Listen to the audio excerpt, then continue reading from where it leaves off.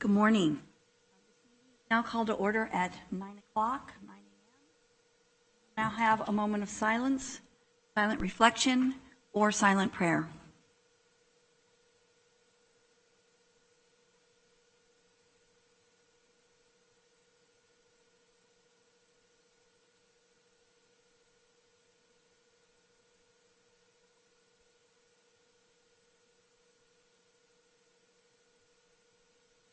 Thank you. Supervisor Villapudua, will you please lead us in the pledge this morning?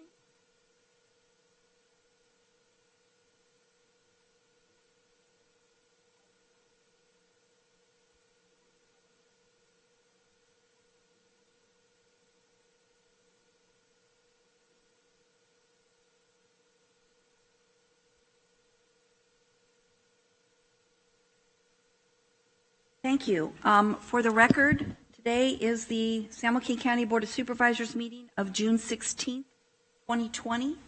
Will the clerk please call the roll? Thank you. Supervisor Villapudua? Present. Supervisor Nguyen? Here. Supervisor Elliott? Here. And participating telephonically, Supervisor Patty? Present. And Madam Chair Miller? Here.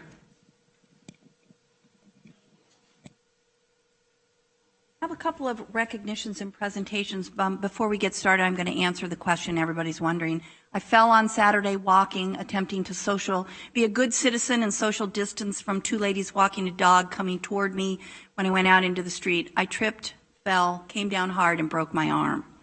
So that's the reason for the sling. So I'll be fine, but I'm feeling like quite the klutz these days. So we're going to start with an oral report today from the Children and Youth Task Force. And this is our regular, usually approximately annually, an update from the task force. And we have Kay Roostaller, and if she has any other presenters, she'll go ahead and introduce the rest of her team. Thank you.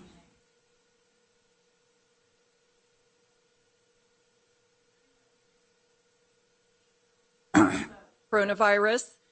And I'm hoping that today is a moment of hope and brightness amidst homelessness conversations and those kind of topics that have been very difficult.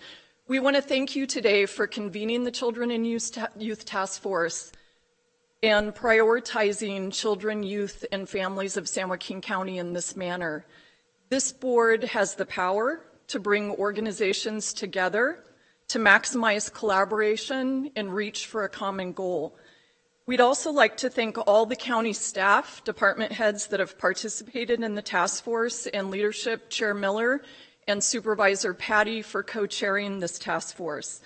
With over 80 organizations representing all sectors of our community in the task force, this truly has been a county-wide conversation. We've been thrilled to see the majority of the participants who represent the full spectrum of programs and services for children and youth, from prenatal care to college, from home visitation to youth mentoring, education, still engaged in this movement. Rather extraordinary given that it's all voluntary. This task force has connected us to more of what's going on around the county, and it's really spurred collaborations. The goals of the San Joaquin Children's Alliance and this task force have included synthesizing existing community assessments and reports, the data, and prioritizing needs, determining funding needed, identifying funding sources, options to launch efforts to fund the gaps, collectively identifying factors that impact a family's ability to become self-sufficient, ensure that the well-being and education of our children in San Joaquin County is a high priority of government, businesses, nonprofits, and families. Also, to raise the level of public awareness about our children's priority needs. And lastly, collectively allocate the resources we do have. While the Children and Youth Task Force convened 3 work groups, the framework or permanent structure for the task force, the exploration of possible funding streams work group, the best practices work group. The first two continue to work at achieving their goals, some completed, and continue working toward their unique goals. It's the work of the third work group, best practices, that we're here to report on today, and to request action to advance the work already completed and still underway. As a refresher, the best practices work group resulted in priorities being established for 3 age groups: 0 to 5, 6 to 12, and 13 to 18. There was consensus amongst experts in all age groups, really, that the first priority was to get services to children as early as possible, the prenatal 0 to 5. To arrive at that consensus, speakers from a field of work relevant to the age groups and listed here, 0 to 5, 6 to 12, and 13 to 18, really representing decades of experience working with children and families in San Joaquin County, were asked several questions to help determine the need and the remedy. For example, what are the factors that result in a child at risk, and rank them? What prevention services address those risk factors?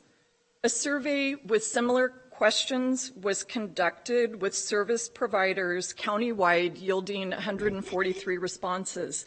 Similar conclusions rose to the top from both the forums and the survey. We needed to get to kids earlier.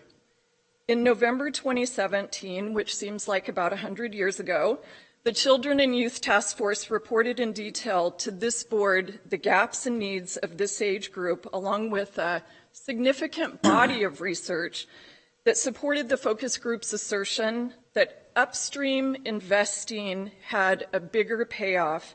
And as an example, if we wanted to prevent homelessness, the solution, in addition to providing more housing, is investing in our 0 to 5 children and their families today.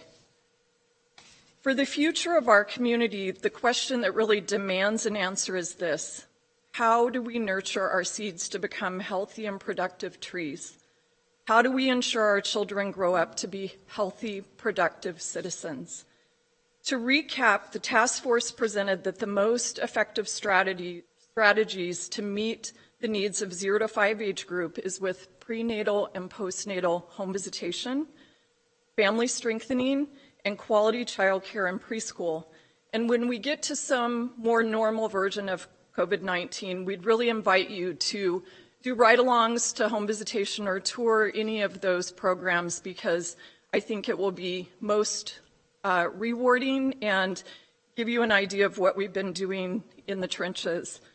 Today, we specifically want to report out the findings of the task force and finish the work of the gaps and needs of children and youth for the 5 to 18-year-old age group. Priorities for these children are as follows: social, emotional, and behavioral health, family strengthening, safe spaces and funded recreation, and college and career readiness. And following me is Rhodesia Ransom, who is the Executive Director for Sow a Seed Foundation, and also Tracy, City Councilwoman. Thank you very much for this time today. Good morning to you all, and again, thank you for the time today. Good morning. To continue, the task force worked diligently to define the priorities, collecting data, listening to providers, educators, youth, and clearly defining a common language to help people understand the need of our youth. We began with social, emotional, and behavioral health and realized the need to clarify the difference between mental health and social, emotional, and behavioral health. Mental health is defined as diagnosis, clinical cases, while social, emotional, behavioral health, core skills that children need to learn include conflict resolution, emotional regulation, self-confidence, soft skills, compassion, and kindness. Kids are not being taught basic life skills due to shifts in our society, and that includes isolation of their nuclear family, 2-parent working homes, longer commutes, impact of technology, and the lack of safe community spaces. As a result, we're seeing more and more kids in elementary school with little ability to manage the conflict resolution, higher rates of depression, and even suicide in younger and younger children in our community. And of course, we would be foolish to ignore the impact of COVID-19 and that what it has done to families, and that it has stretched and we're extremely ill prepared to help children learn to manage through technology, which is having a tremendous impact on their social emotional development, even right now. So before the pandemic hit in our community, we saw an increase in suicidal ideations as evidenced by the rising rate of attempted suicides. Our local BHS department saw a 30% increase in 2019 over the same period of time in the previous year. So we have seen also increased number of crisis intervention calls, yet there are very few resources to meet the needs, as our existing response is not focused on preventative measures. The resources are dedicated to downstream response. We are reactive, it's costly, it's disruptive to school and learning environments, and it fails to address the whole child needs. As a result, there are more kids in elementary school with little ability to manage frustrations, conflict resolution, high rates of depression, and even suicide. Next, we're going to have Faye, who is going to take you further into this report and give you a little bit more information. Thank you. Hello, good morning. My name is Faye Vieira, and I'm a program manager or chief mental health clinician for Children and Youth Services for Behavioral Health Services. So also before the pandemic, there have been increasing numbers of family calls for assistance. And while Behavioral Health Services provides crisis intervention services to many children, adults, and families, very often the distress experienced by some families is not related to serious mental illness or severe emotional disturbance, and falls outside of behavioral health services eligibility. Having said that, behavioral health has tapped into the Mental Health Services Act funding to offer a number of successful prevention and early intervention services.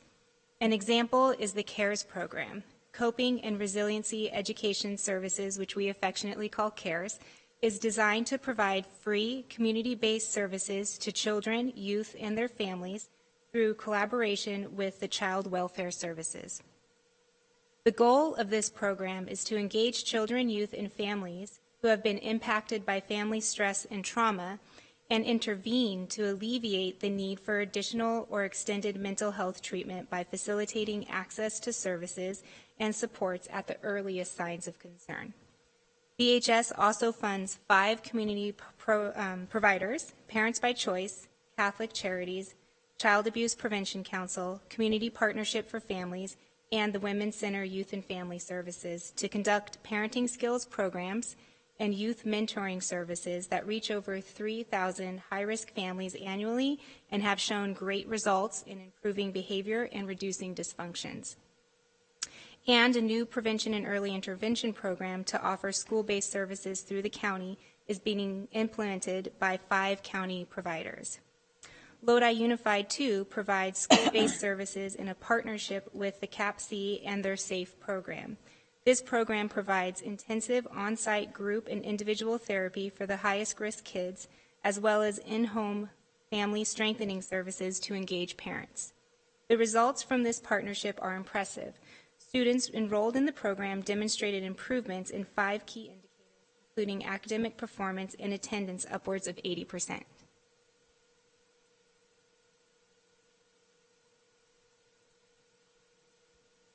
Good morning. My name is Leticia. I'm here with the San Joaquin County Office of Education, and I'm here to talk about the second priority. The second priority for the 6 to 18 age group is family strengthening.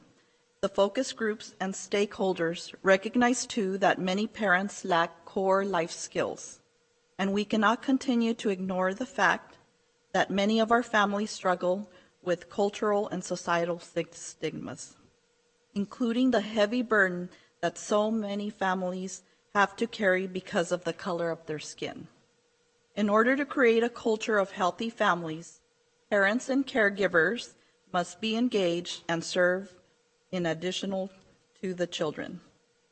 Core tools for family strengthening: case management, home visitation, parent resources and empowerment. The Protective Factor Framework, Strengthening Families, is a research-informed tool to increase family strength, enhance child development, and reduce the likelihood of child abuse and neglect. It is based on engaging families, programs, and communities in building 5 protective factors: parent resilience, social connections, knowledge of parenting and child development, concrete support in times of need, and social and emotional competence of children. Using the Strengthening Families framework, more than 30 states are shifting policy and practice to help program systems working with children and families, like early childhood, child welfare, child abuse prevention. Focus on the protective factors. Everyone who works with families is dealing with a set of extraordinary challenges multiplied exponentially as a result of COVID-19. Millions of people have lost their incomes, while others have to go to work afraid of becoming ill and infecting their families. Parents are stressed, taking care of their youngest children, and or becoming the teachers of school-aged kids, all while working from home, if they still have a job.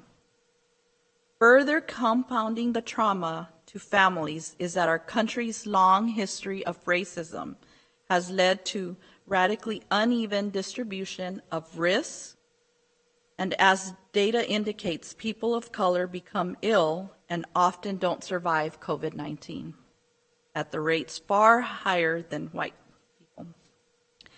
We know that when parents and caregivers are under stress, children struggle too, with strained interactions and relationships, not enough attention or resources, and sometimes even abuse and neglect. Other programs targeting parents with skill-building tools are various parent education and coaching programs, such as parent cafes through CAPC and Family Resource and Referral, and Parents by Choice. San Joaquin County Office of Ed and First 5 San Joaquin also successfully support various family intervention programs that focus on family strengthening, parent training, including co-parenting, with goals that include families getting off of cash aid, increasing access to more children's books in the home, and increasing reading time to children by adults in the home. Good morning. This is Kelly Wilson with Boys and Girls Clubs of Tracy. I'm the CEO. I just want to make sure everyone can hear me as I'm calling in. Yes, we can hear you, Kelly. Thank you so much. So I'm going to talk a little bit about the third priority for the 6 to 18 age group, which is safe spaces and funded recreation. Here's what we know about this and what informs our discussions. Peak time for juvenile crime is the 2-hour window after school. Successful programs must incorporate a structured youth development strategy that includes programs that ensure young people have a positive, impactful experience that achieve important outcomes that lead to positive, productive futures, and that help develop the whole child. Quality programs must also provide 6 important characteristics: safe spaces, both physically and emotionally, positive adult connections, a sense of belonging, high expectations, fun, and youth recognition. We also know that successful programs must include academic support, enrichment, physical activity, parent engagement, must provide opportunities that kids want, and must have the pay now or pay later philosophy. Examples of existing successful programs include the Boys and Girls Clubs of Tracy, which provide programs that offer all of these support to youth ages 6 to 18. Boys and Girls Club programs are designed to encourage club members to realize a wide variety of positive outcomes around academic success, healthy lifestyles, and character and citizenship. Another example is the Bright Futures Youth Development Program offered by the Solacey Community Foundation, which incorporates youth development and mentoring programs that actively promote healthy lifestyle choices, as well as emotional, social, and/or physical development. Programs under the Bright Futures umbrella serve as both prevention and intervention methods for youth between ages 9 to 18. And another program, Give Every Child a Chance, which pairs volunteers with youth for after-school programs, homework assistance, and various STEM and STEAM programs, which is science, technology, engineering, arts, and math. The fourth and final priority for 6 to 18-year-olds is college and career readiness. Here, mentoring and job training opportunities, along with case management, to help the youth navigate those social barriers, preventing them from being successful. We acknowledge there are very few summer youth opportunities for paid work experience. Programs like those listed above develop young people's soft skills, helping them prepare to enter the workforce.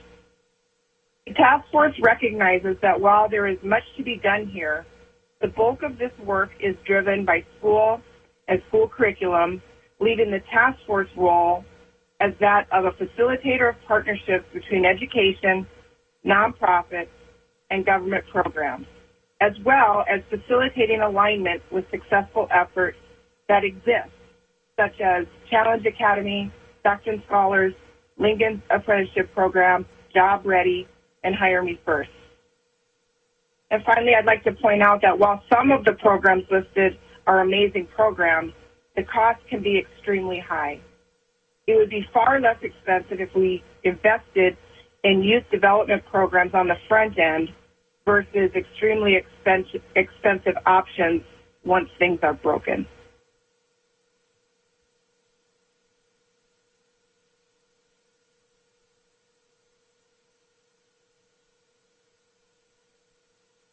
Chair Miller and supervisors.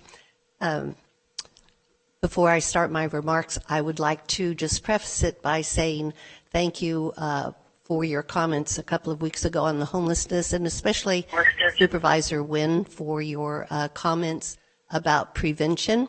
And I think that is the main thing that we're talking about, is preventing homelessness, preventing generational poverty, incarceration, foster care, etc. A few weeks ago, you were presented information about a strategy to address the homeless issue. One of the comments we heard was that this issue will continue and continue to cost our county millions of dollars. And let's not forget the human capital that's lost here too, unless we intervene early.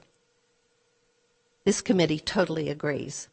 And as we have shared with you and anyone else who will listen, economists, not social workers, agree that the time to mitigate the problems of homeless, drug addiction, mental health, suicide, substance abuse, and even disease is to invest in our children and invest wisely.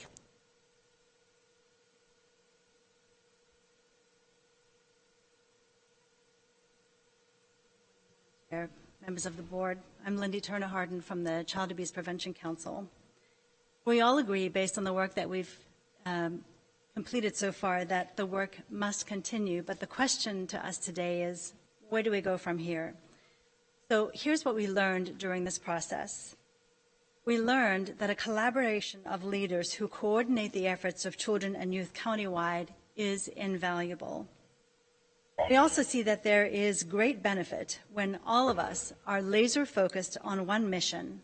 How can we improve the well-being of children and youth and strengthen families in our county? We also know that with shared understanding, there is great power to be able to leverage on behalf of children and families when we work collectively. Throughout this process, we heard very clearly, resounding consensus that 0 to 5 is the #1 priority for upstream investment.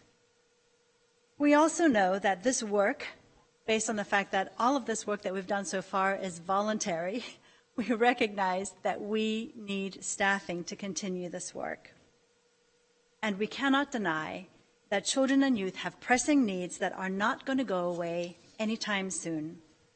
And through this work, it became abundantly clear that there is value in a coordinated approach that could establish clear priorities and a mechanism to fund children and youth programs when a dedicated funding stream for children and youth programs is established. We agree that we need some coordinated collaborative grant-making opportunities that include substantive federal, state, and foundation funding, and we need an entity to lead the preparation and writing of such grants. It is also important in the formation of all of this that we establish results-based accountability with key indicators for children and youth with measurable outcomes, and further develop promising practices for long-term sustainable revenue streams. All of this, coupled with the potential of a dedicated revenue from the development agreements with the cannabis industry, has prompted us to look for an entity that has the bandwidth and the structure already in place to support this coordinated approach. We are currently in discussion with 2 existing entities, both with administrative and fiscal ties to the county, that we believe has the capacity and desire to fill this role. We anticipate bringing and working with the Children's Alliance, whom you'll hear from in just a few minutes, but we anticipate working with them to bring forward a recommendation in this regard to the board for consideration within the next few weeks. This concludes our presentation, Madam Chair, and we are all ready and able to answer your questions. Thank you. Questions or comments from the board? Supervisor Wynn? Thank you, Madam Chair. I want to express my appreciation for each speaker and each organization that's been participating. I know Supervisor Miller has been really a driving force in this area since she's been elected, and I think even before when she's on the city council in Stockton. I've had the pleasure of speaking with Lindy and Phyllis and Kay, and I really appreciate your passion and commitment to our youth. A couple of things, and I don't want to repeat what's already been said, but these programs are not only essential, they're critical to our future, because the youth of today will obviously be the leaders of tomorrow. And I think the one thing that I hope we can do, and it's going to take some time, is to break the chain or the cycle of generational social welfare. Young people, unfortunately, who have not been given the attention by maybe their caregivers, parents, etc., need to be shown the way on what a model is for success and certainly future health in their own lives and certainly with their family. I've had the opportunity to volunteer in a couple of programs which I've seen tremendous value. One was Stanislaus County Partners in Education, where one-on-one mentoring with children who are at risk has been, to me, very rewarding to see those youngsters understand the value of commitment to school and then obviously the future that awaits them. I've also seen, as the speaker from the Boys and Girls Club, I've been involved with Police Activities League, which is very similar, involving both the Sheriff's Department and the Police Department. And I think one of the things that really struck me in regards to the program, at least with the City of Ripon, was that when the recession hit in 2008, we had to do away with the program. But I heard from parents and actually from those who participated, students, that it was their only outlet, as talked about after school, where they did do their homework and they did play and gather and learn how to work with one another. And I think these programs, that's obviously 80 members organization, has been instrumental in providing for our youth, are so important to our future. I would agree, prevention is the path and where we need to invest most of our efforts, because that will bring us great rewards in the future. I'm not an adherent of after the fact, because as has been stated by several speakers, it costs so much money. So again, thank you for your efforts. I appreciate your willingness to step up and certainly to speak for our youth, and I hope that we can make a difference in this county, certainly for the future of not only our community, but certainly our children. So thank you again. Thank you. Supervisor Elliott. Thank you, Chair. I would just like to thank all the groups who have participated in the Children and Youth Task Force for the excellent work that they do. Some of them presented here today, such groups as the Boys and Girls Club, Give Every Child a Chance, who are heavily involved in the after-school programs that provide the additional opportunity to get that schoolwork done, as well as provide a meaningful opportunity to interact with other kids in a socially responsible manner. Those are all great things, and I just want to thank all those groups who are participating in this effort to provide a positive environment for our youth. Thank you. Supervisor Villapudua? Thank you, Chair. I just want to say thank you for everyone involved who takes time out to take care of our kids and look out for their future and give them goals in life. They can be part of the community. So everyone involved, thank you very much. Thank you. The work with this task force has really been kind of a labor of my heart over the last 6-7 years. And I have learned a tremendous amount. And one of the most startling statistics to me was early on learning that for every dollar invested in our children, our youngest children upstream, we save $7 downstream in the criminal justice system. That's a phenomenal, even if all you're doing is crunching numbers, that's a phenomenal return on your investment. And it is difficult to shift the priorities away from dealing with the downstream effects of issues like generational poverty and lack of education. But if we don't make the switch, if we don't figure out a way to pivot and begin investing more heavily upstream in our children, especially our youngest children, this will be a never-ending cycle of pain and expense and poverty for our residents. So I really salute all of the people involved in this task force. They are so focused on our children and our youth. The meetings are phenomenal. They're open to the public. Everyone involved, I mean, when you go to the meetings in a room full of, I don't know, sometimes there's 50, 60, 70 people, the collective experience of working with our children is, it's pretty staggering. I mean, these are real experts. And I have really enjoyed receiving these very thoughtful, very data-driven reports to the board, and I know the public appreciates receiving them as well. So thank you, and I'm going to look forward to our next presentation, which is from the Children's Alliance. Thank you. Oh, before we go, Supervisor Patty, would you like to make any comments or ask any questions? Thank you very much, Chair Miller. I appreciate that, and fantastic presentation. If everybody can hear me at this moment, would you confirm? Yes, we can hear. Okay, great. Thank you. Being part of the Children's Alliance the last 3 years has been fantastic. I know that, as you point out, Chair Miller, that there's a lot of collective effort, energy, focus, and the attention needed to make a profound difference in these future leaders, as noted. I am a little bit surprised. I heard that America's long history of racism is the cause for a lot of our problems. So I guess at our next meeting, I'm going to love to hear more about the America's long history of racism and the cause and effects of what that's doing here in San Joaquin County. But great work, everybody, and thank you for the presentation today. Thank you. Okay, on to the Children's Alliance of San Joaquin County. Yes. So as you recall, the Children's Alliance is really the advocacy arm, and it really is where this work originated in our county. It's an informal collaboration between nonprofits, businesses, and elected officials. So Alliance members were represented on the Children and Youth Task Force, and Lindy and I stand before you with that hat on, representing Alliance members now. The collective work of both the task force and the Alliance, what it's done is at really a precipice.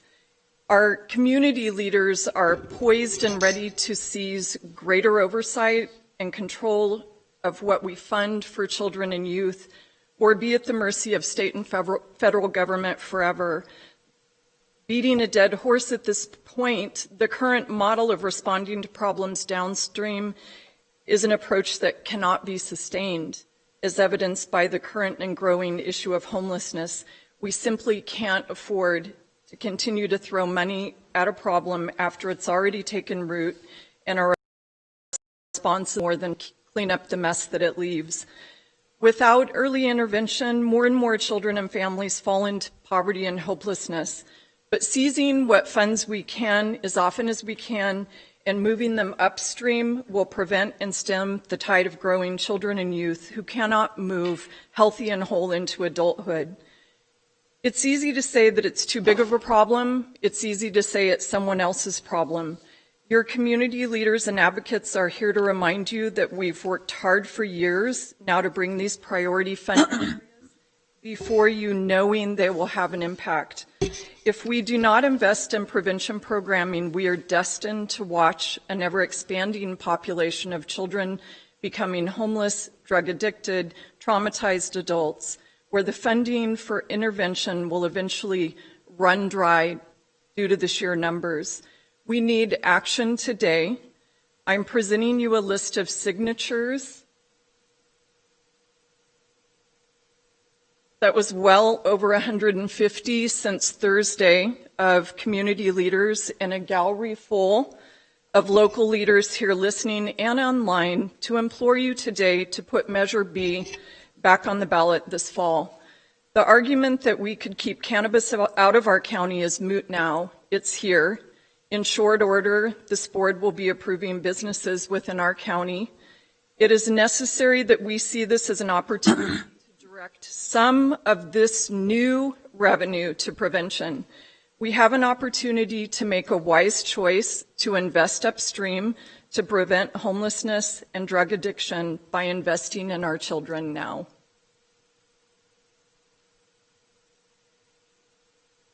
Madam Chair and members of the board, we respectfully request that the board direct staff to bring back Measure B to the board for a reading with the intent of placing it on the ballot in November 2020. Further, we request that this body direct county staff to work with community leaders to agree on a common and shared language and priority focus for Section 3-4429, accountability measures, Sections A and B. These revisions should reflect the growing call from the community to include homelessness, social justice, the delivery of quality programs in an equitable manner, to bring language that reflects the original intent of the Cannabis Code enforcement and more closely align with the public sentiment and outcry today to focus on the systemic causes of family needs in San Joaquin County and the inequities that some children are facing, particularly those in neighborhoods and populations with the most disparities. Additionally, with regard to Section D of 3-4429, we request that the oversight body be called out and named specifically so that the public and community can be assured that the voices at the table will represent the diverse voices of our community and equity with respect to how these funds be allocated is assured. More specifically, we call on you to bring the revised ordinance back to this body for reading on July 7th in order to be waived and placed on a future agenda for a final vote. The COVID-19 pandemic and recent events of racial injustice have exposed the inequities in access to health care, technology, education, and many other services and systems that serve low-income families and children of color that have existed in our local communities for generations. Children and youth have experienced increased trauma, abuse, and neglect during these past months with COVID. The launch of this measure serves as hope for the children and youth of San Joaquin County as the community and county work together on a path forward. We thank you for your time and leadership, and we look forward to continued work with you to launch the ballot initiative to create a dedicated children's fund in San Joaquin County. Thank you, and Kay and I will do our best to answer any questions that you may have. Thank you. Questions from the board? Elliot? I do have a question here, and I appreciate your seeking for additional funding. But I know that at the county level, we do put a high priority on funding children's programs, funding for programs that will benefit our youth.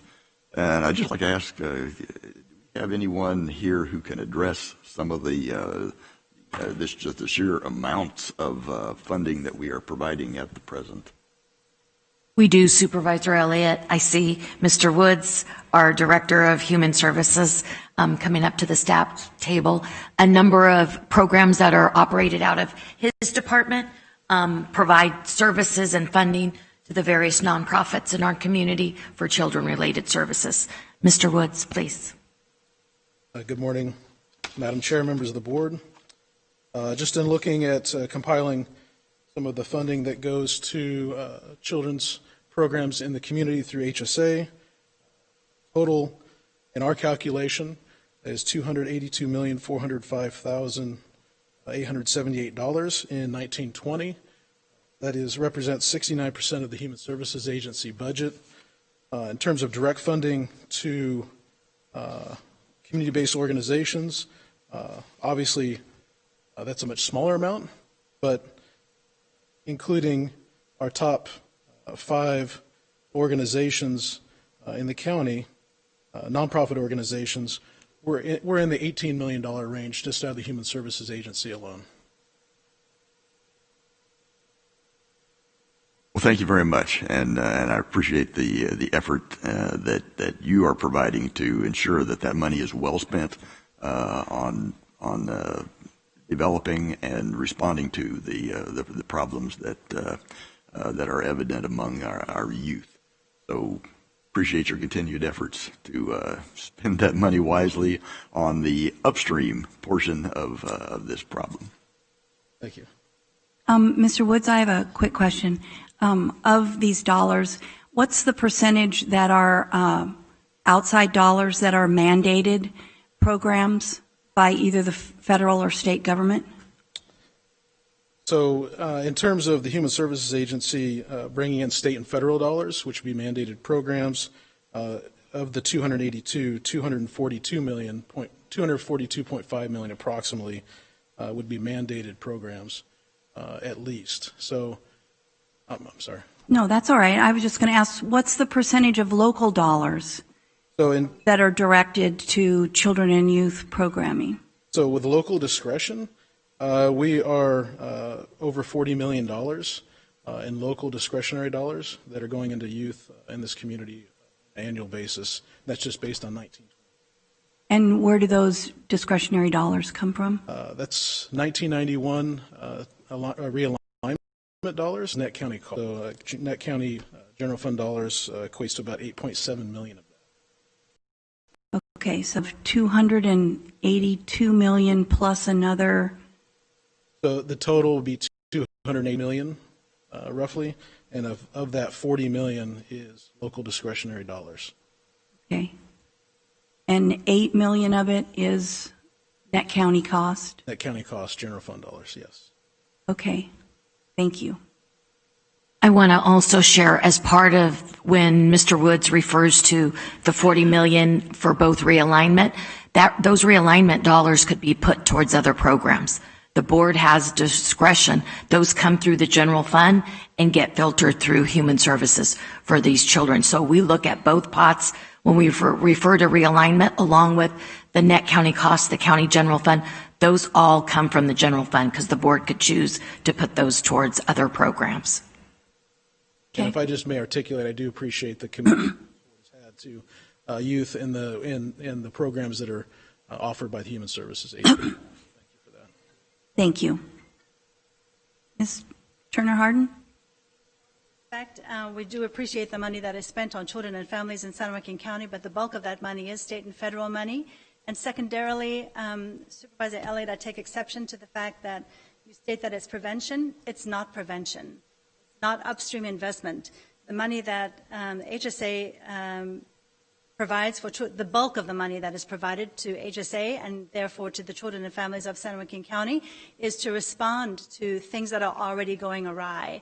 And what the Children and Youth Task Force and the Children's Alliance is advocating for is upstream before the problem becomes manifests itself. So yes, lots of money spent, but it's to address a problem that has already taken root. And now we have to clean up the mess. And so what we are recommending is money pushed upstream to mitigate the problem so that it does not come to fruition at all. Thank you. Supervisor Villaputo, have any questions? Or okay.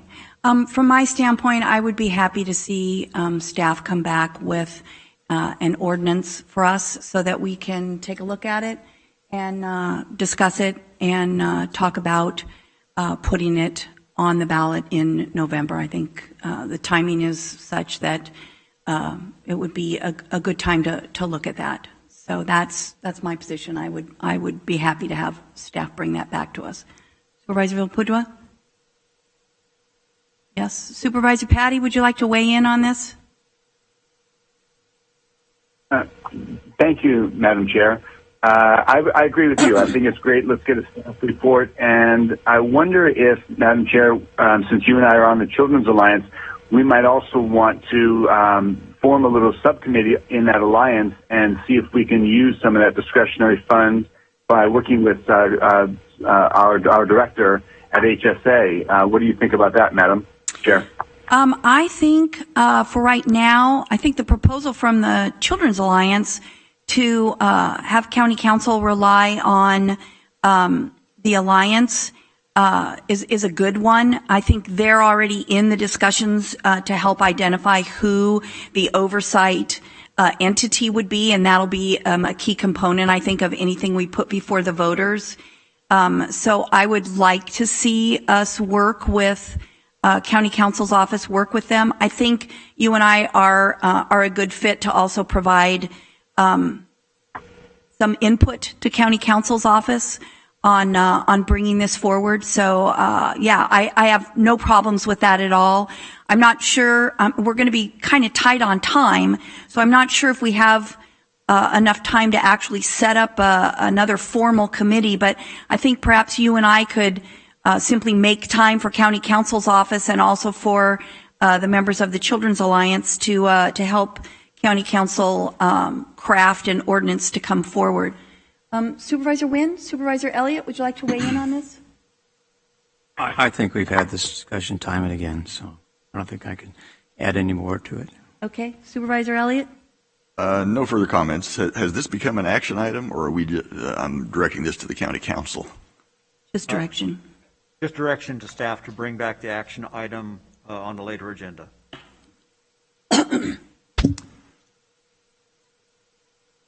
Okay. Thank you. Do you have your direction? Okay, fine. Thank you. Thank you to everybody. We will look forward to everyone continuing to work with county council, and we'll continue this conversation and see if we can't put before the voters something that the voters will agree is a wise investment in prevention upstream to our youngest kids and to our children of all ages. Thank you very much for your presentation today. Appreciate it.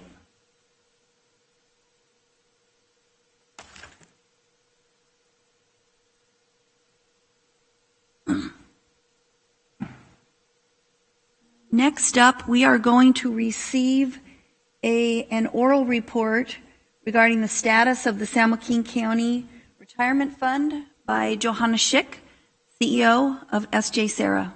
Good morning, Johanna.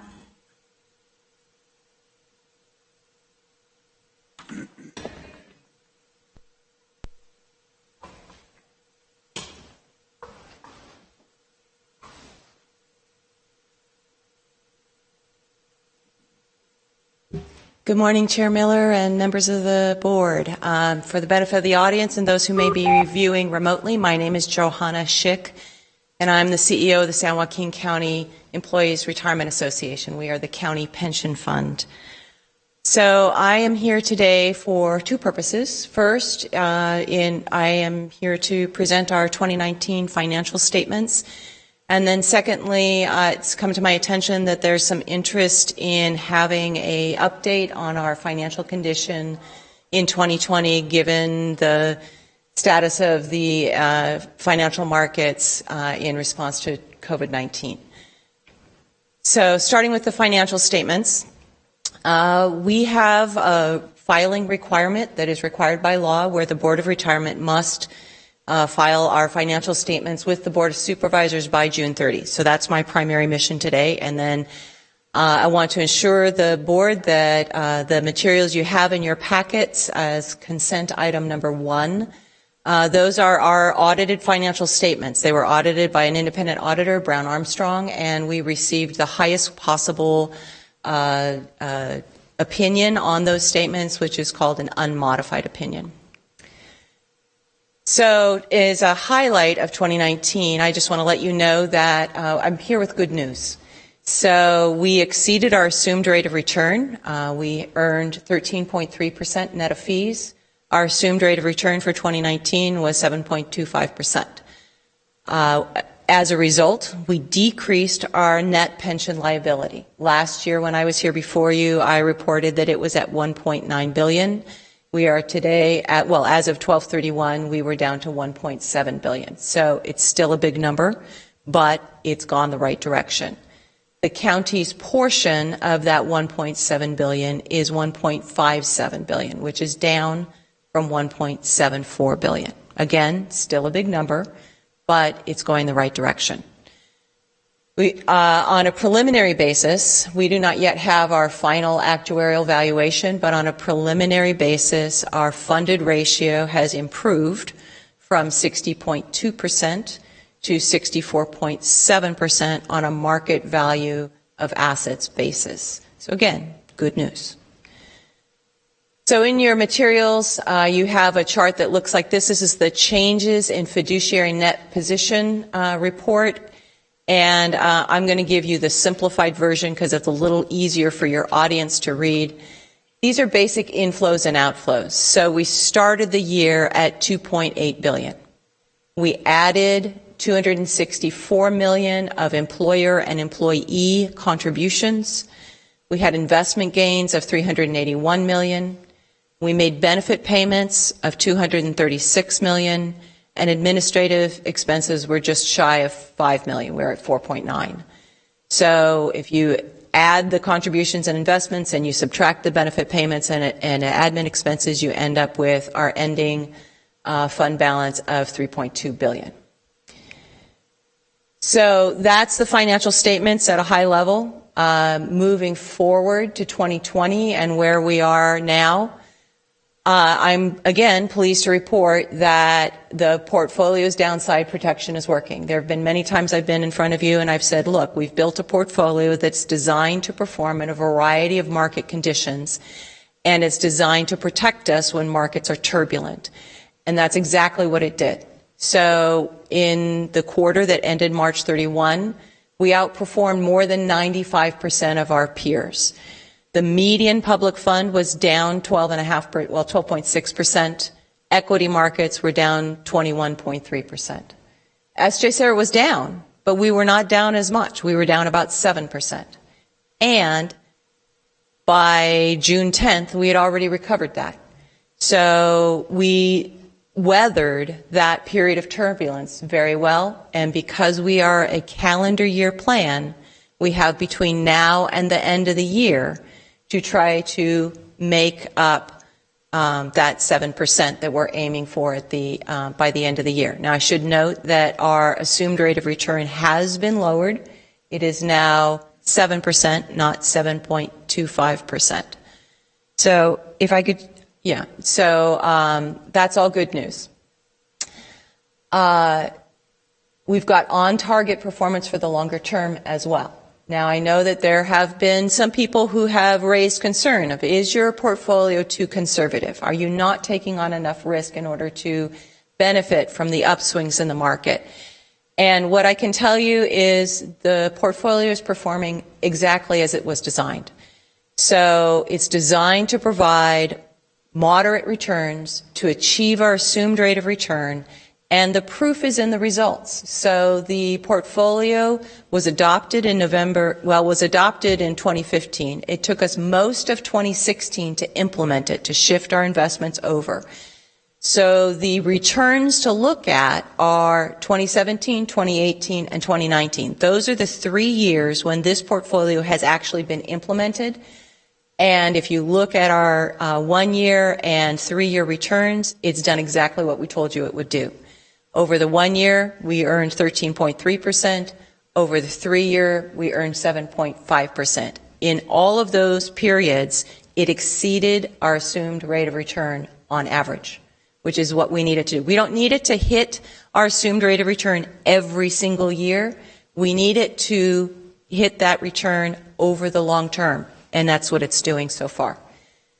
Bear in mind, we have a 15-year funding plan.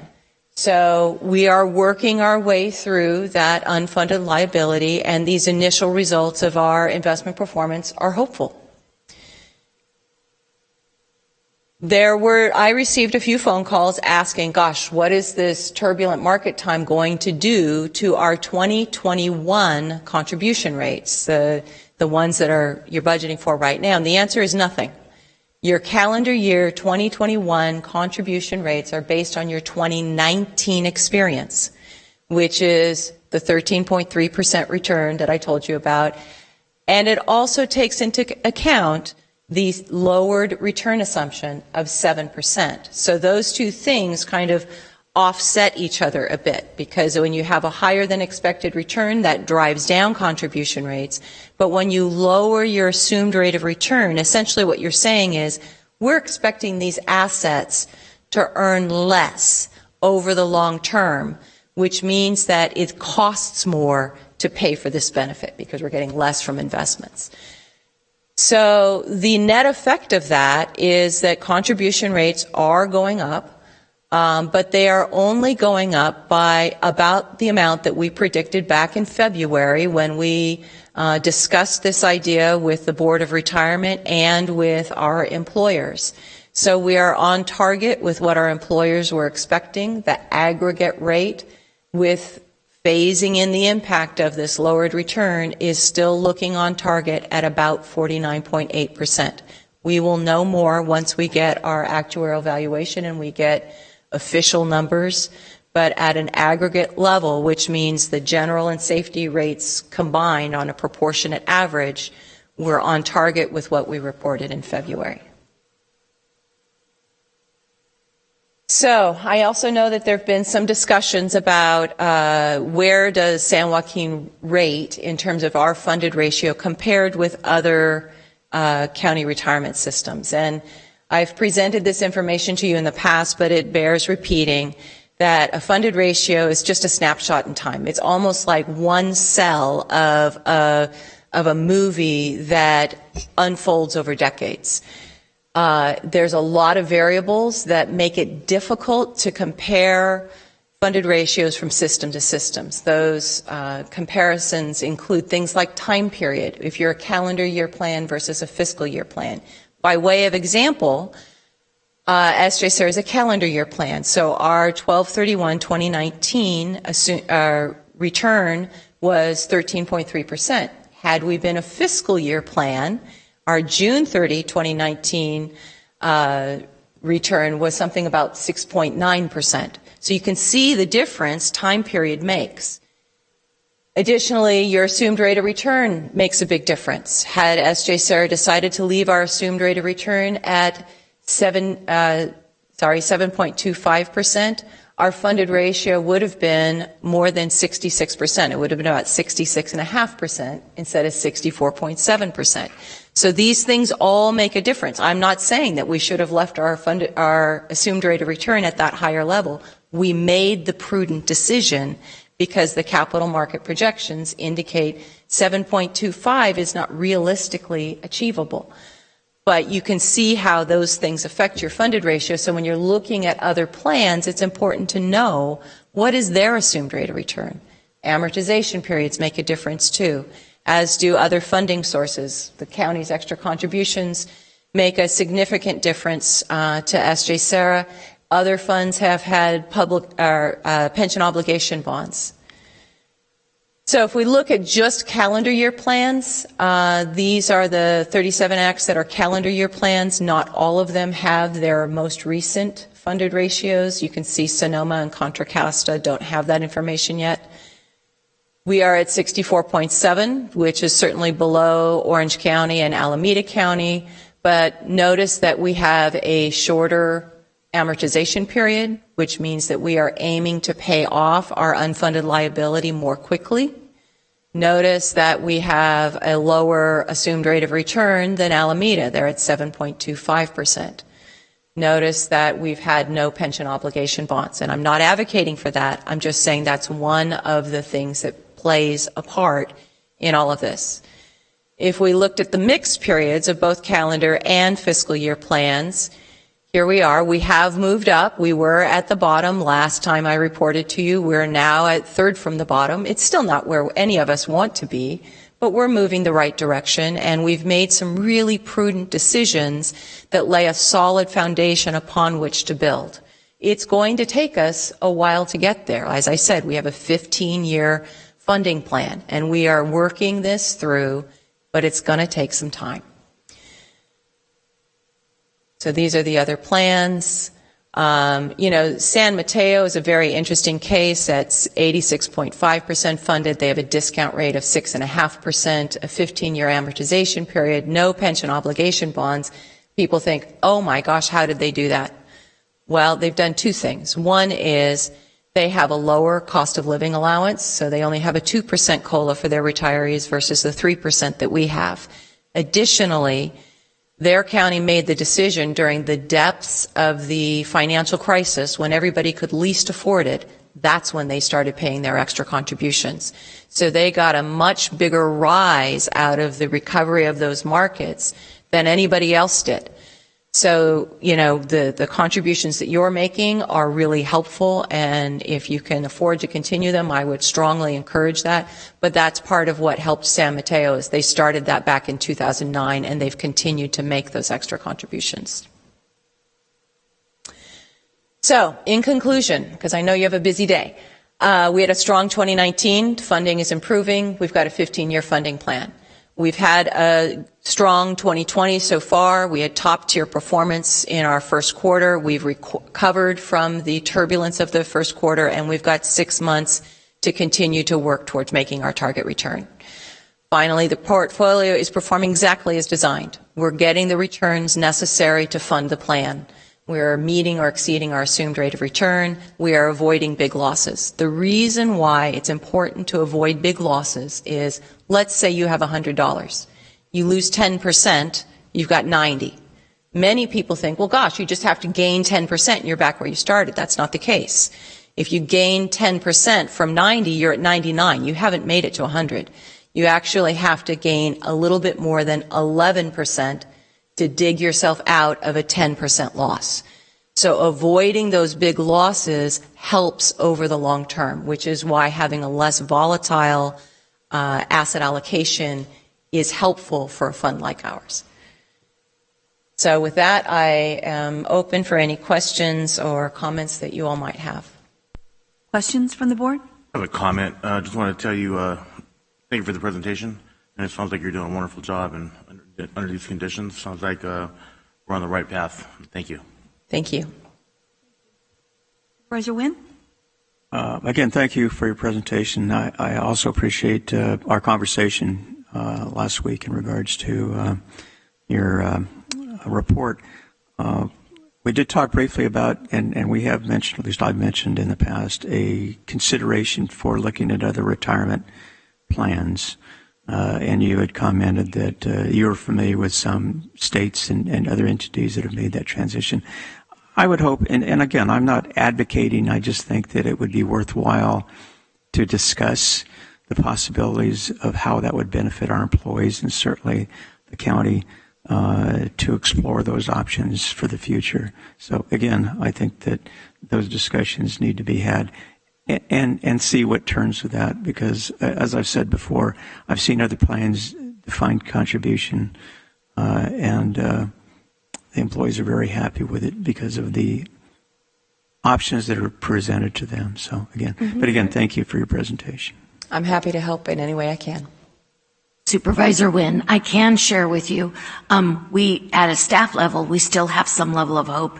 Mark and I have had at least 2 conversations with an outside counsel in evaluating that option. I know I haven't had time as a result of most recent other duties as assigned, but we have not forgotten, and we will be checking in real soon relative, because there was some additional work that was going to be done with that outside counsel on that somewhat of a 457 type option, so that employees have choice in their retirement options here in San Joaquin County. So we haven't forgotten, and we haven't given up yet. Well, I appreciate that. And the reason I bring it up is I see so many public agencies, not just in California but nationwide, who are in desperate straits financially because of the costs. And when our contribution rate is almost 50%, it would be nice to see an improvement on that, especially for our employees, but also for the financial stability of the county. So anyway, thank you. In the 50%, that's an aggregate as it was presented. We roughly, for every dollar spent on our public safety retirement, it's probably another 80 cents that's added. For general, it's in that 40% range. For every dollar increase for compensation, another 40 plus cents is added for the general population. Thank you. Thank you. Supervisor Elliott? Thank you, Chair, and thank you for that excellent presentation, and also for the pre-briefing last week as well. So it is encouraging to see that we are moving in the right direction here with the state of our funding, and I also would support some additional options as well for people to participate in. I think the defined contribution is something that we should be looking at as well. Thank you. Thank you. Supervisor Patty, do you have any comments or questions for Ms. Schick? Well, thank you, Chair Miller. I would just compliment the board's, the commission that's come up with this report today and shared the good news. I know that last year there was a little bit of a reversal, and I know the stewardship and the challenges and the hopes and prayers and San Joaquin's stability to keep funding our pension rests on some very strong shoulders. And I know that there's some much better news this year than last year. So I appreciate the stewardship and the decisions and the direction that this fund has been going. And great job and a very positive report. Thank you. Thank you. And I'm going to... Can I? Yeah, absolutely. Madam Chair, board members, just a few questions. Have we turned the corner relative to having more members paying in versus the members we're paying out who are contributing to the fund? Because previously, I think we were a little bit inverted where we had like 0.8 of an active employee contributing to the fund where we had a full payout. And so, unfortunately, our contributions were not matching up to what we were paying out. So the ratio of active members to those who are not active, so that's deferreds and retireds, there are 0.79 active members to every non-active member. And as a mature plan, that's what we would expect. We're not, typically it's your new plans, your younger plans where you have more actives than retireds. But because we've been around since the 1940s, you expect to have this kind of inversion where you have fewer actives than non-actives. Right now, thanks to the county's additional contributions, the amount of contributions that we receive in is enough to cover our payroll going out. So we are not touching the money that is invested in order to make payroll. But if the board had not made that policy decision, we probably would be liquidating assets in order to meet. Slightly, yes. Okay. Mm-hmm. Just another question relative to the financial statements. Has the retirement board ever considered changing their fiscal year to coincide more with the county's fiscal year? Because I know where I came from, and a number of 37 Act counties, they coincide with typically where their employers' fiscal years. Yeah, so interestingly, that is one of our action plan goals for this year. We are doing that analysis. There's a variety of different considerations, and so we're looking at it from both partnering with our employers, but also from an investment perspective and, you know, all of the different administrative concerns, and we expect to have a report to our board later this year, and then, you know, determine how to move forward. Madam Chair, board members, that would be extremely helpful when we're doing our forecasting and anticipating when our rates are going to go up. As this board knows, we don't just look at our spending plan from a 12-month period, but a 36-month period. And so often when we're making our retirement projections, those are based upon the history that we've had from a fiscal year perspective. So thank you. We would also make it so that the employers would pay one contribution rate for their entire fiscal year, which helpful.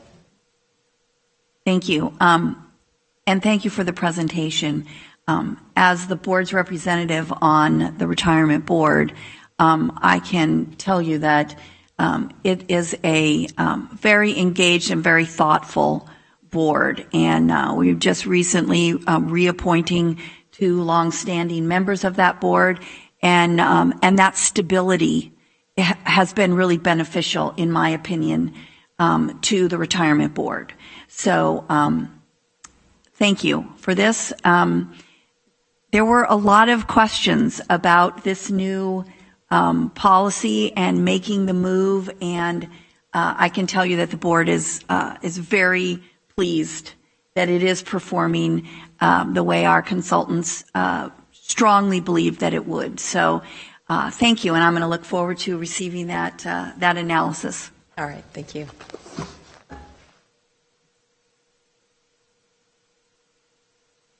Let's see, next up, we have minutes to approve from the Board of Supervisors regular meeting of May 19th, 2020. If there are no corrections or additions needed, I would entertain a motion. So moved. Second. I have a motion and a second. Please cast your votes. Madam Chair, we'll do a roll call Excuse vote. me. We'll do a roll call vote with Roll call, Supervisor excuse me, Patty yes, on because the phone. Supervisor Patty is on the phone. Roll call vote, please. Okay. Supervisor Villapudua? Yes. Supervisor Patty? My apologies that we have to do the roll call, but yes. That's okay. Supervisor Nguyen? Yes. Supervisor Elliott? Yes. And Supervisor Miller? Yes. Okay, so that passes unanimously. Next, we do not have any appointments for approval today. We're going to move on to public comments.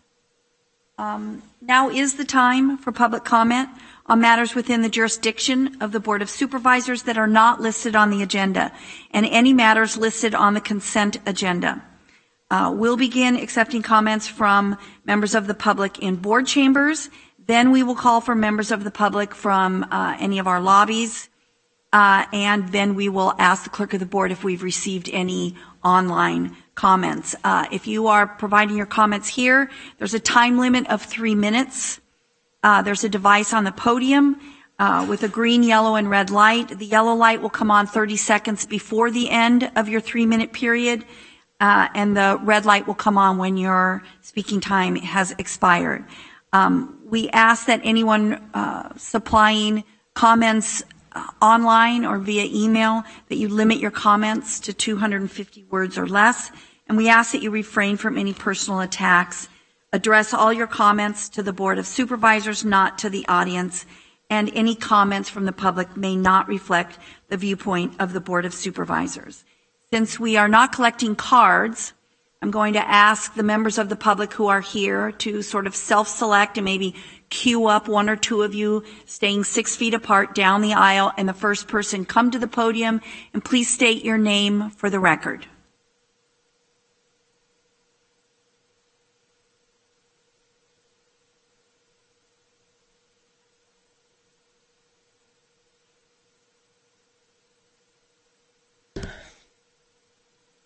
Good morning, Madam Chairwoman and Board of Supervisors. Thank you for your leadership at this time. I'm Francesca Schuler. I'm the CEO of InShape Health Clubs. We represent in San Joaquin County 10 clubs, 300 employees, and 80,000 members who use our clubs for fitness.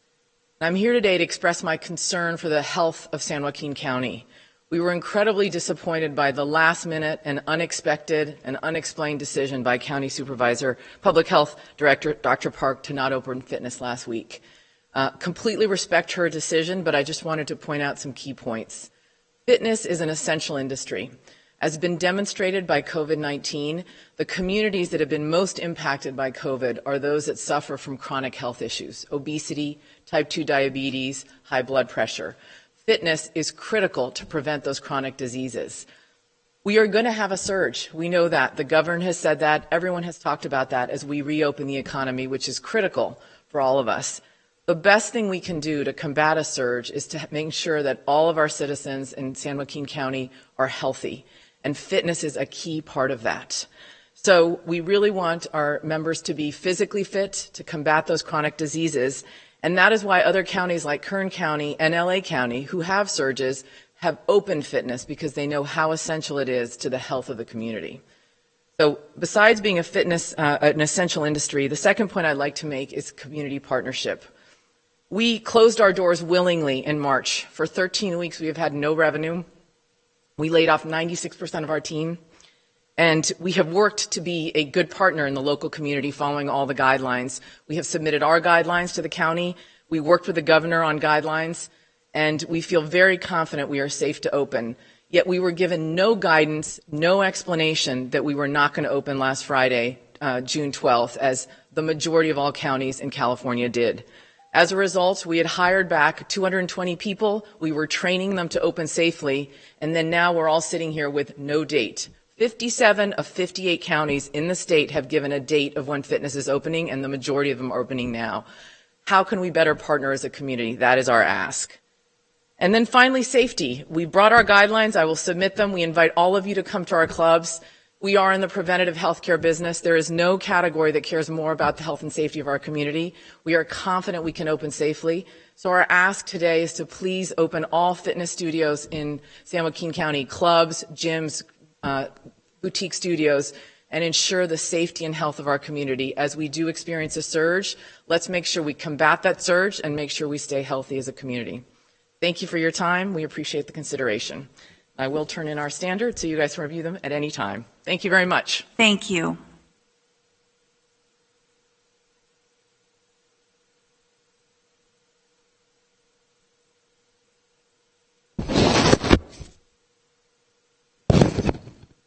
I have to put the little shower cap on the microphone for you.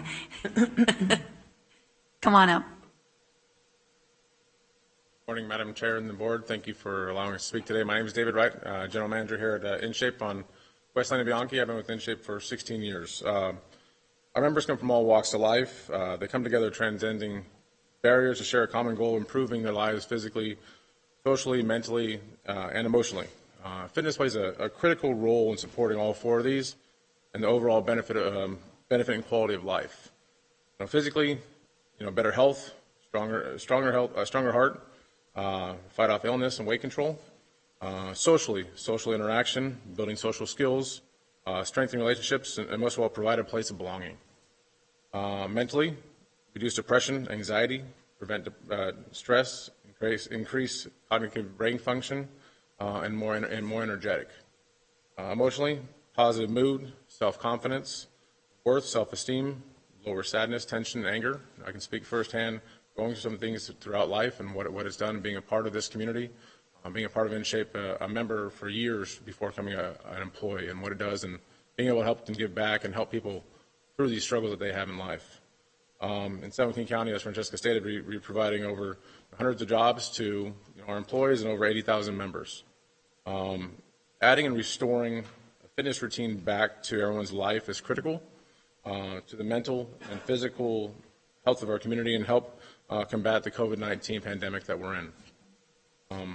Our industry is committed to being safe to our members and team members once we reopen, particularly right now that we're going through. We have a strong community partnership and have followed all the rules in process to reopen. We are here to ensure the health and safety of the community. So please allow us to reopen so we can have a positive impact back on our community. Thank you. Thank you.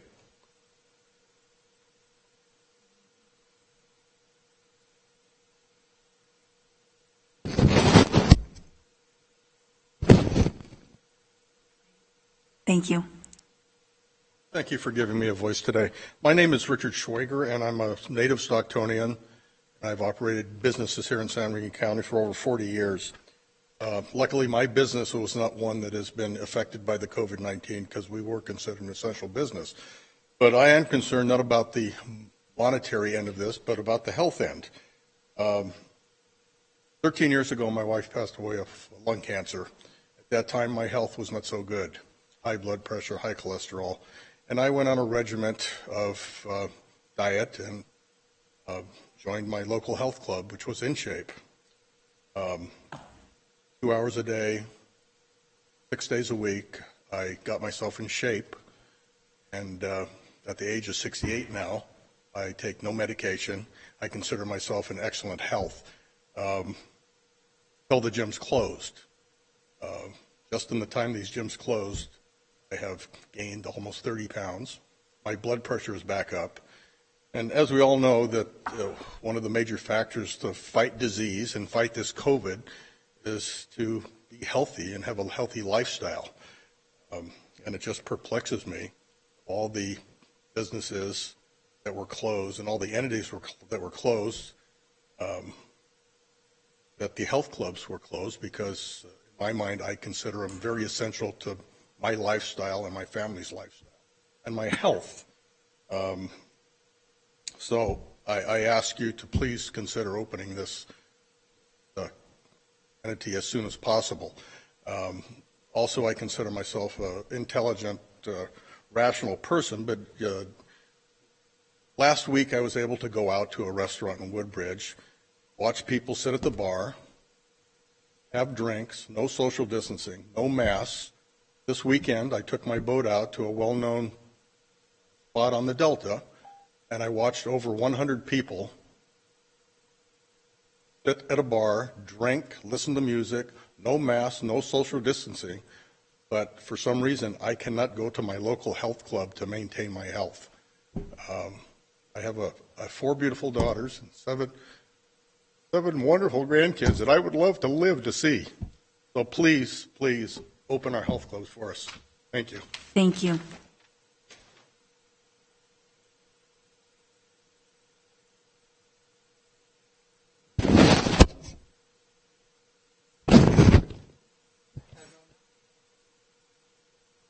Remember everything. I have brain cancer last August.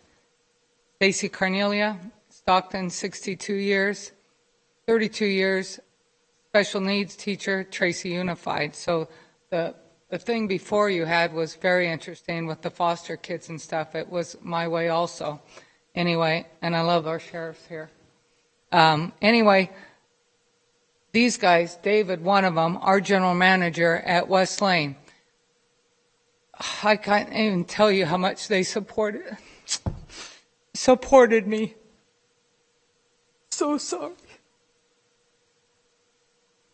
No, I'm sorry. But I got back to the gym and had so many of the staff support me. My name was over the place. They did pickleball tournaments for me. It was unbelievable. And I've never seen a gym like this in my whole life, and I've been in gyms my whole life because of the adapted PE I taught. With special needs kids, did Special Olympics.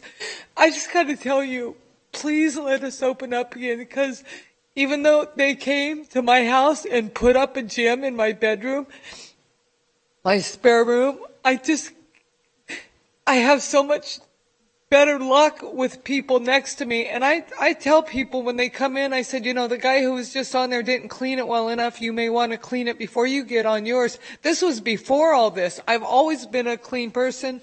Being with students my whole life, you're always clean. So this is just a thing we continue to do, and let us do what other counties are doing, let their gyms open. It's a huge thing to be in a gym, and you just separate. You don't really touch people in the gym anyway, except I touched Rich walking out of here, but whatever. You know, I'm healthier because of being outside and working out. I really am healthier. The doctor, the physicians I'm working with, the radiation, the cancer, is saying they don't see this. And I said, because I'm working out with great people at the gym. They're super supportive. So please, thank you. And thanks for having us here and listening to us. And I love San Joaquin County. So take care. Thank you. Thank you.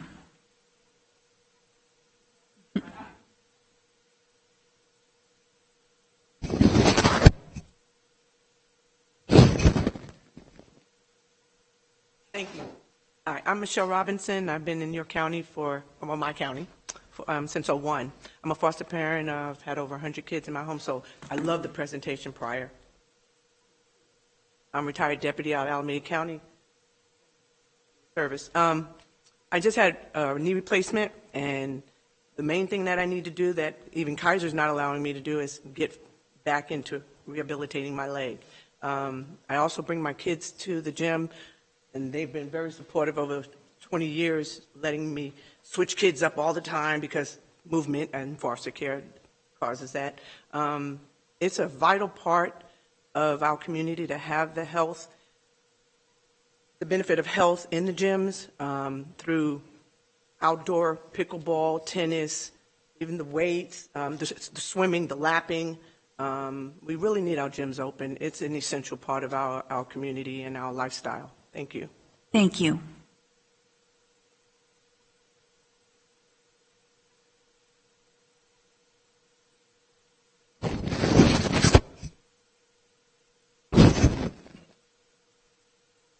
Honorable Board, good morning. My name is Sean Elder. I'm the General Manager of Manteca in Shape, and I'm happy to be here. I liked your story this morning about how you went out walking. I do hope your arm feels better. Thank you. You're welcome. And the reason I say that is because you do believe in fitness. You want to walk, you want to feel healthy and eat right, and that's why we're all here. I can guarantee you that our clubs are ready. We're well trained. Our beloved CEO has done a fantastic job getting us trained, and I feel great in my club. It's purling clean right now. I've got 10 staff members there just waiting for us to get ready. So people love to work out. It's that natural God-given euphoria that you get with working out, and they miss it. A lot of people have my cell phone, our members, and they're attacking me. When are you opening? And I care about them, and I care about all of you. And, so I really want this to happen, and you have my word that we will keep our members safe, and we'll follow the guidelines to a T. We're ready to happen, and our members are ready for that too. So thank you very much. Thank you.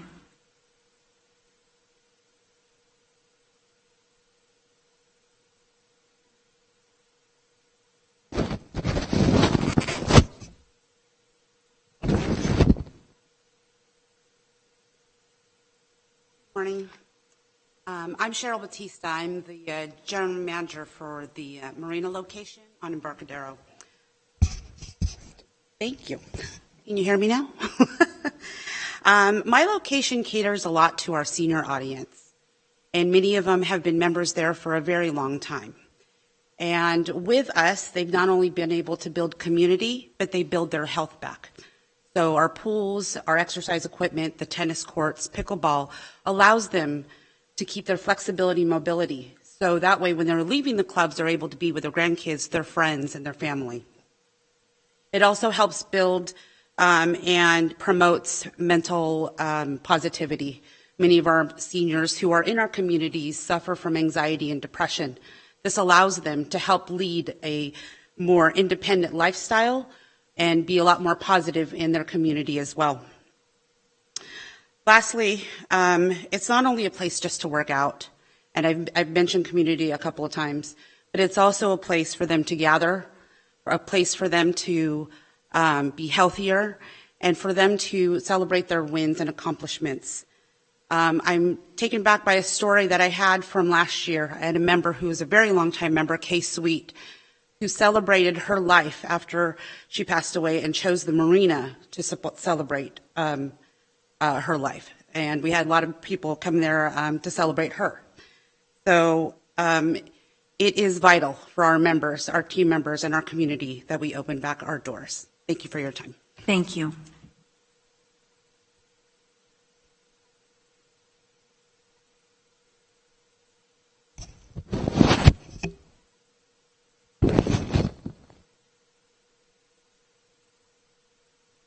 Hi, my name's Amanda. I'm General Manager at InShape Manteca East. I joined the health club industry 7 years ago, and I immediately fell in love with the community, the environment, the positivity and support that I felt it was unlike any place that I had ever worked before. I am now fortunate enough to help others feel the same way every day.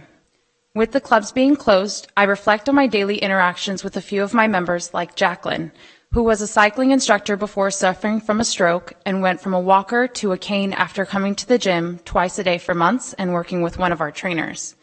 She says that she swears that she will teach cycling again someday. Or Julia, who not only lost 60 pounds, but also credits the club and the friendships that she built at the health club for improving her mental and emotional health. Or Quentin, a hardcore lap swimmer whom my last conversation with before the club closure ended with him saying that he knew the club would look different, but he was willing to do whatever it takes for the clubs to stay open. In closing, I agree that closing the gym in March was the right thing to do. It gave us time to learn and to adjust to our new normal. The InShape family put a lot of thought in how we can open as safely as possible for both team members and members alike. I thank you all for your time and urge you to reconsider opening health clubs as quickly as possible. Thank you. Thank you.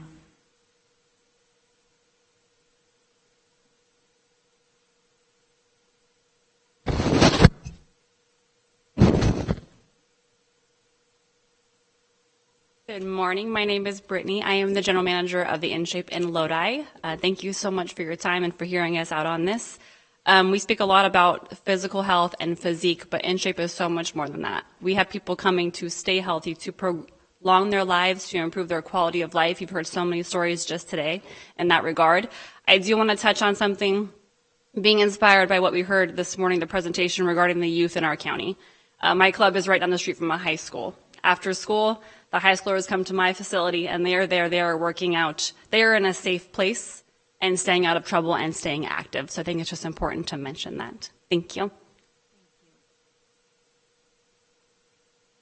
Hi, everyone. Now, one sec. She's going to. That's all right.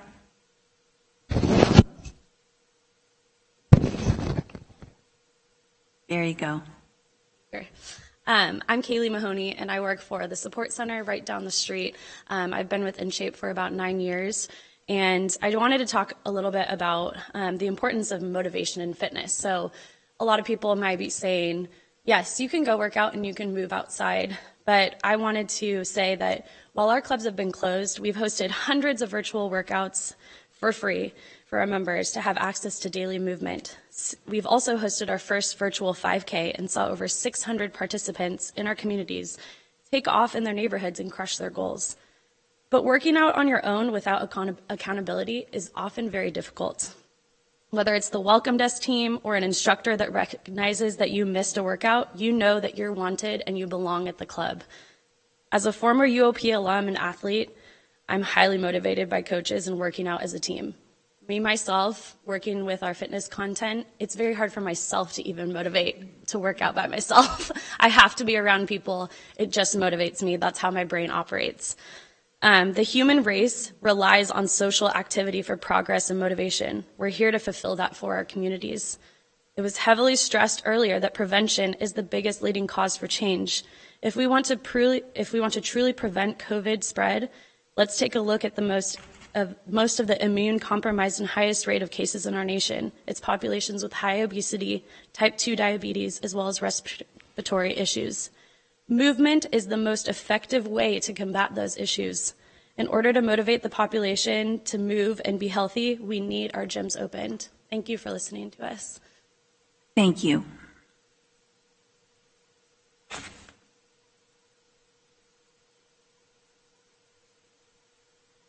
Like we have one more. Come on, Sheriff, we're going to keep you safe.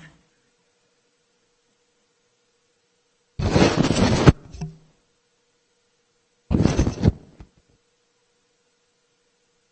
thank you very much. I'm Sheriff Pat Withrow here in San Joaquin County, and thank you for this opportunity to speak. As you may guess, looking at this body, I'm not here to talk about fitness, but I wanted to take the opportunity to just publicly thank the men and women that work at our department here in San Joaquin County. These past few months have been very challenging, as we talk about a lot, but I couldn't be prouder of the way that the men and women there have stepped up and handled these challenges. We are bombarded on a regular basis every time we turn on the TV or the radio, hearing negative things about law enforcement. But you should be proud about the way the men and women at the San Joaquin County Sheriff's Office try and do their jobs, the way they continue to do their jobs. We are having trouble, as you know, getting people to come here, and this makes it even more difficult. But you guys have stepped up to help us try and curve that with signing bonuses and things like that, and creating an environment at our work where they enjoy coming to work. I know we hear a lot about changes that people across the country want in law enforcement, and I couldn't agree more. You know, we are not perfect at the San Joaquin County Sheriff's Office, although I want you to know we strive to be that way every single day.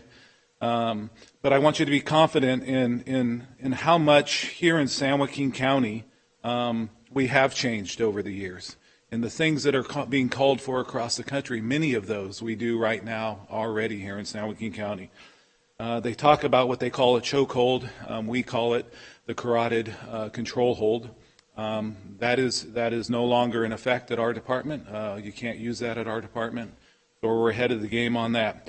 De-escalation training. Not only do we teach it, Captain Cooling at our department wrote the de-escalation training for the entire state for post. He wrote the book on it, and they come to us to learn from it. Principles in policing that Chief Jones led the way on here in San Joaquin County. We, too, teach that at San Joaquin County. Required warnings before shootings, we do that. And when we have the opportunity to do so, sometimes it happens so quickly. Exhaust all means before shooting, that goes without saying. Duty to intervene, our officers are taught that you not only protect our citizens of San Joaquin County, we protect each other from doing something that they should not be doing, and they're required to grab somebody and pull them off or stop them from doing, or report them if they're doing something that they shouldn't be doing. Not shooting at moving vehicles, we already have that. A use of force continuum, we used to have that. Now it's so fluid, but we still teach different levels of uses of force and when it's appropriate and when it's not appropriate. And then the last one is required comprehensive reporting. Obviously, we do that, and we're so proud of the protocol that we have here in San Joaquin County that is the standard for the nation, how all the departments work together to get to the truth of situations.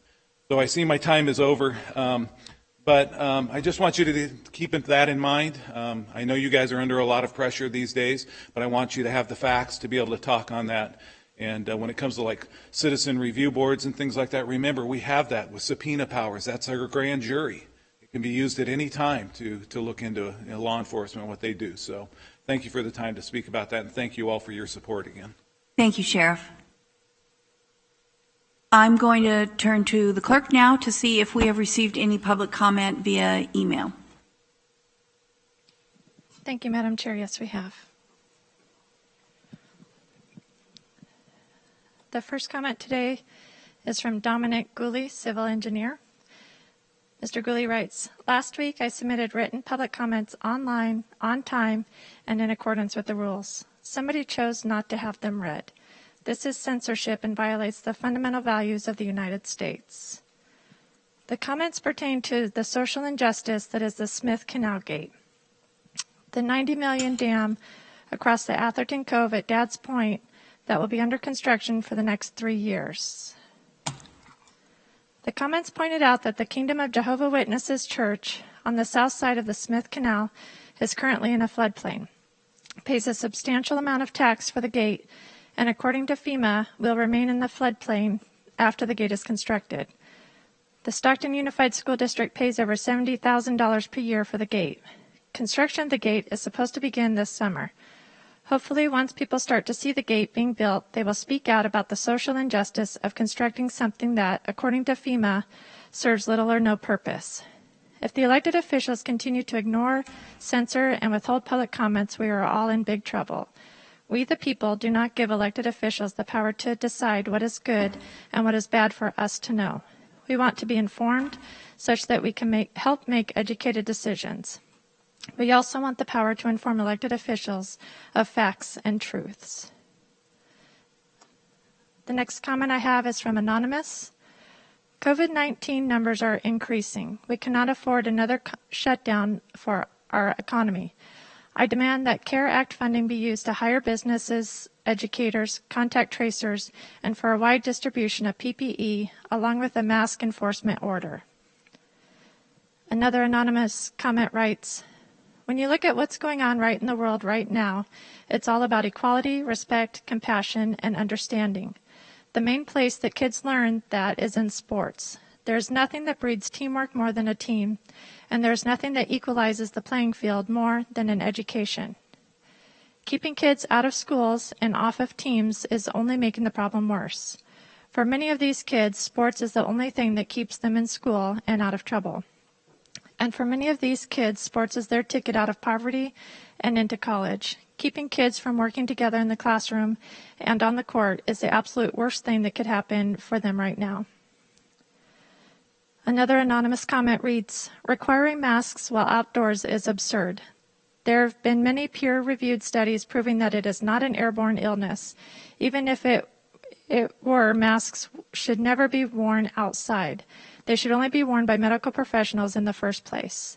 This even being considered is an insult to everyone's intelligence.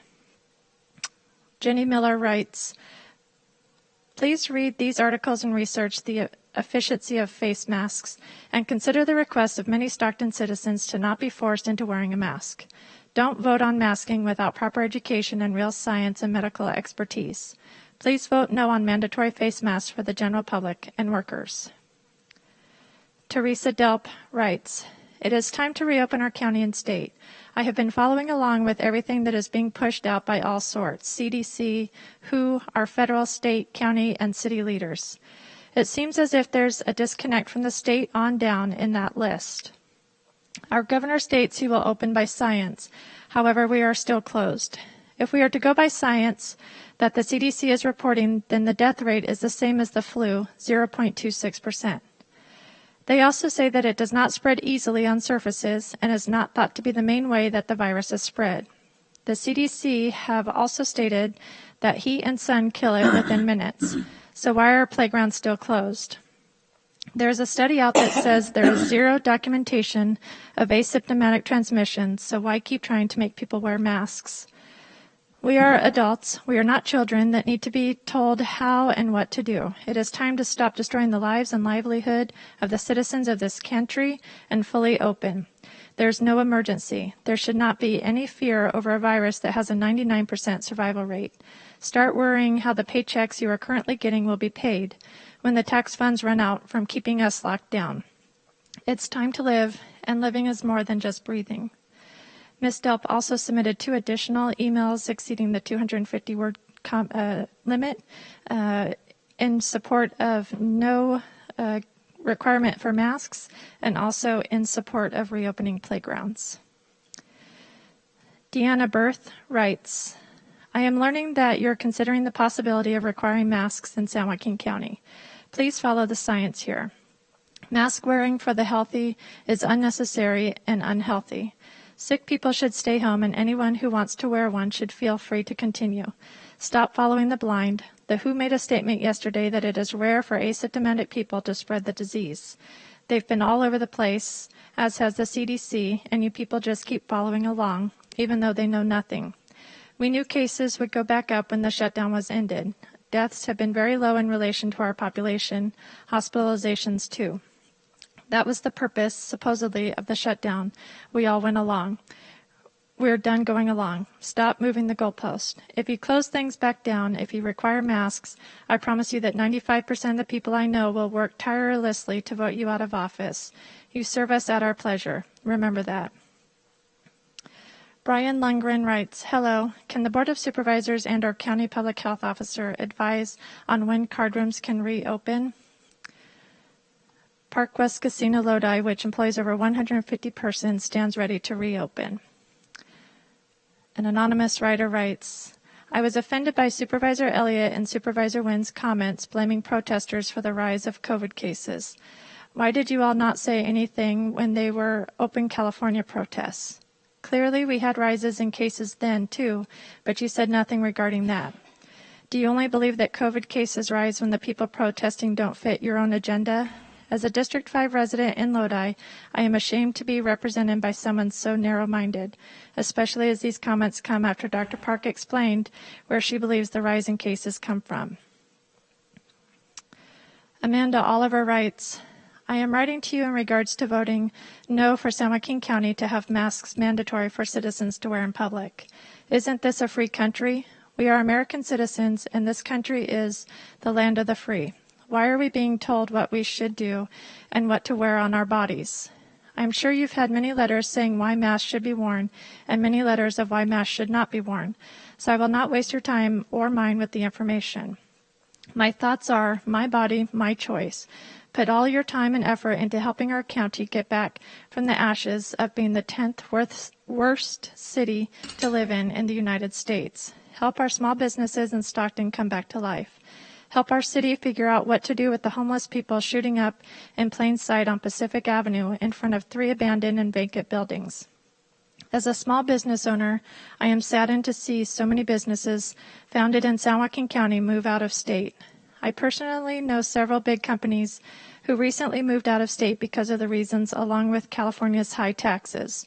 Open our county so we can all go back to work. Help us get our children's schools to open full-time in the fall.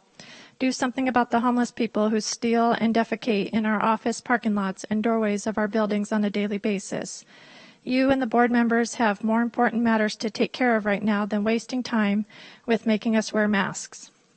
Please vote no on wearing masks mandatory in San Joaquin County. An anonymous writer writes, I would like someone to explain to me why San Joaquin County has not allowed high school sports to happen while other surrounding counties have allowed them. Parents believe education-based athletics and all co-curricular activities are essential to the physical, mental, and social well-being of students and realizes the impact and challenges that COVID-19 has caused our schools, but this has gone way too far. Kids need sports to stay out of trouble and to keep them disciplined. If San Joaquin County doesn't open up, sports parents are talking about moving their kids to other counties to play.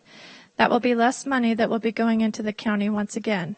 Today, the CDC shows from 0 to 17-year-old that there has been no deaths due to COVID-19. If parents don't feel comfortable allowing their children to play when they won't sign them up, let us parents make that choice, please. We are now having issues with kids being depressed because they can't even have a normal school year and possible no sports. Please start thinking about our kids' mental and physical health.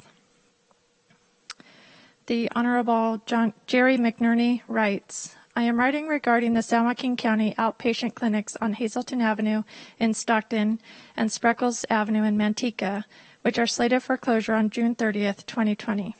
As noted in my previous letter to the San Joaquin County Board of Supervisors on April 7th, 2020, the Hazelton Avenue Clinic provides comprehensive and affordable primary medical, pediatrics, maternity, and women's health services that are critical to thousands of patients in my congressional district.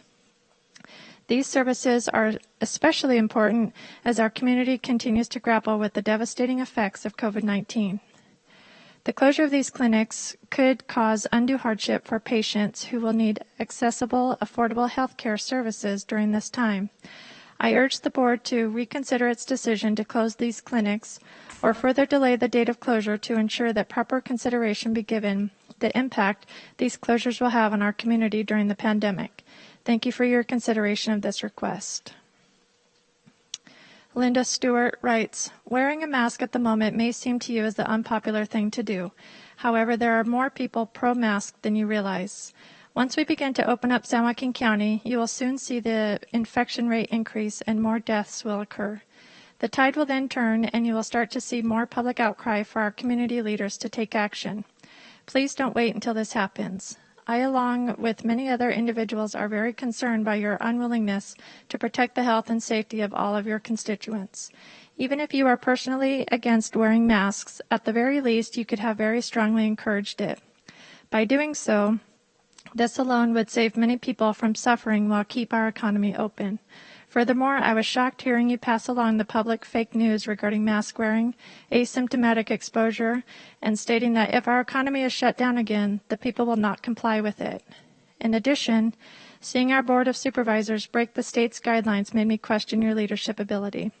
I hope that you will take the time to do your own science-based research or read the article studies that I have provided. Cheryl Newcomb writes, I read with interest this article about hairdressers testing positive for COVID-19, yet not infecting the many clients she had serviced during the reopening of her salon. The conclusion that wearing face masks spared a large number of clients from contracting the disease is a good thing to consider for public safety. Why has our Stockton City Council and the San Joaquin County Board of Supervisors voting down the idea of mandatory face coverings in local businesses? We want our reopenings to be safe and successful, right? I am currently boycotting several businesses that do not create extra safety standards during the coronavirus pandemic. If there are other customers doing the same, how does this get the local economy running again? Buying online is safer if a city or county is non-compliant about instating safety measures for public health. Please review the article submitted about the current state of affairs of this location, and please make face coverings mandatory for local businesses. Please ask yourselves, would you do this if it saved just one life? An anonymous letter directed to Dr. Parks says, you are a pediatrician and have specialized in childhood obesity. Out of anyone, you should understand how important it is for our children to play athletics. In addition, you should know how playing sports can help kids in several different ways, socially, emotionally, and of course physically. A child's psychological development is heavily influenced by physical activity. It's a shame you are trying to use COVID-19 as your reasoning behind not opening youth sports for children in San Joaquin County, while other county public health officers have opened up parks and sports. In the updated CDPH website, it shows a total of 0 deaths from ages 5 to 17 due to COVID. But according to current statistics, CDC shows influenza having 182 pediatric deaths for the 1920 year. There has also been no evidence proven that children transmit this virus to adults. How are you justifying not having parks open, but you have hundreds of people in a Costco at one time? Let us be parents, where we choose what's best for our kids, not you. You are starting to lose a lot of credibility, and people are going to start looking into who is benefiting from these decisions you are making, because it sure isn't the kids.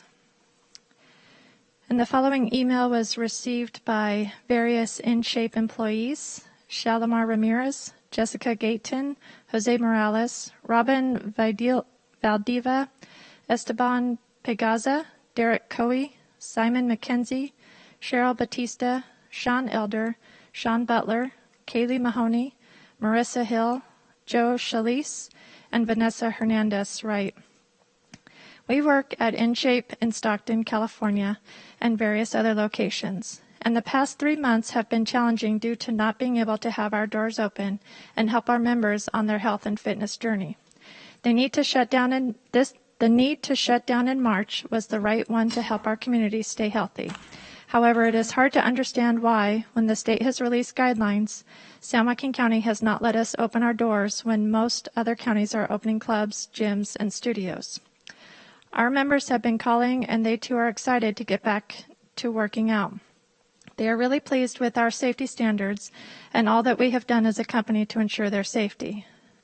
Last week, we were so excited to get back to work. Please support local workers who want to get back to work, helping people stay healthy and fit. Health clubs are important, providing fitness opportunities to our members and good jobs to us. Please help us get back to work doing what we love. Safely reopen fitness now. And I also received a comment from Richard Schwager, which I believe did make his comments today at the board meeting, so I'm going to skip his email. Mary Elizabeth writes, the Delta Sierra group of the Sierra Club supports the development of the Sustainable Community Plan that will analyze and provide a conceptual, complete streets design with active transportation goals to improve multimodal access, reduce associated greenhouse gas emissions, and enhance safety for travel by foot, bike, auto, and bus for users of all abilities, including children and seniors. Construction of pedestrian facilities complying with the American Disability Act, installation of pedestrian signal devices, traffic calming devices, and safety enhancements can increase the likelihood of people walking to their destination or for leisure. Neighborhood walking should be accessible for all. A key component of this plan includes the development of a public engagement plan taking into account the conditions of socially distancing, including collaboration with the school district, social service agencies, faith-based organizations, cultural groups, and other community-based organizations using virtual and hard copy materials to do direct outreach to residents. The contract calls for almost 400 hours to be invested in public outreach. Various outreach efforts are being used as part of the AB 617 steering committee developed by the San Joaquin Valley Air Pollution Control District and DAC outreach developed by the Greater San Joaquin Coordinating Committee. We recommend that prior to implementing outreach, that community engagement be strategically planned with input by stakeholders and those engaged in DAC outreach in our area to maximize the opportunity for residents to be engaged in the plan's development process. Thank you for making an investment in the environment to improve public health. Leslie Rodriguez writes, I received an email notification from my school today, 6:15 at 5:07 p.m., informing me, a graduate, that we will not be having a live in-person graduation ceremony at our large, spacious football stadium with large accommodating bleachers on both sides. Of course, being very disappointed to receive this unpleasant and heartbreaking notice days before our graduation on 6/20, I would like your input and assistance and look into this once-in-a-lifetime high school ceremony to see if this could please still take place. I have been informed that other schools in San Joaquin County that are having live in-person graduations, churches have been approved to have in-service masses, and not to mention large protests with many people are taking place here in our own city, and yet we are not allowed to have our graduation ceremony with faculty, students, and immediate family, only where St. Mary's administration has done everything possible to be safe and cautious due to social distancing requirements, and yet to be denied approval to proceed with our ceremony at our football stadium. I request immediately if you would please reach out to Bishop Cota and Dr. Maggie Park, the San Joaquin County Public Health Officer, in regards to the decision that was announced and I received today. In closing, with your help, input, and suggestions, we can make this happen. To the parties noted that 6/20 will be a very memorable and joyous day for St. Mary's. Barbara Berrigan-Perea writes, on behalf of San Joaquin County Together, Nicholas Hatton and I attach a continuing petition calling on you, the Board of Supervisors, to pass a mask ordinance to protect lives during the pandemic. As of 8:30 p.m. Monday evening, roughly 1,000 residents have signed in support of this petition and on our social media pages. We are finding support for such a measure countywide to be 3-1. We would like to affirm that contrary to the thinking of several supervisors, enforcement does not have to be a negative experience. We believe that a portion of COVID CARES Act money can be used to hire health educators for businesses, that businesses with good reviews from the Department of Public Health could be praised through traditional and social media sites, and that Sheriff Department officers and city police officers could dispense masks and sanitizer when they see community members in violation of the mask order. In fact, if done right, law enforcement sharing resources with the larger community could be a way to build goodwill during these difficult days with the community. Only resistant, repeat offenders and businesses who repeatedly endanger others would need to be fined. This board needs to repair the reputation and clearly demonstrate that it prioritizes the health and safety of all San Joaquin County residents. Our COVID numbers are out of control. It is time for bold and creative leadership. David Bidwell, on behalf of Planet Fitness, writes, thank you for your work and continued dedication to keep us all safe during this unprecedented time. Planet Fitness recognizes that the health and safety of local residents is the most critical factor in determining when and how to reopen. Exercising and staying physically and mentally fit are key pieces of the equation, especially now when we must be vigilant about keeping up our immune systems. It is widely known that as little as 20 minutes of exercise can have anti-inflammatory effects that boost the immune system. A recent study found exercise may prevent patients from developing acute respiratory distress syndrome. The study found that 45% of patients who develop COVID-related ARDS will die. For 3 months now, because of circumstances beyond anyone's control, we have deprived people the opportunity to take better care of their health. Regular exercise improves cardiovascular health, lowers blood pressure, helps control body weight, and protects against a variety of diseases. Exercise can contribute to general good health and immune. People have lowered levels of depression. Based on the successful reopenings of 1,250 plus other Planet Fitnesses, I would like to propose that health clubs be included and added to the current phase of reopenings. I am providing you with a scaled-down version of the Planet Fitness, quote, reopening playbook, end quote. The actual one is 96 pages, and recommendations based from other states which have opened gyms in the last few weeks. We hope you and your team find it helpful and that it effectively demonstrates that the health and safety of our members and employees is our very top priority. Ben Heiderschvedt, MD, writes, the part I feel is hardest as an employee in the Central Valley is over 10 years is the effect this has on our employees. I know between our 4 locations alone, close to 100 lives are once again getting furloughed for an unknown period. Employees have been back at work preparing the locations for safe operations as outlined in the National Planet Fitness Manual David forwarded in his email. The human cost of this pandemic goes far beyond those who are infected. I hope we can find a balance. A concerned citizen in Lodi writes, as you push to reopen the county for business, more and more cases spike in our community, higher than ever before. With hospitalizations rising at a similar rate, last week we had an opportunity to support an important public health recommendation and institute a mask order. Instead of following expert advice and evidence that masks are effective at containing the spread of COVID-19, you chose to cave under political pressure instead of doing your jobs to protect the citizens and businesses of San Joaquin County from further harm. Businesses who attempt to require masks have received threats and risk losing vital businesses needed to float. Pushing off the responsibility of public safety to individual businesses shows that the Board of Supervisors does not actually care about the success or health of the local economy. It is the responsibility of the Board of Supervisors to stand between the public and businesses to ensure their health, safety, and success in this challenging time. There will always be a group of citizens who will be mad no matter what you do. This shouldn't be a surprise. Institute a mask order and let them be mad. At the end of the day, you will have done your job and protected both local businesses and the public health of San Joaquin County.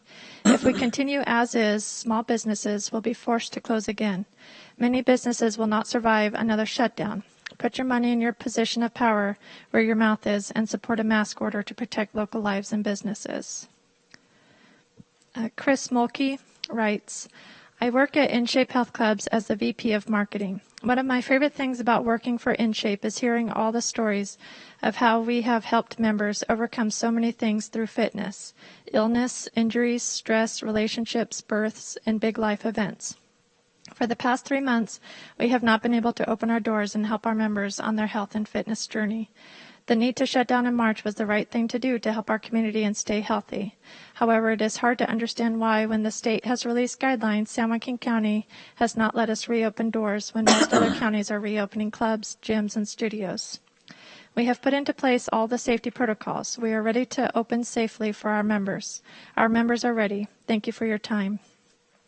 Wendy DeLuce writes, I am writing in regards to reopening InShape Club 009. I have been an instructor with InShape for 16 years, and Club 009 has been my home. I can't imagine not going back there, seeing all the members and getting back to doing what us instructors love to do, teach. I live in Ripon and will not drive to Modesto to the other clubs. I don't prefer using the smaller clubs as it doesn't have the space Club 009. I hope to see it open again ASAP. Daniel Riviera writes, I am writing in favor of gyms in the county being allowed to reopen. We appreciate the action that was taken to protect the public from additional outbreak and spread of COVID-19.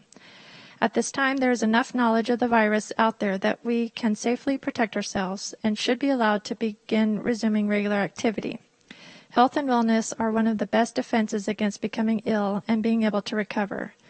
By allowing the residents of San Joaquin County to resume regular physical activity, you are helping them aid in the fight against COVID-19. Gyms with stringent plans to clean and maintain a 6-foot distance should be allowed to reopen and serve their clientele.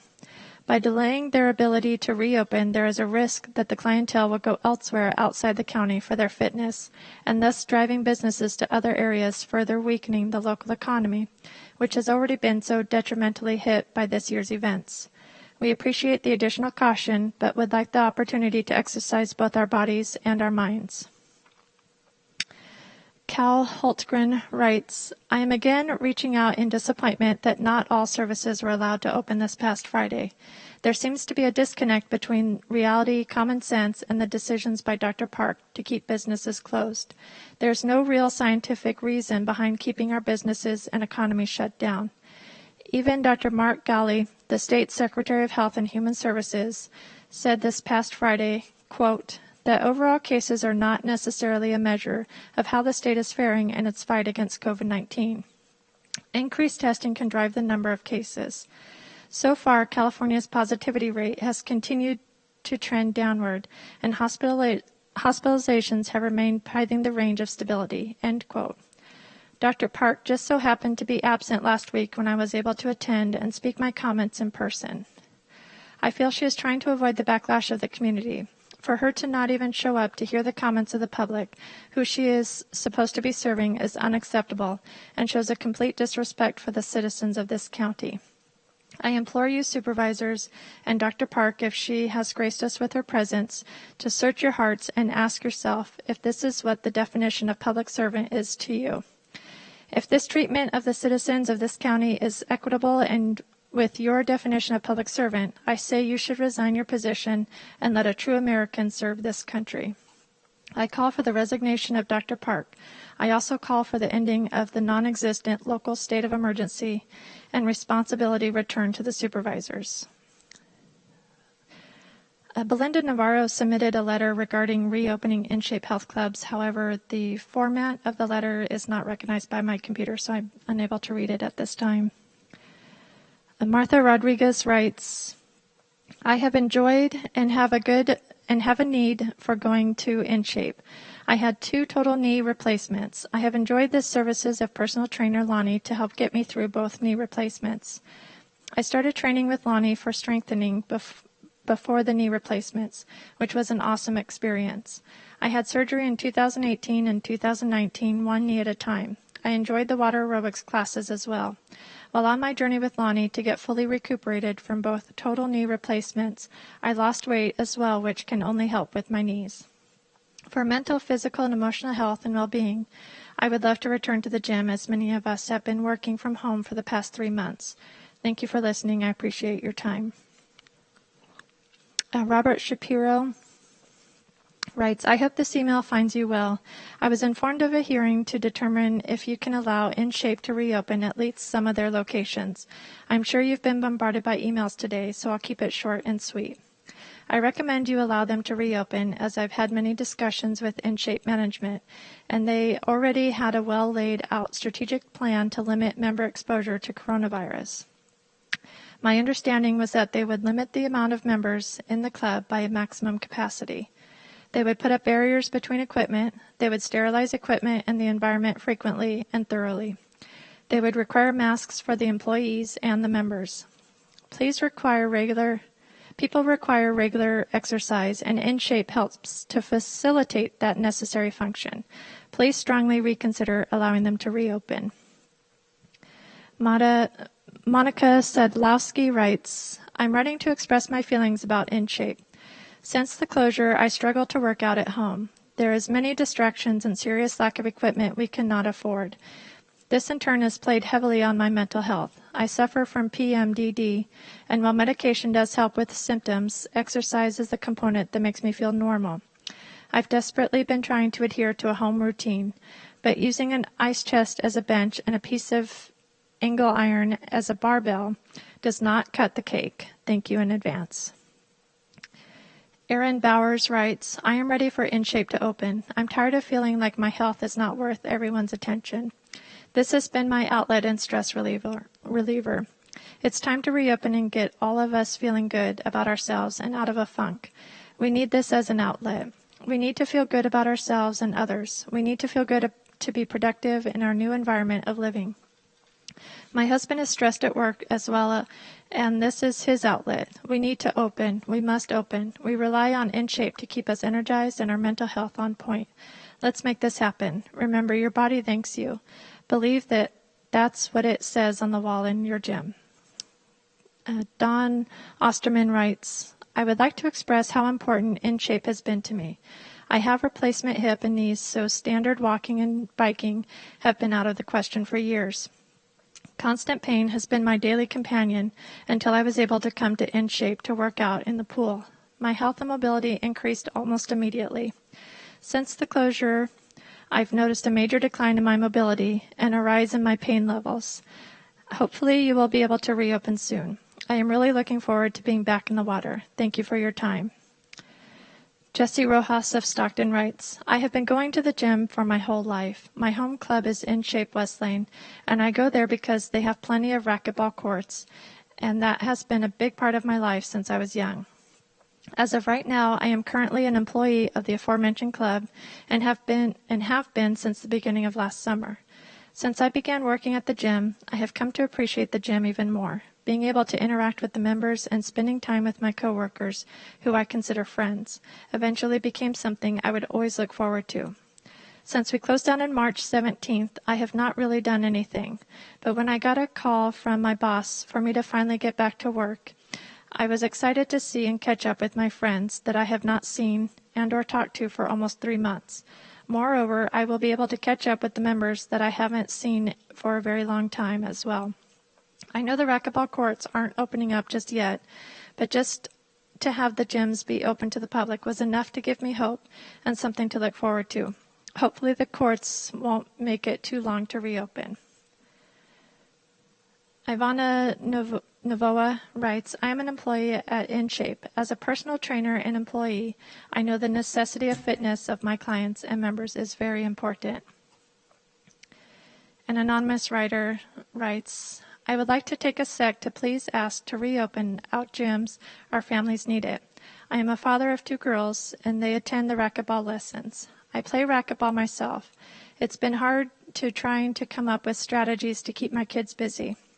We've been members for 10 years now. My girls love to swim, and I beg you to please let them reopen for the sanity of my families in town. Please let us have our lives back to normal. You guys can contribute on letting many families get back to normal life again. And Madam Chair, that concludes the comments I have. I do have one additional comment, but I believe it's for the cannabis discussion later this morning. Okay, great. Thank you. Thanks for everybody who came with your comments. I'm sorry, Madam Chair. I'm so sorry. I do have one written letter that did ask to be read today, if that's okay. Okay. I thought it was going to be during discussion, but go ahead. Okay. This was submitted by Shane Anderson, who writes, I write you as a leasing agent or owner of several shopping centers in your districts that are anchored by fitness centers, including Cherokee Plaza, Venetian Square, and McKinley Village. Fitness clubs are essential and promote the long-term health of your population. Research shows that regular moderate intensity exercise has immune-boosting benefits that helps your body fight off infections, including COVID-19. Exercise is more important now than ever. For people who regularly exercise, more sedentary time is enough to cause a dip in mood and in the immune system. Exercise is also a key component of stress relief, crucial to the many of the residents of San Joaquin County who had their lives upended by this pandemic. As you are aware, the surrounding counties have reopened fitness centers while San Joaquin County has chosen to not follow the state guidelines to allow fitness centers to reopen in Phase 3. The economic loss from the continued shutdown of fitness centers in San Joaquin County is taking a large toll on fitness centers, shopping center owners, surrounding tenants, and most importantly, the employees. The fitness centers in San Joaquin County who are still standing, including Planet Fitness and InShape, have very well thought out reopening plans that they have implemented successfully in their other California openings. The plans include physical distancing, protective equipment, temperature checks, sanitation, and disinfection of equipment in high traffic areas. Based on all of this information, I would like to request that county supervisors approve reopening fitness centers immediately. This would bring San Joaquin County in line with the state's recommendations for Phase 3 business openings. I appreciate your consideration and hope that you vote to reopen this very essential business sector in San Joaquin County. Thank you, Madam Chair. Thank you. Dr. Park has a few comments. I want to remind everybody in advance, the board doesn't vote on opening businesses or any element of the public health order. The public health order is issued by our public health officer after consultation with the state and her own team of epidemiologists and consultation on science and medicine. So Dr. Park is here to make a few comments. Dr. Park? Thank you, Chair Miller. I do have a presentation for later this afternoon, but I decided to see if I could say a few words to these folks who have all made comments about gyms and fitness centers. Perhaps before they decide to leave, I wanted to address their concerns. Thank you. I'm sure they appreciate it as well. I do want to also address the public letters that were read right now by Clerk of the Board. I'm bewildered by the letter that says I wasn't here last week because I was. So just want to make sure that that person realized that there was a lunch break, and my presentation came after the lunch break, but I was here all day last week. And then the comments that I'm receiving about youth sports, I am understanding that many people want kids to be playing their sports, and I'm not in any means or way trying to cause an epidemic of obesity in our youth. Receiving many letters from people who misunderstand that I cannot open youth sports until the guidance is created by the state. That is the law. I'm waiting on the governor to release youth sport guidance, and when the guidance is released, that is when we are able to open it. So that has not been my choice at this point. Once the guidance is released, it is my choice as to when we will open. And I think there's a lot of confusion in the public about how that works. So reopening the county in general has been a very difficult process, and I will be showing you later today with my presentation how from the time that we did start reopening businesses, our case numbers and our hospitalizations definitely increased. So to those who don't think that reopening businesses has an effect on COVID case numbers, that's completely wrong. We knew that would happen, and it's happening all across the state. As more counties reopen businesses, naturally we're having an increase in our COVID numbers. And there are questions as to why other counties are opening gyms and fitness centers and I have not. And the simple reasoning is that I wanted to use a staged approach when reopening the county.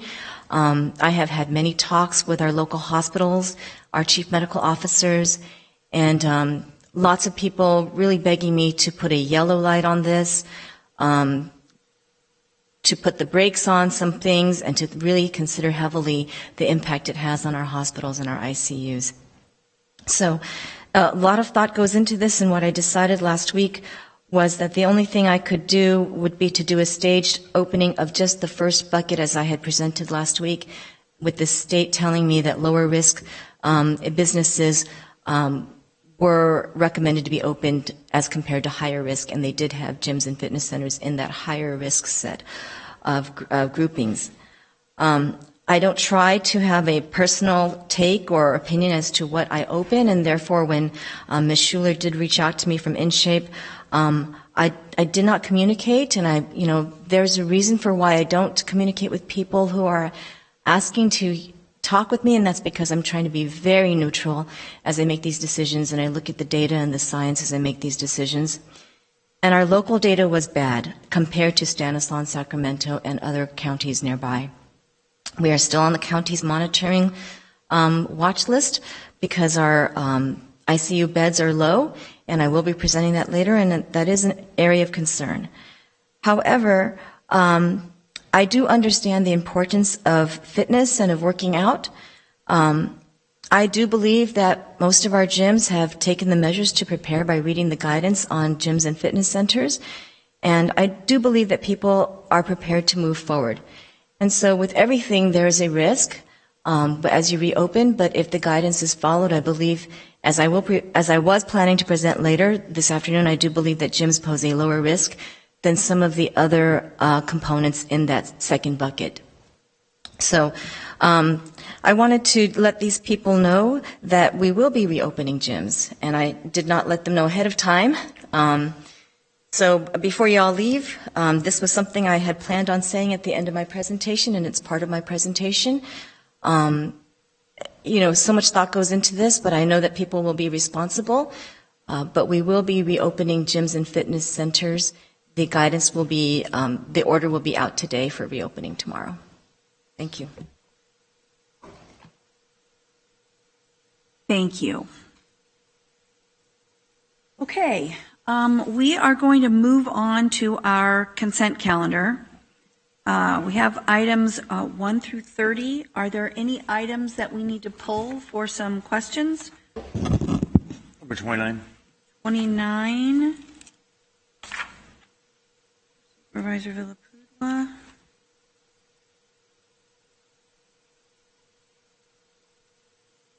Number 3, just for a comment. Supervisor Wynn? Supervisor Elliott? None. Okay, and I have just a couple of questions on 23, 24, 25. It's really the same question in regards to all three of those. It'll only take a second. So let's start with Supervisor Wynn, item number 3. Just a comment in regards to Shaw Yoder and their representation in the county. I think they've done an outstanding job, especially on a weekly basis in regards to the water issues that we've had to deal with in this county over the years.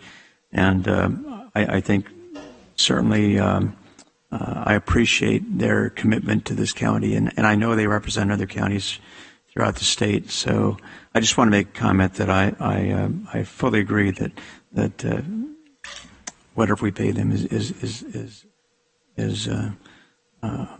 well received and certainly provides great dividends in regards to their representation for us. So just a comment. Thank you. Thank you. I concur on that. And I forgot to ask Supervisor Patty on the phone, are there any items you wish to pull for question or comment? Thank you, Madam Chair, but no, I'm okay at this time. Thank you very much. Great, thank you. Okay, my question is in regards to items number 23, 24, and 25. So I guess I would ask if Culberson is present or someone else can answer a quick question for me. Madam Chair, he is on the phone. Okay, well maybe Mr. Culberson, are you on the phone? Oh, someone.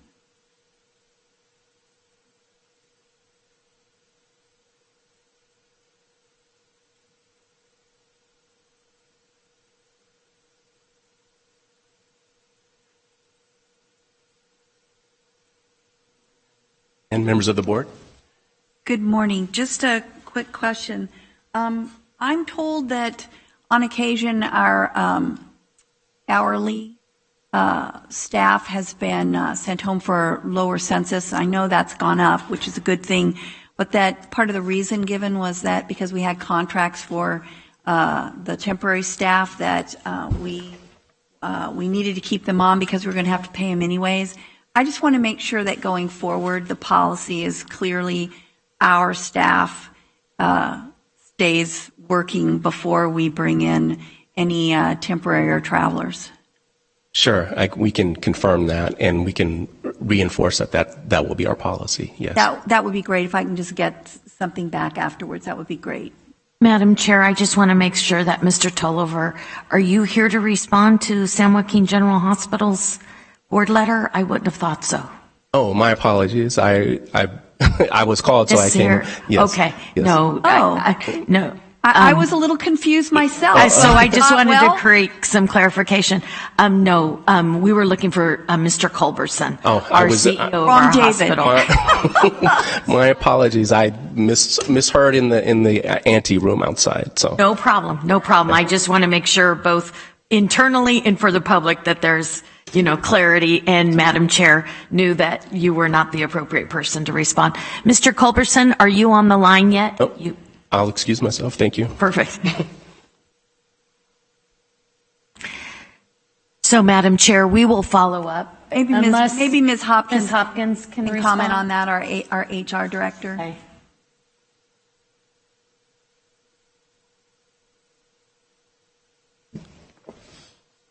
Good morning, Chair Miller and members of the board. I did exchange some email correspondence with the hospital this morning, which is why I thought Mr. Culberson was on the line, so I apologize. We've received the same question, Chair Miller. We have been working with the hospital to confirm that that is the case. In particular, with respect to the respiratory department, which was one of those questions. There were 3 travelers brought in April 20th, and this was to help with the hospital's preparations at the time for the anticipated surge in COVID. So they should be using our current either part-time or full-time staff, obviously, first. The hospital was preparing for the future COVID events at that time. Okay, it's my understanding nobody had an issue with bringing in additional staff as they were needed. It was that our staff was being sent home and not being paid in lieu of the additional staff. So I just wanted to confirm that we're looking into it and we are going to be responding, and that the policy is we use our own staff first. Absolutely, and we'll make sure we continue to work with the hospital to monitor that. Great, thank you so much. Appreciate it. Supervisor Villapudua, item number 29. Thank you very much, Chair Miller. Just basically, I want to make a few comments, and this is a nice project for the area of Boss Track. We're going to be receiving, we received a grant, and we're going to have some, it's going to be nice for the community. They're going to have some workstations for joggers and runners. And Chris, would you like to comment on this project also? It's a beautiful project for the area, and I want to thank Caltrans and my Chief of Staff, Chris Rapay, Public Works, Chris, for your help and getting this project off the ground. Good morning, Chair Miller, members of the board, and this is Chris Balaji, not David Culberson, here to talk about Hard with everyone in Mass. to talk about the box track, and accompanying me is our interim deputy director, Mr. Naji Zarif. And I just wanted to tell you that what a vision it was that brought to this thing. About 2 years ago, Supervisor Villapudua took me on a ride, near the port with his chief of staff, Chris Rapay. He said he wanted to show me this community that needed some TLC, right? And we went there took us straight to the box track. And this community, we knew of the community, but I didn't know that his heart was in there. He showed how this community did not lack the sidewalks, their lack of infrastructure, and the condition of transportation, lack of connectivity over there. And we came back after that meeting, and I talked to the staff that, hey, can we put some sidewalks in there? And, they pointed out that, we need to have a community vision, an overall vision to establish, what we want to do it in the right way. And yes, of course, like everything that we want to create costs us money, and, be good stewards of our county dollars, our folks in the engineering. They searched for, other state or local grants that are available, and thanks to us that there was this AB 32 and SB 375 Sustainable Community Strategies grant was, advertised at that time. So we did go after that grant. The very first time around we were less successful, and the second time was the charm for us, and we bagged about, $300,000 in funding.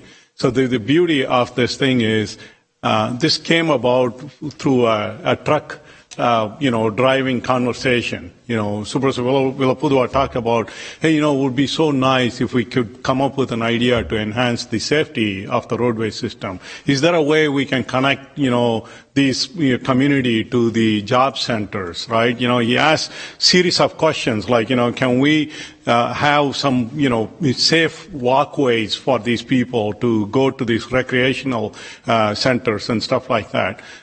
And, we just took that thing, just wrote it down, and it fit the bill point by point for the sustainable community strategies. Maybe, it was watching that bill closely, I guess, right, and took me over there. So as a result, we have this project scope that hits every one of those visions that he had.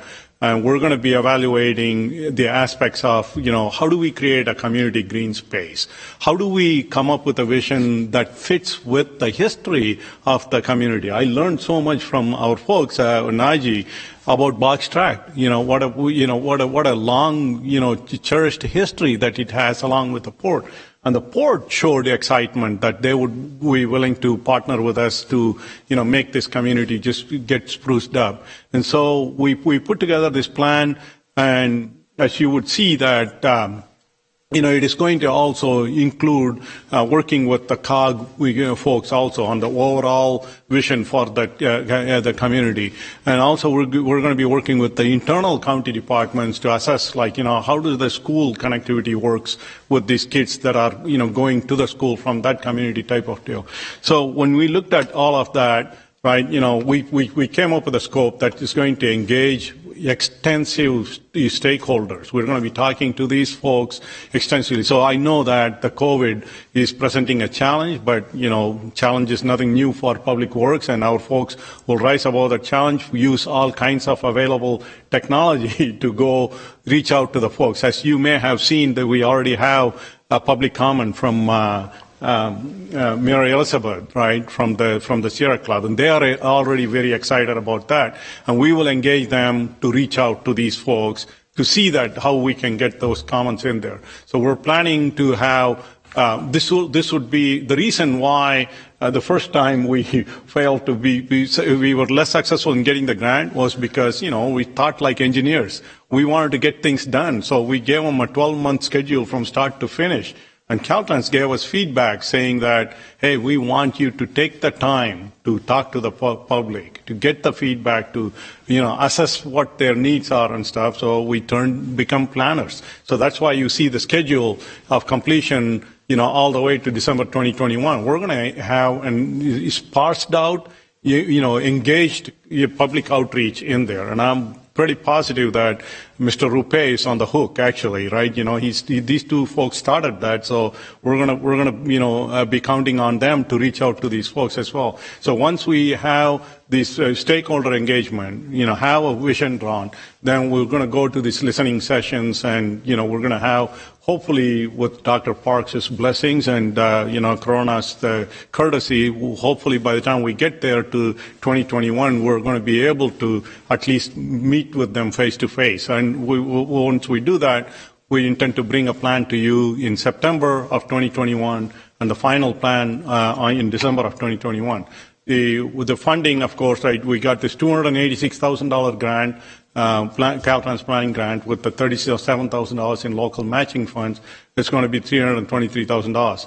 The outcome, the end product is, as Supervisor Wynn knows this thing, just how impatient I am with just the plans, right? So this is, the idea is we are going to present a grand vision of connectivity, walkability, and all that for this area, but it is going to show, of course, we have to have money to build all these things, so we're going to also look at how do we face these things in such a way that even though we may do it in a piece by piece fashion, but when everything is completed, it fits within the overall vision of what we want this community to look like. So part of that plan, we will be looking at how can we face it, what type of funding these phases would be eligible for, and so that we will make that plan a time-based reality, basically. So that's what the ultimate goal is, and we're really excited about this.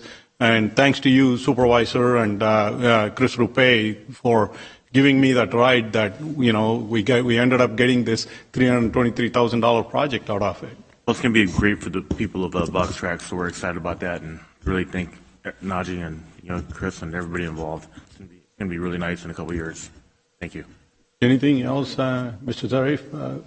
No, I would just probably echo the sentiments of Caltrans. They were very instrumental in us receiving the grant funds, and they have offered to work with us to identify some opportunities for green space in the community as well underneath the right-of-way for Extension 4. So we're very excited to move this forward and see what we can do.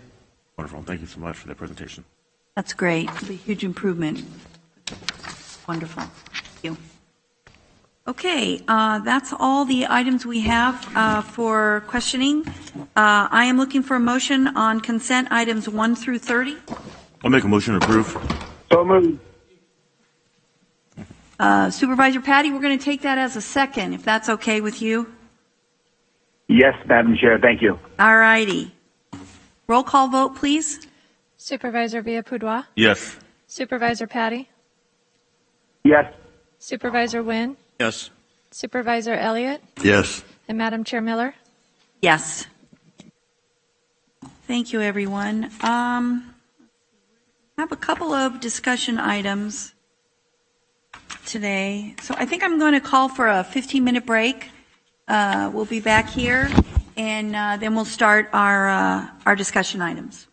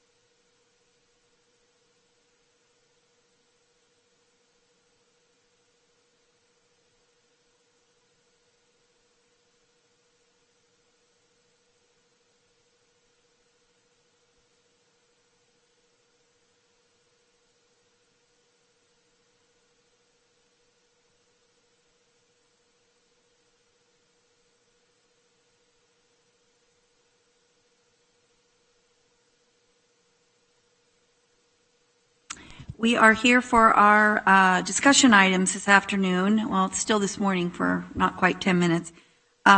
We are going to hear from our Agricultural Commissioner, Tim Pelican. Our first item is to introduce and waive reading of an ordinance amending the San Joaquin County Code of Ordinance Title VI, Division 1, Chapter 4, Industrial Hemp Cultivation, to allow cultivation of industrial hemp transplants in the AL zones. Good morning, Mr. Pelican. Members of the board, I'm pleased to be here once again discussing my favorite subject. Everyone's favorite subject, Pelican. Okay, so I'll go ahead and get started here. As explained more thoroughly in the board letter last year on October 25th, 2019, when the cultivation of industrial hemp pursuant to Title VI, Division 1, Chapter 4 of the County Ordinance Code commenced.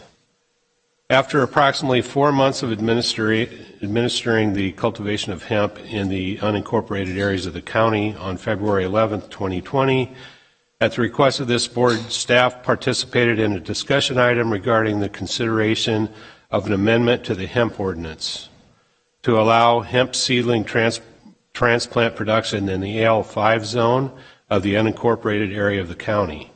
The board directed staff to determine whether there should be a revision to the existing hemp ordinance upon staff's evaluation of whether the production of industrial hemp seedlings transplants should be allowed in the agricultural limited zones.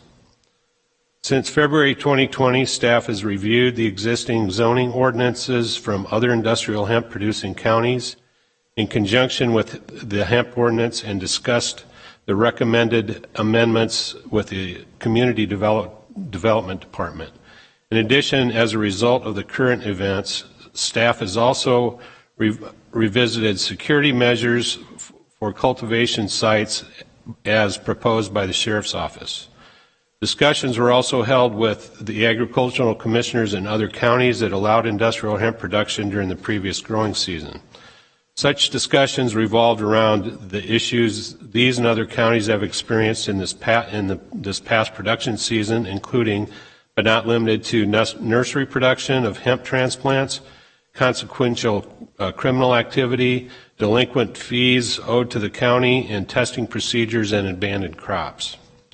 Staff has also reviewed all existing ordinances from other jurisdictions, as well as several draft ordinances regulating industrial hemp production. Here are the results of that study. Of California's 58 counties, 24 counties still remain in a moratorium. Of those counties with moratoriums, 6 are currently considered or in the process of approving ordinances that will lift the moratoriums and allow the production of industrial hemp within such jurisdictions. Of the 33 counties that currently allow for production of industrial hemp, 12 have ordinances with land use restrictions, and 3 others are in the process of developing similar land use restrictions. As of April of this year, 22 counties allow for the cultivation of industrial hemp and have no restrictions on such cultivation, beyond those regulations that may be imposed by state law or the California Department of Food and Agriculture. Though I'm aware that some of these counties are considering further restrictions, and we're in the process of presenting those restrictions to their boards prior to the impacts of the COVID-19 pandemic. Of the 15 counties that either have land use restrictions or have them in draft form, only 2 directly mention hemp greenhouse nursery production. For example, Merced County requires that the production take place on ag-zoned lots of no less than 20 acres, and the San Luis Obispo ordinance that is currently in draft form would allow production on rural residential zones with a minimum of 5 acres. As you're aware, the original discussions on February 11, 2020 board meeting resulted in staff being directed to examine the transplant production of using seed. Such examination resulted in the following findings that staff ultimately considered prior to proposing the recommended amendments to this hemp ordinance. Industrial hemp information indicates that seed-produced transplants often show undesirable genetic traits such as not being true to variety and yielding large number of male and hermaphrodite plants when growing for CBD or flower production. This causes the female flower to become fertilized, causing an unwanted seed production. Hemp seed is also known to be notoriously unreliable as to variety and germination rate. Due to high cost of seed, this can become an economic hardship for the producer. And finally, it has been found that vegetative clones are a much more reliable form of transplant production as the offspring are genetically identical to the mother plants. Therefore, the cultivation of vegetative transplants has also been proposed in the amendment to the hemp ordinance as long as the mother plants are not allowed to flower at any time.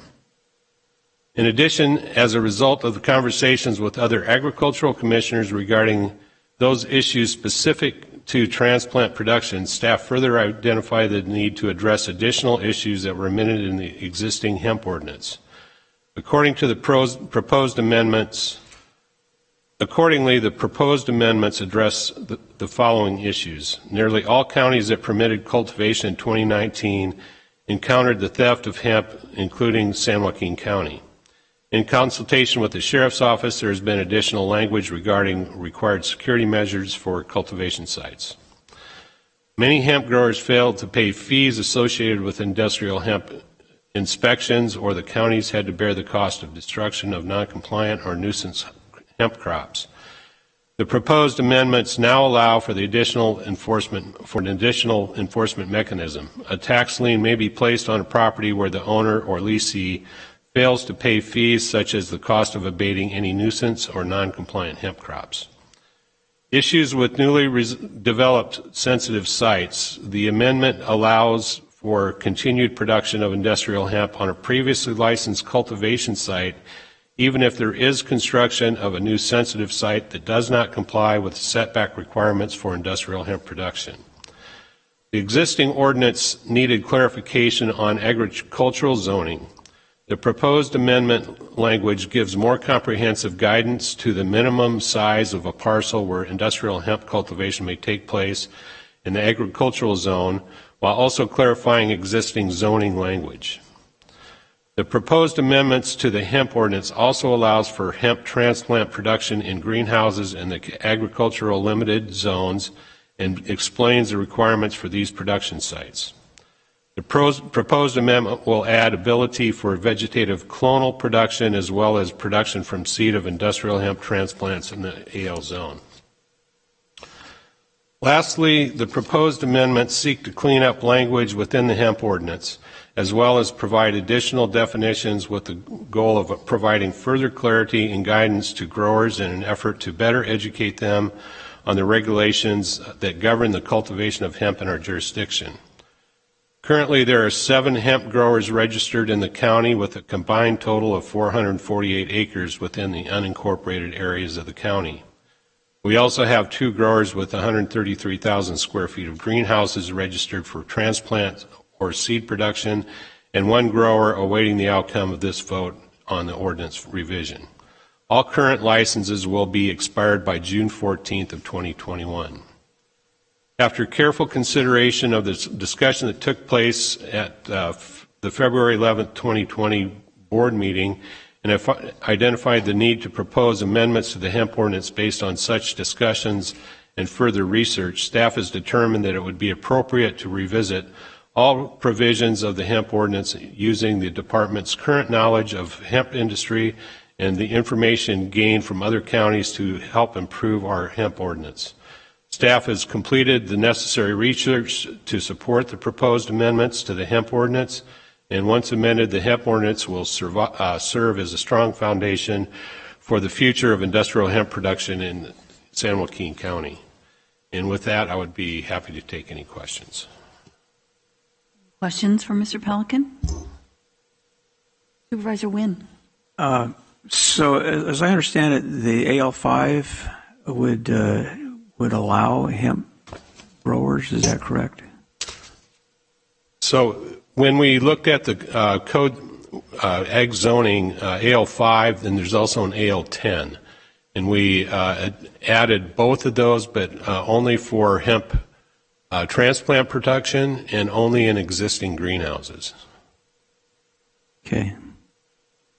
So the 20 acres is also a requirement, correct?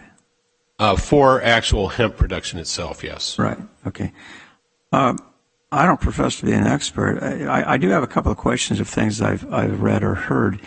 For example, in the hemp industry, at least nationwide, it's been commented by some for a hemp grower to be successful based upon the prices that are paid for the product itself, that you need at least 50 acres to make it pencil out. The other question that I heard, or comment that I heard, which it seems surprising to me, it said that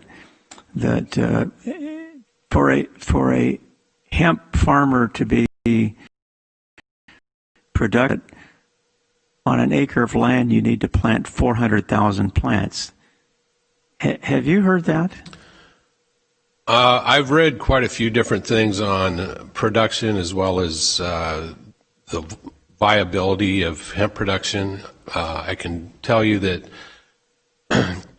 from my knowledge, last year a lot of the hemp produced within the counties is still in, it's still being stored because there wasn't really any place to sell it.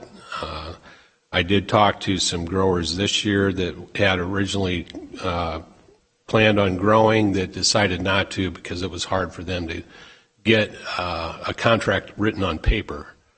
But overall, I listened to a federal regulatory conference call earlier this month that stated, most of the states stated, unless they're brand new getting into it, that the actual acreage has gone down because of the lack of a place to sell the product. I will say, though, that I was part of a commissioners group that went to Washington, D.C. back in March, and we talked to the ag marketing services and strongly suggested that moving forward into the next farm bill that they maybe want to consider putting money into the development of markets and processing facilities for the product. So I don't know if that answers your question directly. I appreciate the additional information. I guess. But I think in terms of number of plants, it depends on really what you're growing it for. It sounds like with that high of a number of plants would probably be more for fiber production. I've heard more like 1,500 plants per acre for production for CBD oil or flowers, if you want to call it that. So it just depends on what you're growing it for. Well, I understand there's 25,000 uses for hemp in various forms, et cetera. I understand that. I guess the other part in regards to, and I also heard another figure that you kind of usually about 100 plants per square meter. But again, these are things that I assume are more for the larger plants, because I've looked at hemp farms, for example, and it's like, it almost looks from a distance like corn because it's high, and they either use a mower or they use a combine to harvest it, and it's quite an extensive operation. But you talk about the male and female plant in the regards to potential contamination in regards to it. How does that work with other crops that may be nearby, especially in the weather we've had recently with the winds blowing almost constantly? How would that affect, or do we know how would it affect, like grapes or cherries or other crops that may be out there at the same time? Well, when it comes to plant pollination, plants are pretty particular as to who they let pollinate them. So I wouldn't think that the hemp plants, if there were any pollen floating around, are really going to have an effect on our other crops. It's more of an issue between, if they're trying to grow particularly flowers for CBD production, They don't want cross-pollination because then the flower, instead of developing the oils, it will go to develop seed, which is undesirable. So their value goes down considerably. So that's where it's more of an issue in terms of cross-pollination is, if someone's growing for seed or fiber production versus CBD production. Okay, I get it. I appreciate your insights. In regards to the changes in regards to compliance or enforcement or sanctions that would be made, who would enforce these rules as far as the making sure that the grower is complying with all the regulations that are imposed as far as obviously the setbacks and some of the complaints that may arise from schools? I ask these questions because I just been inundated, and it's not the hemp, it's the cannabis sites in my district, which seems like, we pass these things, but they end up in my district. Was it 7 applications you're talking about? How many are in District 4? And these are some of the concerns that I have from my constituents. I would have to take a look at the list to be able to tell you that. I know that we do have a few of them that are in the Delta. We have some that are in your district, up off of up by Ocampo and up by Galt. I know there's a couple locations there. In terms of agriculture in this county, 7 growers is quite minimal. Well, yeah, now, we can all say we start at some point and then where does it go? And the comment I've heard in regards to some of the other counties that have allowed production is that oftentimes, I hesitate to make that even larger, but oftentimes these particular hemp farms are not hemp farms.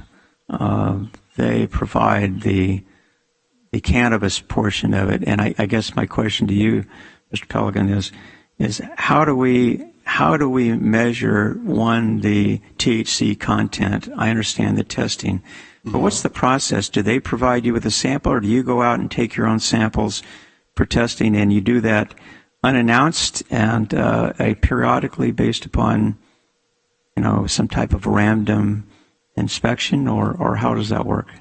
Well, Supervisor Wynn, one thing to keep into consideration is that even in cannabis production or hemp production, the THC production process doesn't really start until the plants start to flower.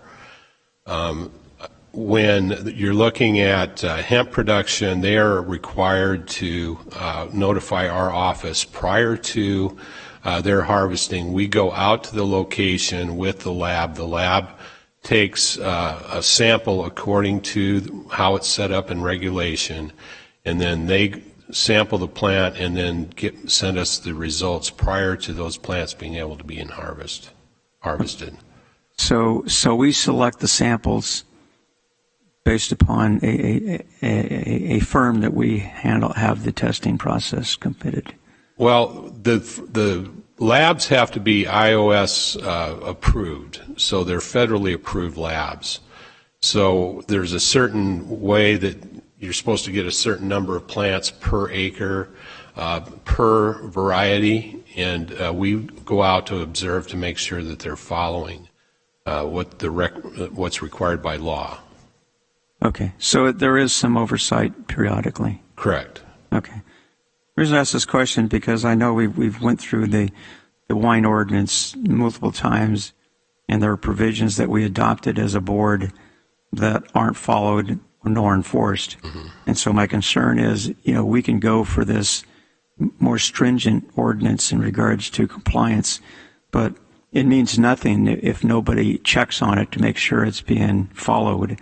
And I guess that's my concern is I don't want to just go through the motion of passing this and then having nobody enforce it.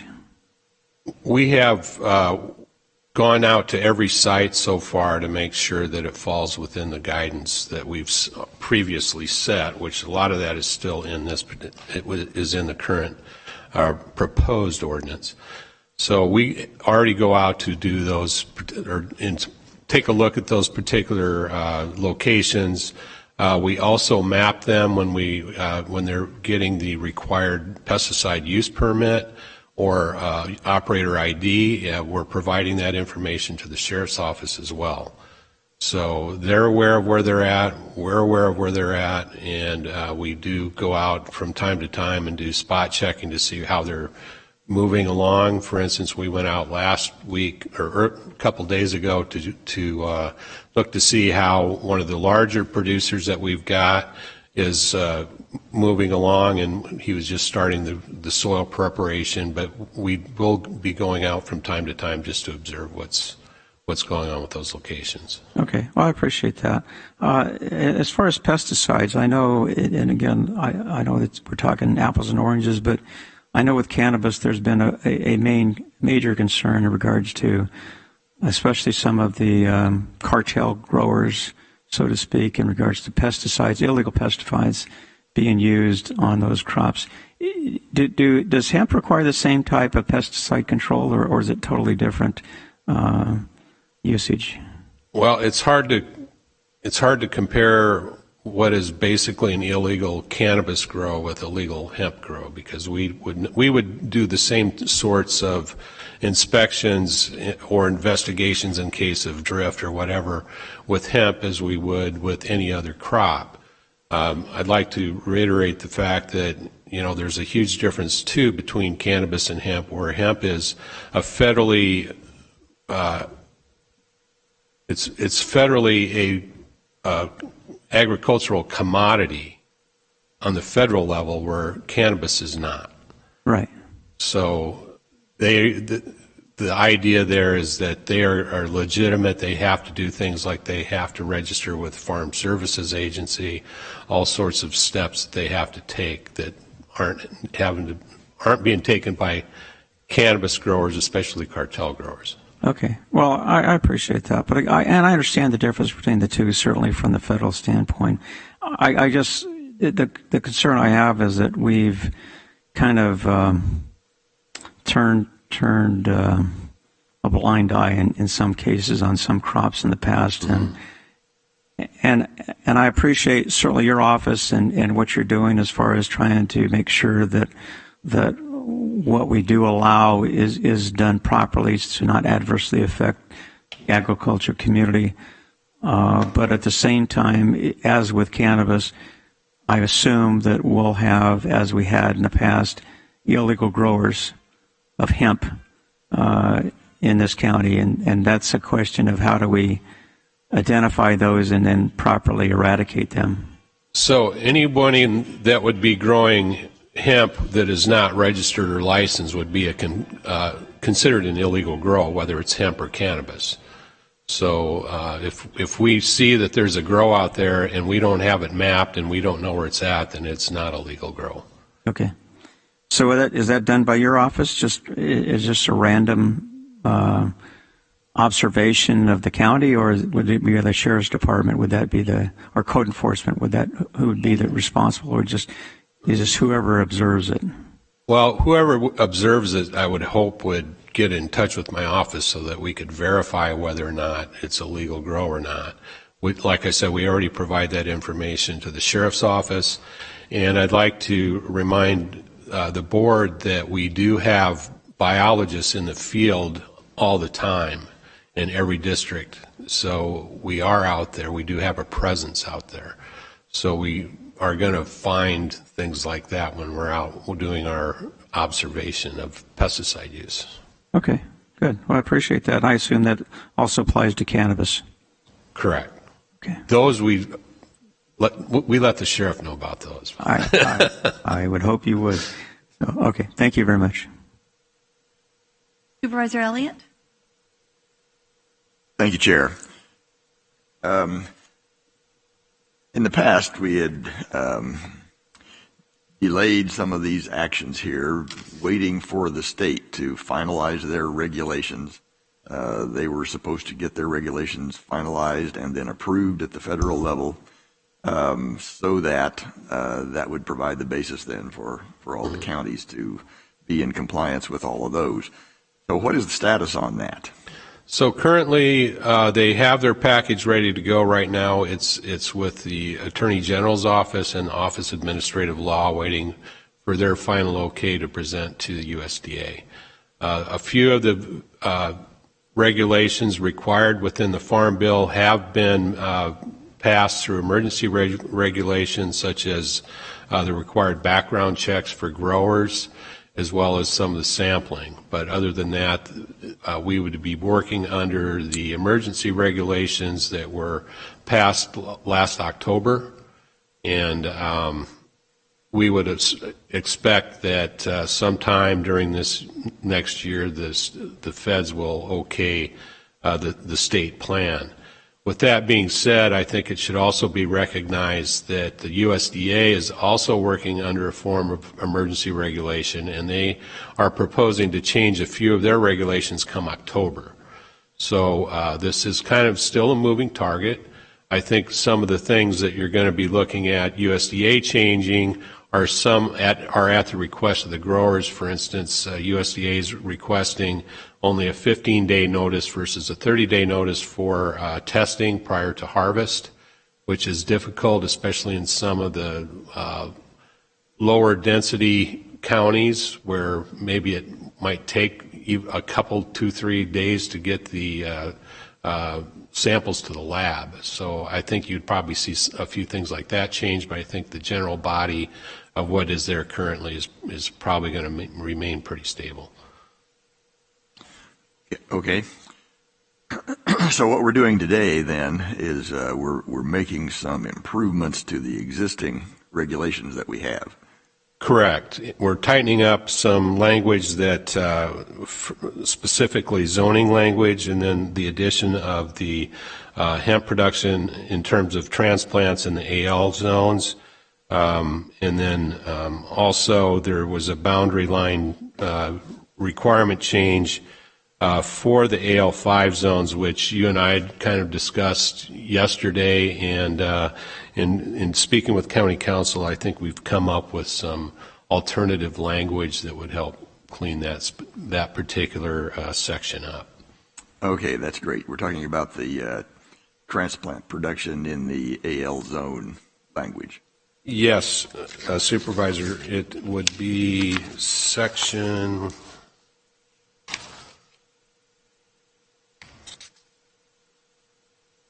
6-1305 2I. Right. Okay, great. I think that was greatly in need of some clarification there on that language. And would you like me to read that change for you? Actually, yes, okay, that would be handy. Okay. So right now, it is very difficult to read, as we both know. So I think our change would be that it would now read 30 feet from the boundary line of the parcel unless the parcel adjacent to the cultivation parcel is under the same ownership or control, in which case standard building setbacks in the AL zone as contained in Title IX apply. That's much clearer. I knew you'd appreciate that. All right. Thank you very much. And now, through the chair, could we call the sheriff or someone from that office forward? I just have a question for them as well. Well, I'm not sure if they've got a representative here that's prepared to answer any questions right now. Well, if not, I can just ask it to the Ag Commissioner then, I guess. Hi, I'm Captain Bassett, Captain of Courts and Civil, so no, I probably would not be the person that you would want to ask, but I'd be more than happy to take any question back to the sheriff or his representative. Have something. All right. Well, between you and the Ag Commissioner, I'm assuming you'll be able to offer some type of assurance on this one, but I just wanted to make sure that we were doing the best we can in terms of the law enforcement aspects of this, and I just wanted to hear that the sheriff is okay with this set of amendments, and does the sheriff's department think that these security measures are sufficient? I haven't spoken to the sheriff directly on that, so I could not give you an answer with regard to that directly. I'd be happy to ask him. Okay. So, Supervisor, I can say that I did work directly with the sheriff's office on that section, and I presented that to them as the final draft several weeks before we turned in the package, and I hadn't heard that they had any objections to what we have currently put in it. Okay, so did we incorporate all the suggestions that they had previously made? Yes, we did. Okay. Thank you.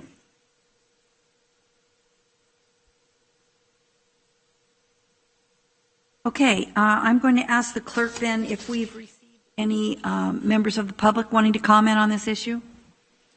Yes, Madam Chair. An anonymous writer regarding cannabis wrote, "These past few weeks we have seen our community in the streets asking for change, asking to be heard, asking for a seat at the table. It's time our elected leaders to give our community a seat at the table.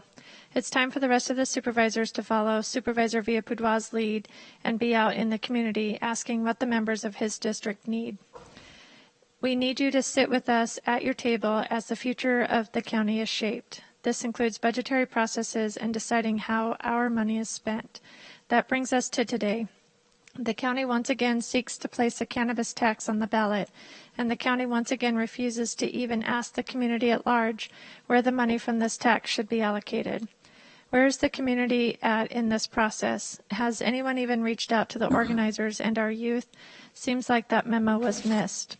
We need resources for homelessness, fair wages, and health benefits, real mental health services, health reform, equity for better parks and sidewalks for our disadvantaged communities, for job training, for expanded housing so everyone who seeks it can have the dignity of having their own roof over their head. I ask you to vote no and do not accept what is being presented on this measure on the ballot until you actually open the door and allow everyone to have a seat at the table. It's time for a healing and actually opening the door to your back room and on giving the very community you say you represent a seat at the table. We can do this, but it has to be us, not a chosen few." And that is the only comment that I've received.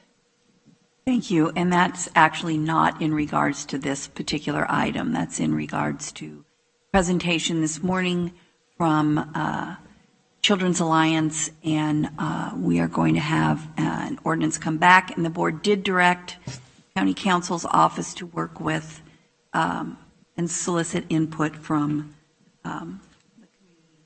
through the Children and Youth Task Force and the Children's Alliance. Thank you. Okay, so if there are no other questions, then we are looking for a motion and a second to introduce and waive reading of this ordinance, which will then come back to us on July 7th for adoption. I'll make a motion to approve.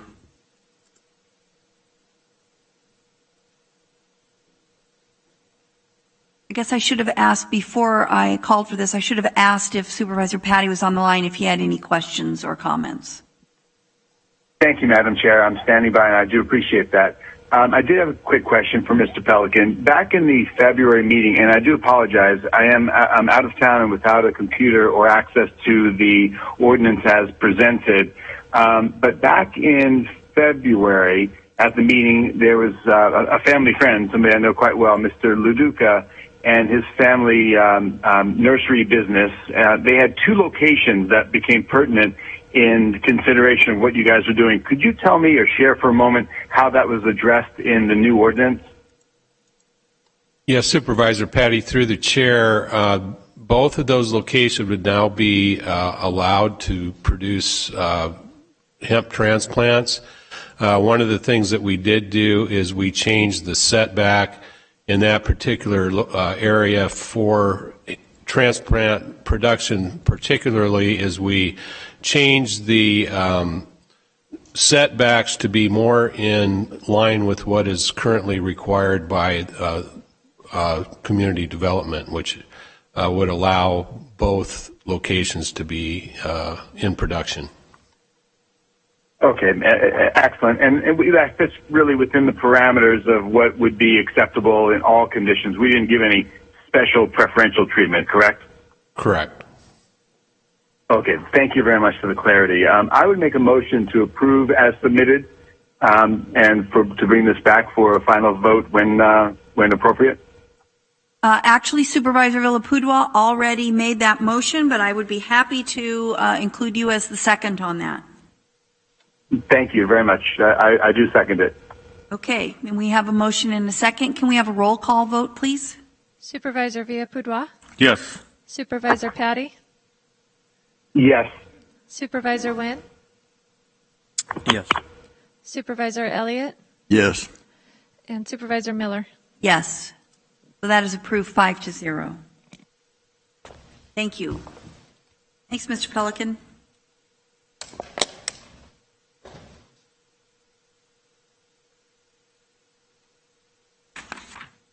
All right, our next discussion item is under Health and Human Services to accept and file the San Joaquin County Public Health Services 2019 Annual Report. Today we have Senior Deputy Director Barb Alberson.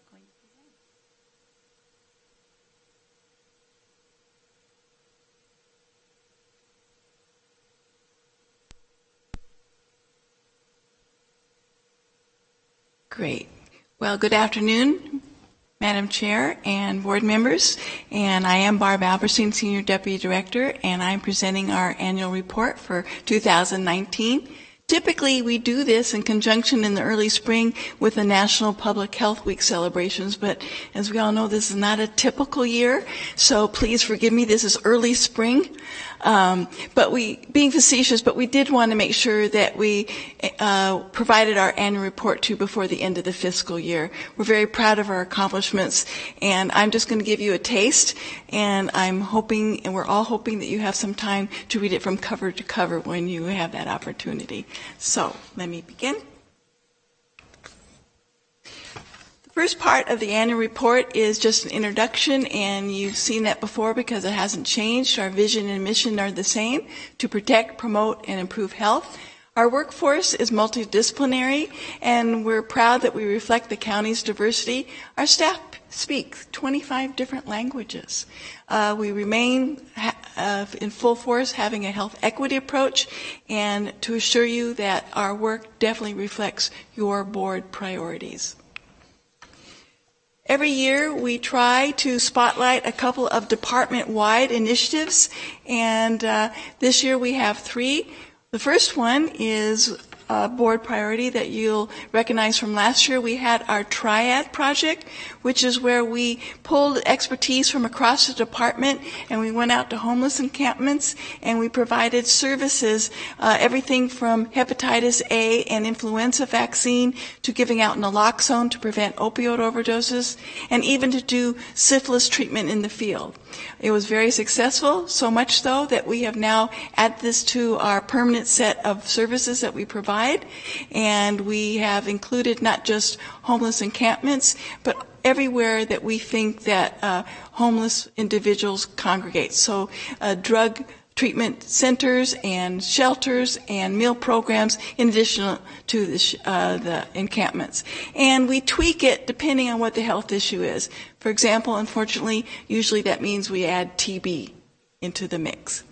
So that is Triad, is part of who we are. Workforce development. We have a very strong workforce plan and a great workforce set of committees. And what we wanted to highlight here were a couple things, but the one I'm sharing with you now is that we have instituted a leadership training initiative for all of our managers. We want to grow leadership from within. We have great managers, but we want to make great leaders. And Max Potential is a consultant who's doing this for us, and County Human Services is actually looking at this carefully. We're a pilot, because if it works for us, they want to institute it in other departments. One thing that's very interesting and gratifying is our managers are great, but they are fairly siloed. They care enormously about their programs. What we're watching in this leadership training is that they're gelling as a cross-department management team, very strong, and are wearing a department hat, not just a program hat. It's very reassuring, and we're enjoying that. And finally, continuous quality improvement is now part of our DNA. and there's some good projects in there in the report to share with you later. But we wanted to talk to you about one that's a cross-program QI project.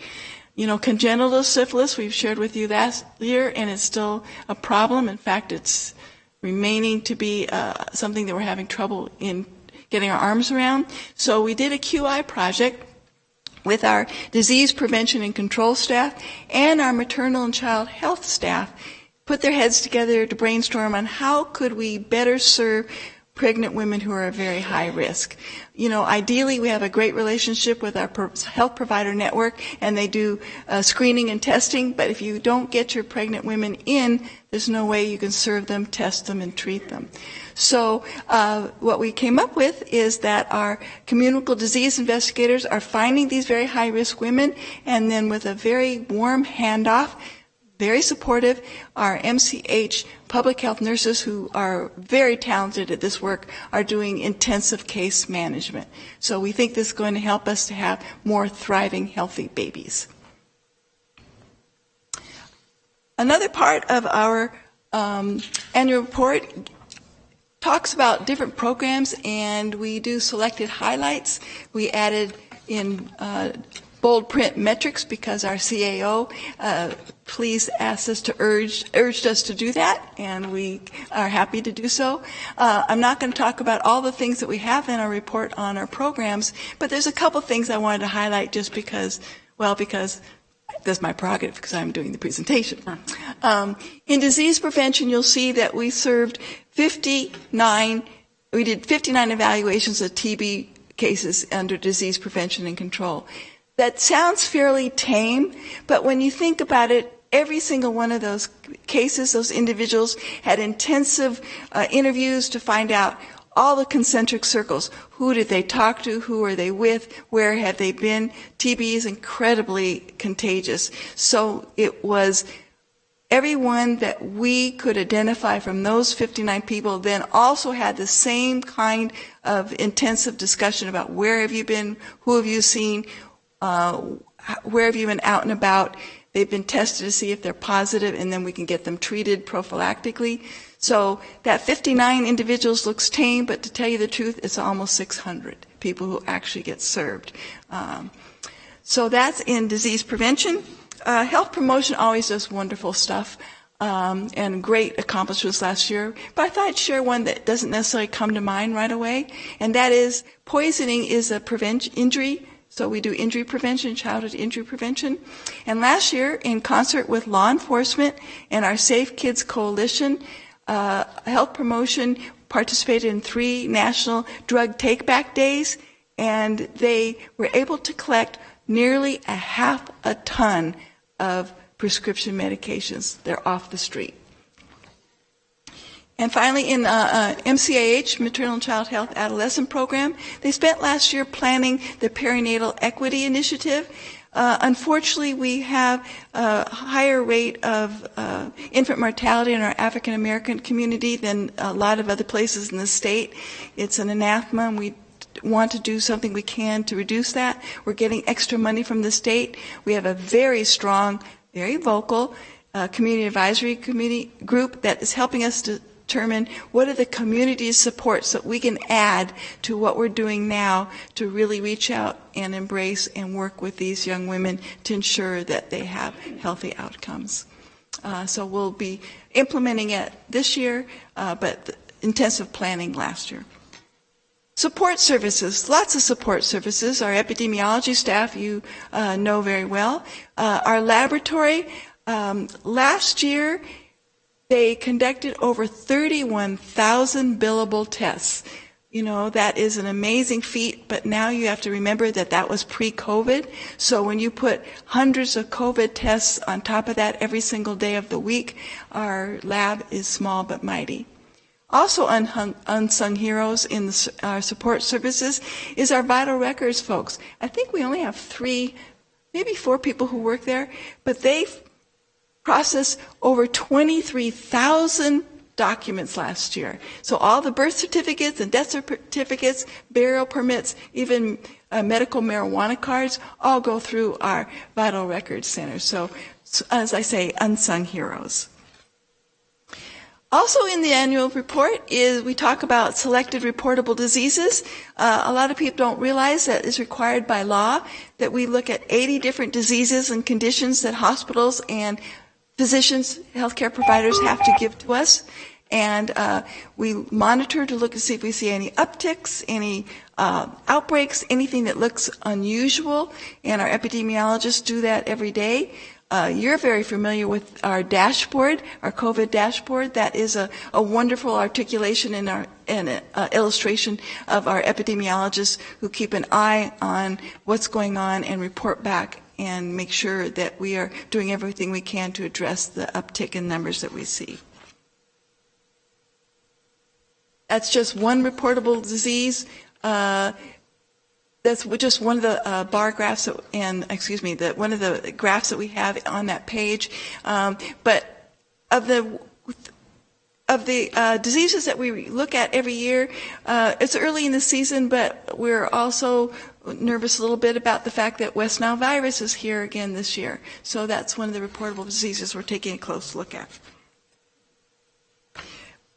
We also have a section in our annual report called Moving Forward, and that is not just reflecting and enjoying and being proud of the work that we've done in 2019, but to chew on and figure out how to address the things that we saw that were going to be coming our way in 2020. Remember, this is very early 2020 when I'm telling you this. So one of the things we're working on this year is electronic performance management system.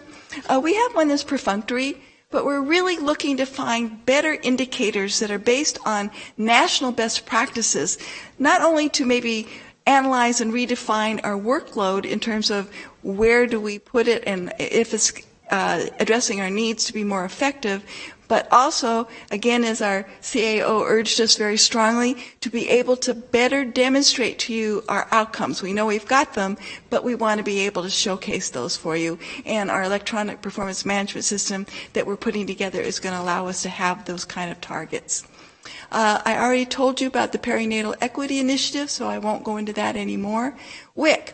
WIC served more than 14,000 clients last year, and I think many of you are probably familiar with the fact that they've always had paper vouchers, which is a real stigma when you go to the grocery store and you have to stand in line and pull out your vouchers and everybody behind you is rolling their eyes because you're taking time, and it's a big red flag saying there's a low-income person who's getting free food. So now the state has instituted debit cards. So our WIC clients, we worked all last year and the beginning of this year to institute that process, and now our WIC clients use plastic.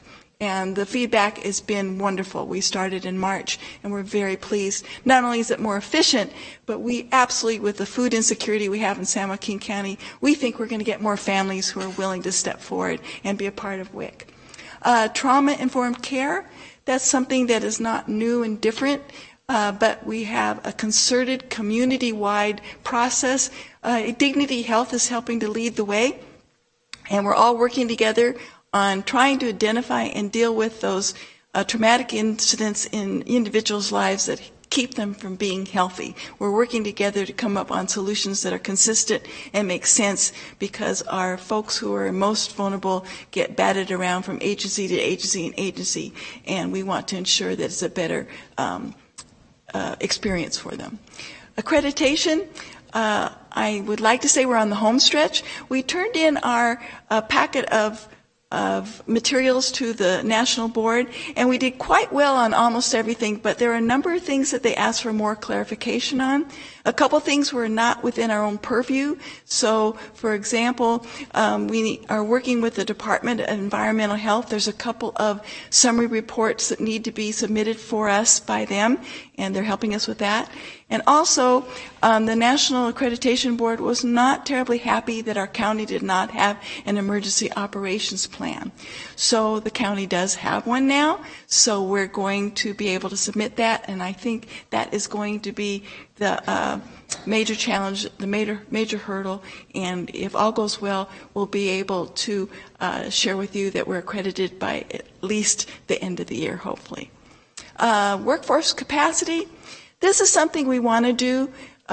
We want to just take a look and analyze The COVID responses really uncovered the fact that we are stretched very thin. We don't have a lot of capacity. We're only 230 or so people in our department doing all the business as usual, plus the core functions, plus trying to respond to outbreaks. So we want to take a look at our options. Maybe we want to readjust our levels of staffing, but we want to do it carefully and look at it in an efficient way. So that's going to be on our list of things to do this year. And then finally, we knew and we will be dealing with COVID for this year.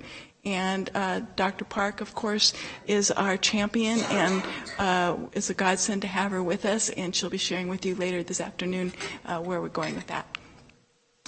I have this up here. It's a very boring slide, but I just wanted to remind you that in the annual report, there's all of our programs are listed with contact information, a little blurb on each one, but I can also give that to you electronically if you'd like to have that for your staff as a quick reminder. In fact, maybe we'll just do that anyway because it's just nice to have. We have 2 appendices to our annual report this year. We haven't done this in the past, but this is new. But it's not new. We have a very strong strategic plan, and every 6 months we do a progress report. But we've always kind of kept it internal, and it was kind of a litmus test for how we're doing. But we're now sharing it with the board. This is important for accreditation, but once again, it's also was something that our CAO, Monica, urged us to do to showcase where we are. But also, she was very adamant that you need to talk about assessing your performance and areas of improvement, which again we've always done informally, but now we're doing it for you formally, and it's part of that appendix.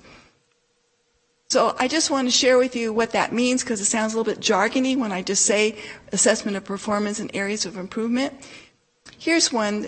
One of our objectives in our strategic plan is to develop and implement cross-program collaboration.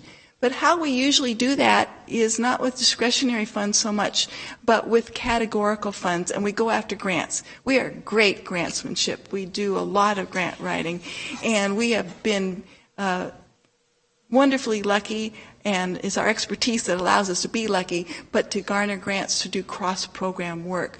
So we don't really need improvement, and I wanted to share with you one that we think where performance is good. And outcomes are excellent. For example, one of our programs, our childhood injury prevention project, is worried about suffocations of infants. And so they wrote a grant, and we're now having our MCH home visitors give portable cribs to low-income families so that the babies are not sleeping in bed with mom and dad or under a bunch of blankets so that they're safe. So it's a wonderful collaboration across programs that was grant funded.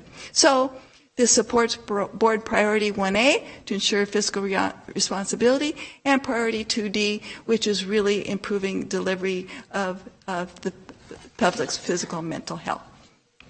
One more objective by 2022, that sounds like it's a million years away to me, we will design and implement a healthy retail initiative. We're doing this now, and the reason I brought this one up is, of course, health, but it's also one you might not consider health at first blush. We have a Refresh Healthy Retail Recognition Program that we're working with the little mom and pops in low-resource neighborhoods that don't have grocery stores. And we're helping them to see the value in offering healthy fruits and vegetables, and maybe put the junk food and the alcohol in the back row, not so much on the front row where all the kids in the neighborhood come through. And we've been doing quite a good job of helping them. But what we need to do in terms of improvement is we have to make sure that the residents shop there, because we have to provide those incentives for them to be able to make it economically feasible so they'll stay the course. And we are working on looking into discount coupons and helping with marketing and food demonstrations, whatever we can to shine a light on these wonderful little stores who are trying their best to do the right thing. And this, of course, is obesity prevention and healthy living, but it also supports Board Priority 4D, which is to promote economic development by encouraging and fostering innovation. We see this as very innovative for those little stores who don't necessarily get this kind of support otherwise. Lastly, just wanted to share one of the number of signs that was left on our doorsteps. It was very gratifying. And it really does showcase and reflect the fact that we're very grateful to be part of life in San Joaquin County. COVID has taken over our world in many respects, but business as usual for the health department goes on, and we do a great deal of good work. And we were pleased to be able to share it with you, and we would love for you to accept our annual plan from 2019. Thank you. Any questions for Barb? No questions. I just want to thank you for the report, and thank you, everybody in your department. You do a wonderful job for our community. Thank you. Thank you. Supervisor Wynn? Just a quick question. Could you define for me, since it was in the beginning of your presentation, health equity? Health equity is not necessarily making sure that everybody has equal access to services. We have folks who have had no access whatsoever. So if you give everybody a little bit, they're still way behind. So equity is really ensuring that they get extra boost to get to the point where everybody gets the same ability to be supported. Does that make sense? Well, yeah, but I'm not quite sure how that works because, I mean, obviously there's a lot of ways that people receive health care and services. Okay, one of the ways that it makes sense for us is that we take a look at where the burden of injury and disease is the worst case scenario, as often in our low resource communities, and we are doing what we can to pay attention to additional grants, additional services, additional transportation, additional home visiting supports, getting our CBOs to work together to help those communities that are far behind to catch up. Okay, so you're filling in the gaps. Is that what you're saying? Yes, that's a very good way to put it. Okay, thank you. Supervisor Elliott? Thank you, Chair. Thank you for that report. You mentioned accreditation and how we're closing in on it, but what will we be accredited for upon completion? In the same way that hospitals have always been accredited, it started about 10 years ago. Local health departments and state health departments convened to develop national standards so public health departments would also be accredited. And so we have a national accreditation board, and we have a process. We have standards and measures that are nationally promoted, and we are guided through a process to see how well we conform with those national standards. And then we're reviewed. We have a site visit, very much like the hospitals go through. And if we pass muster and we conform to the national standards in a way that they feel is appropriate, then we get accredited. We think at this point there's been about 300 health departments. I think there's about 20 health departments in California that have been accredited, plus our state health department. So it's a work in progress. Right now it's voluntary, but we assume that one of these days is going to be maybe like veterans points, but it may even be in terms of for like federal funding. If you're not accredited, you're not eligible. Great. Okay. Well, I certainly support your continued emphasis on that and the progress that you're making. I think all of those things just contribute to the reputation and the confidence that people have in our public health system, and if it will help us get greater access to grants in the future, that's even better. One of the things that we've all appreciated, and I've been in charge of the accreditation process, is a lot of the stuff that was informal is now formal. A lot of we've always done it, well, where does it say so? So we become much more formal in our processes and our policies and continuous quality improvement to see where can we enhance what we're doing every day. It's really given us a shot in the arm, but also major step forward in terms of accountability. Thank you. Thank you. Supervisor Patty, do you have any questions for Ms. Albertson? Thank you, Madam Chair. I'm without a question, which might be a surprise, but I'm impressed, pleased, and thankful that this is being done as efficiently and effectively as it is in San Joaquin County. Great job. I know that it's oftentimes a moving target, but you guys seem to have a very firm grasp on what needs to be done for our citizens. Thank you. I have a quick question. You know, we hear so much about in relationship to COVID. We know you've been doing it for many years with many other types of contagious diseases. The track and tracing. Can you talk a little bit about where our capacity is now, where we are in terms of ramping up for COVID track and tracing, what your sense is about how well we're prepared to maintain that level that's going to be needed? I know you're already doing it, so. Yeah, I'm going to pass the baton to Dr. Park to talk about that. But one of the things that, in fact, I talked to our program manager who's in charge of TB yesterday. Some of our TB work has suffered because our nurses and our community disease investigators have been pulled off to work on COVID. So we're holding our own, but it's not where we'd like to be. But Dr. Park can certainly get in the weeds in terms of telling you more about exactly where we are with capacity. Great. I'll talk to her about that next then. Thank you for this report. We appreciate it. Very good. Thank you very much. Okay. And I'm going to be looking for a motion and a second to accept and file this report. So move. Okay. Roll call vote, please.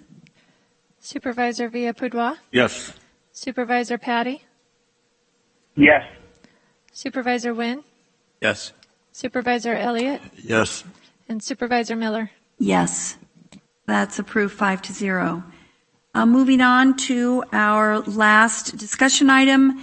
That's our regular update, discuss and receive for on the COVID-19 pandemic.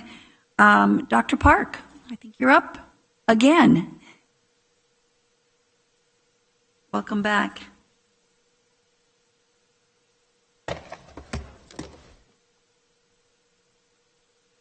Okay. Is my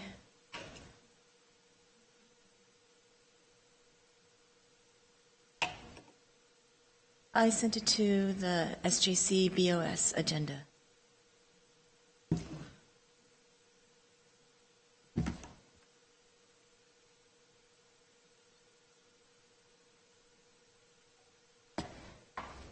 So thank you for having me. I think we're loading up a short presentation that I have. I was asked by Supervisor Patty to give a presentation about the findings of our contact tracing. So I'm very pleased that our epidemiologists were able to put together some data for us. And I'll be sharing that with you as soon as we can get that up.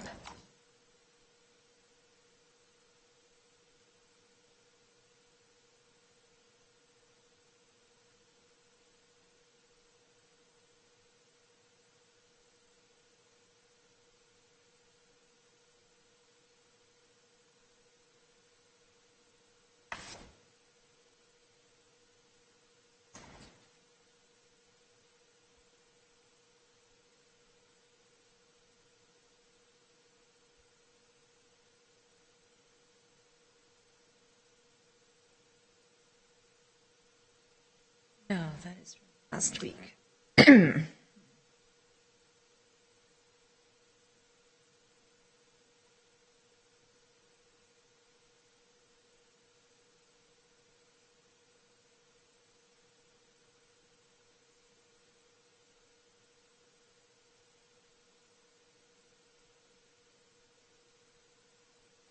I just have a partial version of it here.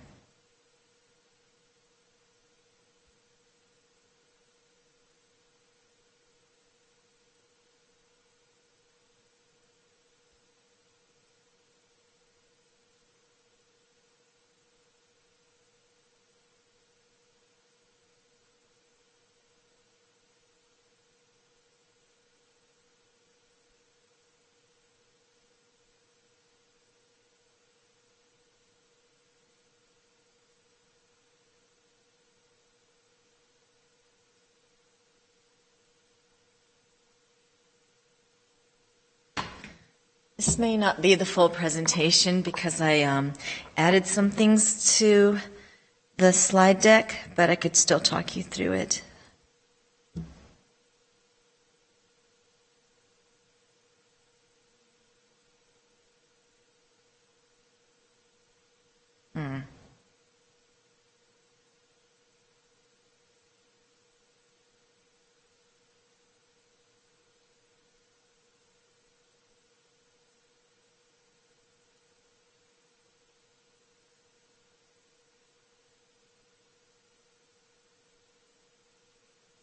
Michelle, do you want our IT expert in the back of the room to?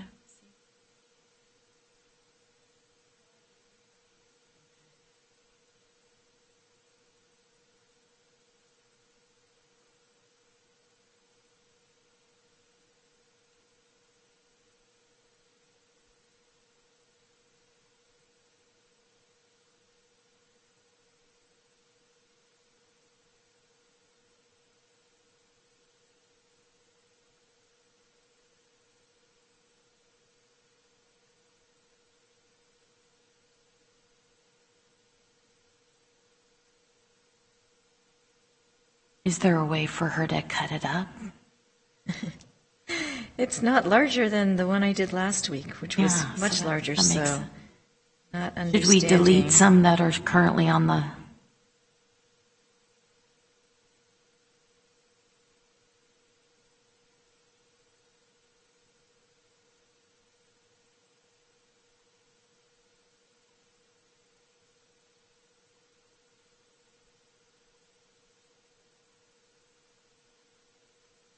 Want to just use your phone and do it verbally to us? Walk us through it, the information? Well, I have it here. I wish I had it visually for you to share, but I could share it with you via email and you could look at it later.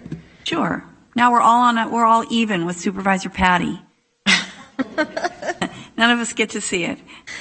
So, and you know, it's a lot of work done by my epidemiologist, so it's a shame that it's not going through. Looks I'm like not it's sure. just coming through now. Oh, okay. It was just Okay. very slow.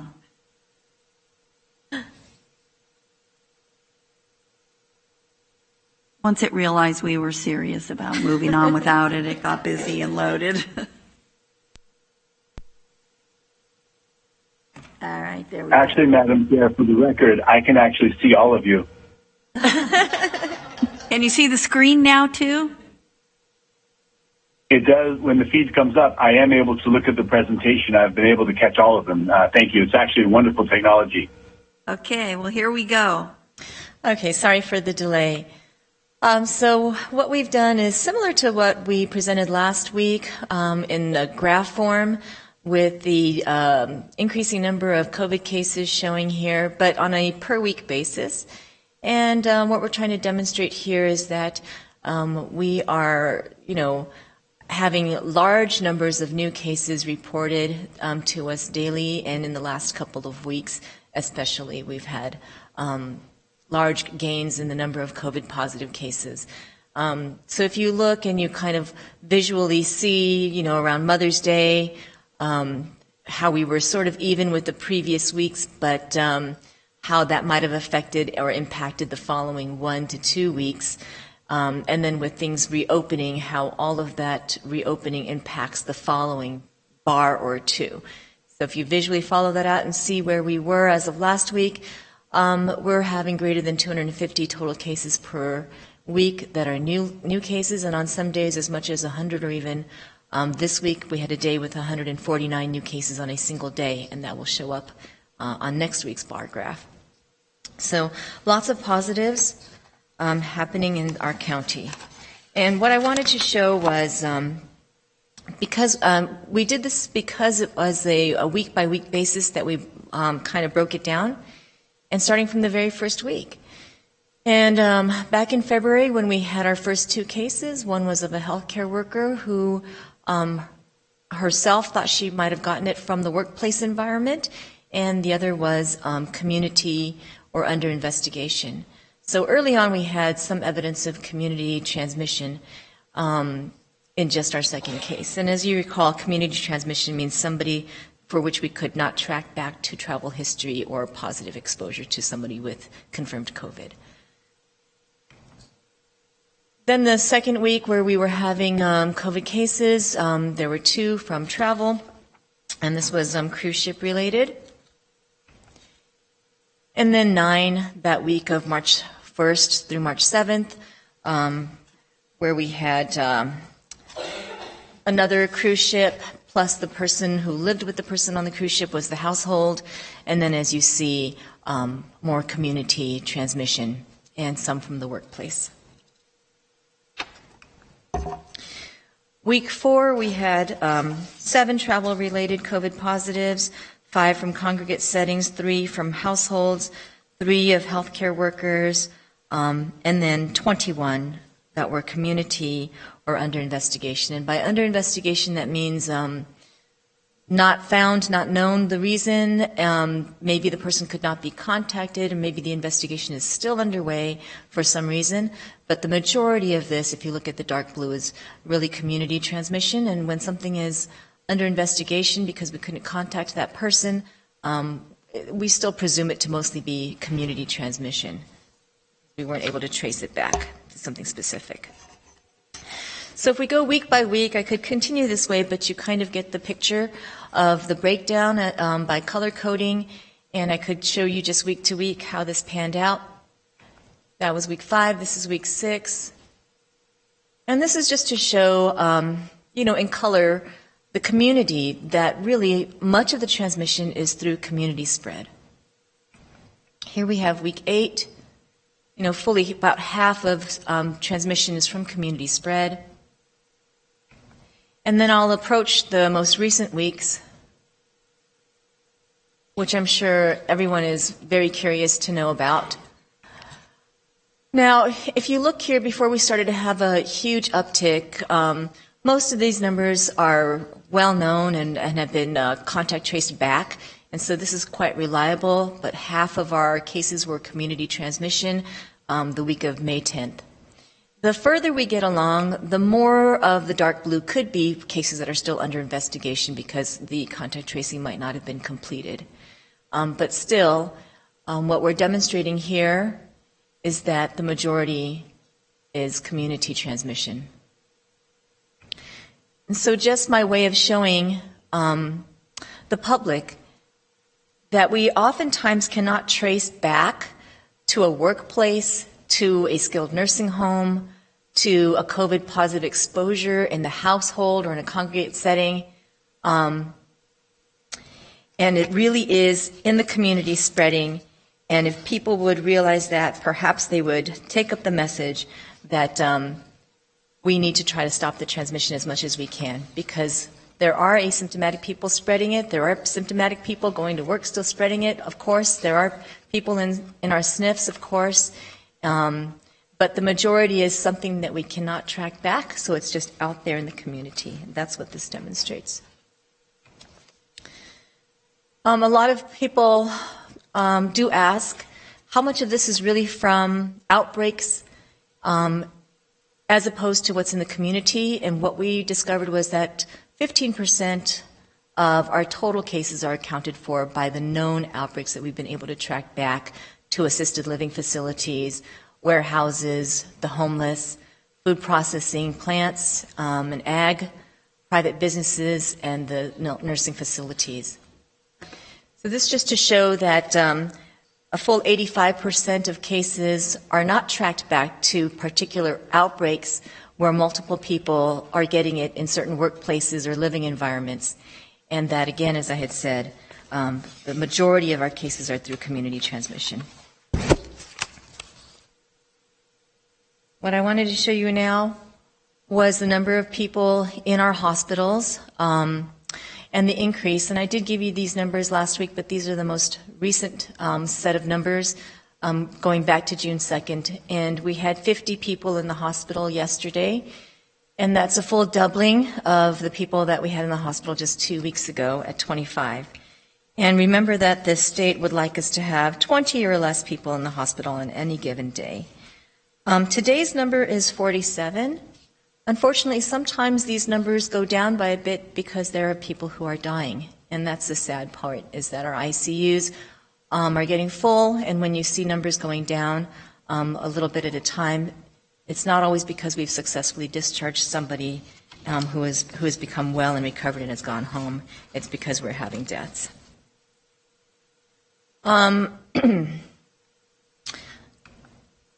This is the state's data as they are tracking us, and I've tried to put together what shows up every day since June 7th, which was the day we made it to the state's county data monitoring list. So we have been on the state's county data monitoring list for a full 10 days now. Other counties have gotten on the list and gotten off, such as Stanislaus and Sacramento about to get off. And here we are still 10 days on this list. And so this is what I was trying to say earlier when I came up to this desk, is that the data is still concerning. And when we compare ourselves to other counties, you see that for some reason or another, we remain on this list. And I wanted to point out for people who do look at this list on the website, for the governor's website, that there are counties just east of us in the Bay Area that have check marks all the way across. And so people question me as to why we're doing so poorly. You've got Stanislaus, Sacramento, north and south, but to the east. What's going on over there? They have check marks all across, but I will tell you that Bay Area counties that did not go through the attestation process do not have their numbers posted. So just to explain that there are areas bordering on ours, counties bordering on ours, that are doing worse or about the same as us, but you won't see their numbers, and we have a lot of travel and traffic back and forth to those areas.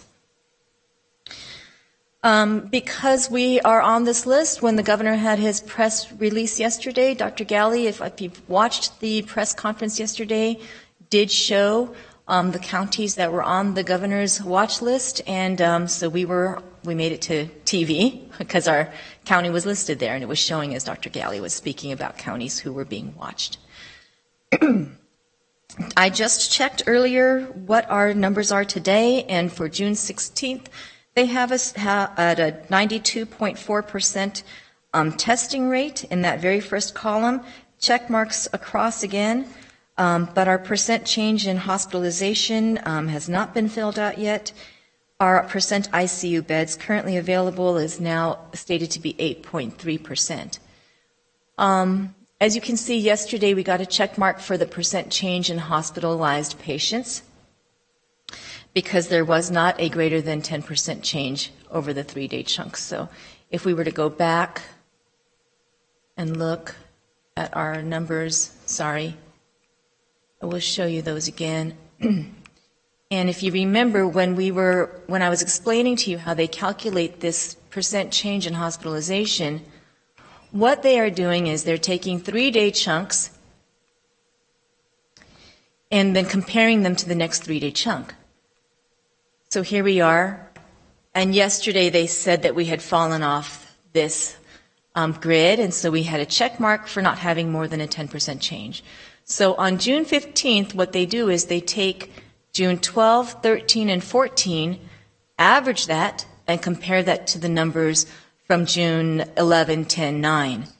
And so what it's saying is we haven't had a huge shift in the amount of COVID hospitalizations by percent change, which is encouraging. But at the same time, as I said, we have more people in our ICUs than ever before, and the fact that it's not decreasing is also concerning. I wish the number were to decrease. We remain stable at the number of hospitalizations, but as people get discharged, we seem to be admitting them right around the corner the next day. So that was just to show you again how that is, calculated, to remind you when you look at the numbers. We did fall off of that. I am going to be waiting to see where we're at today by this afternoon. Hopefully there's another check mark in that column for percent change in 3-day average. I'm feeling confident that we don't have too many new hospitalizations, that number is going to change significantly. The percent ICU beds is where we're still failing their metric, and we did query our hospitals, and we are looking at the numbers. And we do have an issue with our ICUs getting full. I want you to pay attention again to the case rate per 100,000. As I said last week, they're looking at any number more than 25 per 100,000 of case rate in a 14-day period, and a testing positivity, which they hope to be 8% or less. If you meet both problems where you have more than 25 and more than 8%, your numbers get posted and you no longer have a check mark. If your testing positivity is less than 8%, but your case rate is more than 25 per 100,000, you do get posted for having that number being more than 100 per 100,000. So I want to show you where we're at now. we're at 91.4 per 100,000. So my concern is that we may be able to fall off one box, the percent change in hospitalization, and then make it onto another box. We're about to hit the 100 per 100,000, and so I am imploring everybody to get tested, because to know our true positivity rate and to know our true case rate, we have to test even our asymptomatics and people who do not feel well in order to successfully isolate, quarantine, and get our numbers. But as we do test, and we test more, we are still having this high positivity rate. We're at 6.8 positivity rate if you look at that number there, so encroaching on the 8. So the rest of my slides are not here because I was only able to send the board the slides as my epidemiologist had given them to me. What I do have here in writing is that our current ICU census is 82, meaning we have 82 people hospitalized in our ICUs across our 7 area hospitals. 10 ICU beds are currently available. So there are some ICUs in amongst the 7 that have space, and then there are others that are quite full, have been full, and maybe now have a bed available. But it may be just a couple of beds or not that many at all. And so, as I had said earlier when I was talking about gyms and fitness centers, I have reached out to a couple of the hospitals that have the highest number of COVID cases at all times, and they are imploring me to really step on the brakes if I can, consider the doctors and the fatigue they're having. Their residents are suffering from some post-traumatic stress disorder as they see people succumb to this disease. And I'm trying to hear both sides of this issue, and it's very difficult. 20 out of the 82 people in our ICUs are in the ICUs because they have COVID. So that's a full 24% of our ICU beds being taken up by COVID. Of course, that means that the majority, 76% of our ICU beds, are being used by people who do not have COVID and are hospitalized for other reasons. The problem is that one COVID admit is a very complex admission, and when they're on ventilators, they're very, very difficult people to take care of. And what I'm told by our hospitals is that one COVID patient in the ICU almost is equal to taking care of 2 others. And so the feeling is that, yes, we want to reopen the county. Yes, we understand the economics of this. Yes, we don't want people to suffer financially. At the same time, every single new admit to an ICU is a huge burden to the system. It's not to say that, a couple can go and a couple can leave. Maybe 47 deaths, which is our death toll right now, is very minimal compared to our population size. It is the toll on our healthcare system, and we are at this time still able to surge in our hospital care systems, but preferring not to. So, and the reason for this is, although we might have the portable beds and we have the ventilators, we might not have the staff. So where are we going to get the nurses to take care of all the sick people? And what if somebody has trauma or a stroke or a heart attack and needs to be in the ICU? What is the quality of care they're going to get, and how is that going to be compromised by every additional ICU patient who needs to be taken care of for COVID? So this weighs greatly on my mind as I make the decisions that I make.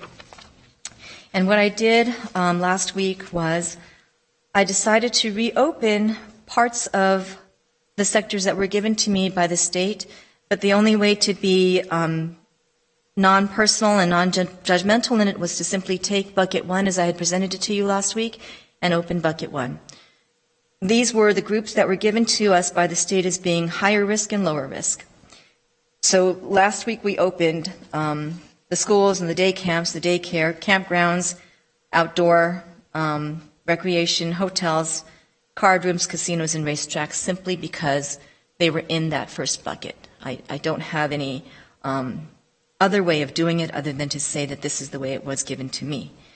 At this point, what remains are the 6 in the second bucket, which is film, TV, music production, professional sports with no audience, bars and wineries, gyms and fitness centers, zoos, museums, galleries, and aquariums, and family entertainment centers such as arcades and laser tag facilities. I am not at the moment wanting to reopen all of the 6 in the second bucket. I really feel that I need to take a pause here and do this in a staged approach, as I have said before. And I do believe that some of these sectors pose a higher risk than others. And what I wanted to show, sorry, I'm just inclined to hit the button, but you don't have this. So what I did wanted to show, and this is a list from the Johns Hopkins Roadmap to Reopening, and I have President Trump's also opening up America again. And I think I said this several weeks ago in a previous presentation to you, that there are various national experts coming up with ways to reopen the economy, and only a few have actually given specific sector advice as to what sectors would be higher risk than others. And what I wanted to show was the sectors, the way the 6 sectors remain. And gyms and fitness studios, according to Johns Hopkins and according to the President's Opening Up America Again, were at a lower risk, posed a lower risk to the public than bars. And so gyms and fitness centers were medium, according to Johns Hopkins, and were opened under Trump's plan in phase 1, whereas bars were considered high risk and were not opened in phase 1. This is what I wanted to show, because what I wanted to say was that I'm going to be looking at things kind of on an individual basis, because this bucket I feel is too large to open all at once, and so I had made the decision to open up gyms and fitness centers. I really hope to open up the rest. I know people are waiting. I know that there are bars and wineries that are ready to go and are looking at the guidance. And so some people might question the slow nature of this and why wait a few days? What does a few days matter? But a few days matters to our hospitals. And so what I'm hoping for is that as I look at the state's data, the way it shows up on the COVID-19 website every day, that we start to get filled in with check marks, and that the check marks we've earned stay there. And perhaps if our ICU bed numbers are still lower than the metric that the state wants us to meet, if that remains the only box that stays filled in, I will feel comfortable moving forward with opening more this Friday. But I'm not making any promises or any guarantees at this point, because I just don't know where it's going to go at this point. So I'm happy to answer any questions. Any questions for Dr. Park? Supervisor Elliott. Thank you, Chair. Yes, now, can't remember which setting this was in, but I remember you mentioning at one point in the past, maybe it was on a phone call somewhere or something, but that this metric here about the number of ICU beds that are being used and are available was based on the number that are staffed, not necessarily the physical number that could be available. Are we making any headway on adjusting the way of looking at that? I'm sure that our hospitals have access to on-call lists and staffing agencies, et cetera, where more help can be brought in if more ICU beds are needed. So, as you had said previously, of course, the hospital doesn't want to have extra staff standing around just in case another ICU bed needs to be used. But if that, in fact, then is causing us to be penalized, basically, by having then a lower number of ICU beds recorded than we actually have available, what are we doing on that? Are we making any headway with the way those are characterized and counted? It's been a while since I've had a conference call with the state. We have conference calls amongst ourselves, the health officers, but the state has not engaged with us, so we haven't had a chance to say that we're not happy with that metric. I can't change the way the state is measuring us and the metric they're choosing, but I know there was some pushback about that. I do use it mentally in my head. I do adjust for things in my head. So, as I said, we have 82 people in ICUs right now and 10 available ICU beds today. And that is my focus, is looking at our real raw numbers across the county.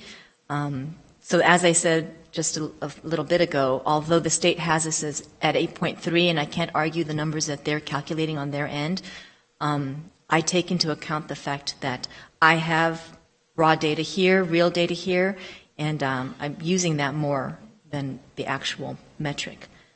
I wish that we would fall off that metric and get our check mark and get off the state's list, but as I make decisions, I'm not using that solely.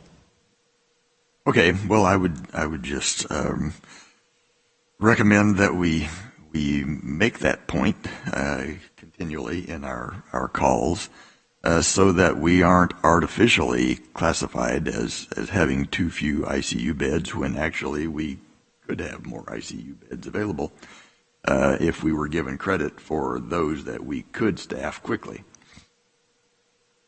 Another thing I had, this happened just as I was on my commute into the office this morning. I was listening to a radio program where a study was cited, and I believe they said it was a study that had been done by UC Berkeley on the effectiveness of these various measures that have been taken to try to decrease the number of cases, etc. And according to this study, they found that the precautions for social distancing, hygiene, that sort of thing, the common sense things that people would ordinarily do to prevent themselves from becoming sick, was overwhelmingly accounting for the effectiveness of the mitigation measures. And they found that the shutdowns that had taken place added only minimally, I think it was something like 5% to 95% of the reductions were due to these common sense measures, health measures. And the shutdowns were having very little effect. So it just seems that we should be focusing on the things that do the most good and getting our county back open in terms of the businesses and the activities. And I'm very happy to see that the gyms and fitness centers are going to be open now, because that's an important part of people's health, as we've discussed. But all of these things, and in the early part of our meeting today, we talked about the importance of taking care of our kids. Well, we need to let them do those activities that are important to their health as well. So I would just urge you to use every possible favorable interpretation that we can possibly use, and look at all of the data that's out there, not just some of the data. But if we've got these studies coming in that show that shutdowns are having a minimal effect, then my question is, why do them? Let's get things open back up so that we can get our economy going, improve people's state of mind, improve people's overall health from that sort of thing. And there is also a line of thought out there that part of the reasoning for increased numbers of positive cases is due to increased numbers of testings that are going on. If we test more, then logically we would probably find more positive cases. So I'd just like you to think about all of those things and urge you to open up the county, open up our businesses, open up our activities to the greatest degree that we can. Thank you, Supervisor Elliott. So I'm not sure I'm aware of the study you referred to.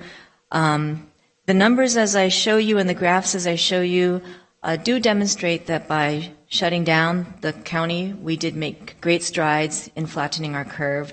And you can see that when we reopened, we suddenly took off. And that's not to say that that wasn't expected, and taking off in numbers is not the worst thing in the world, as we know that we knew it would happen. But at some point I have to say this was 2 months of everyone staying at home and doing their best to flatten the curve, and we did it. But to then go back and to let all of that be a loss and to just open up everything and say we're done because we're tired would also be irresponsible of me. So I understand social distancing studies might show that that's even more imperative than the actual lockdown. But by locking down, as you say, or shutting down, we did actually really mitigate the spread of the virus. I do believe that. Now, as Governor Newsom said yesterday, despite the fact that we flattened our curve and we mitigated the spread, and we know that reopening the economy has led to increased cases, we have to continue. There's no way to actually go back, I think, and not reopen the county. So I understand that there are just a few stages left, and we need to get through them to be fully reopened. However, my feeling is that it needs to be bit by bit as I carefully watch the numbers. But you're correct. The distancing is very important, the physical distancing, the masking, people paying attention to the rules that they had been paying attention to 2 months ago, but they're now relaxing on. We need them to get back on top of that. People are letting down their guard, and I see it all the time. They're having parties, they're having get-togethers, they're meeting each other for social events, and what we're trying to do is create this messaging that says, please, don't do it. This is the reason that we're tracking it back. We're tracking our cases back to community transmission.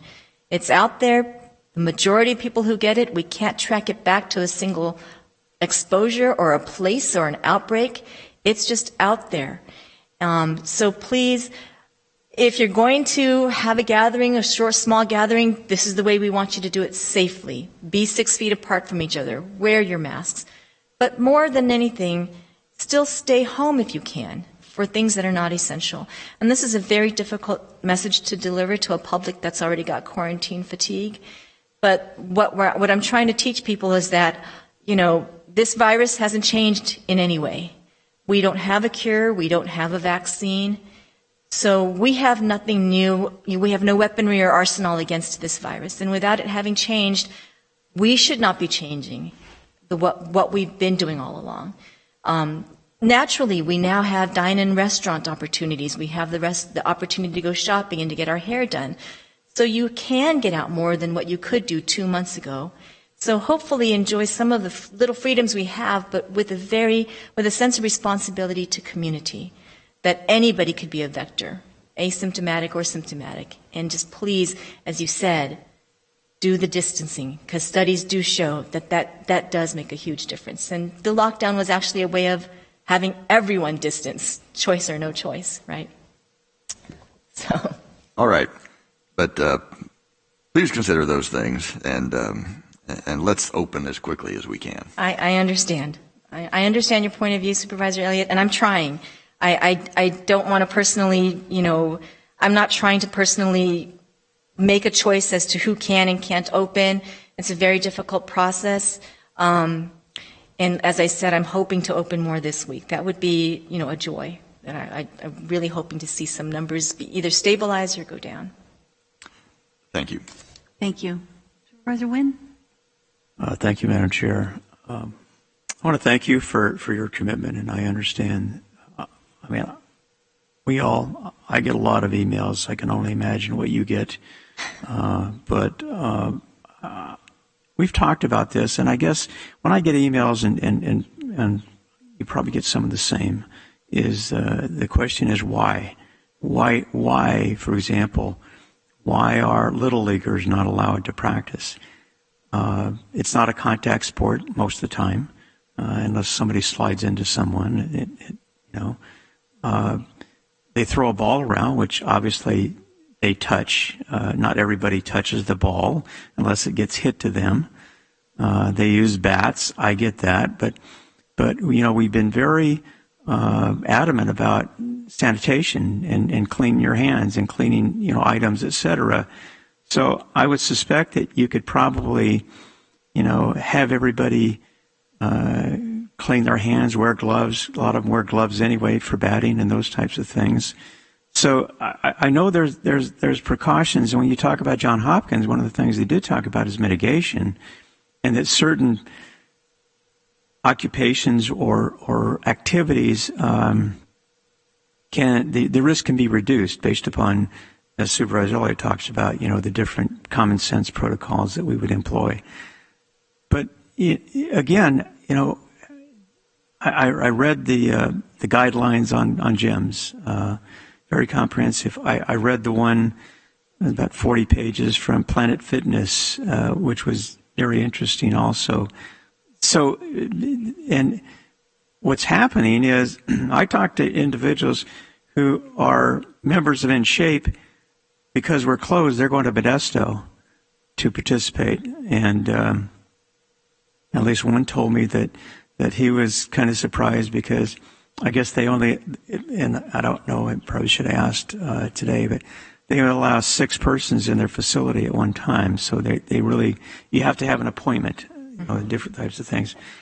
So they've, gone overboard, and as they mentioned today, they're working very hard to protect their employees and certainly customers.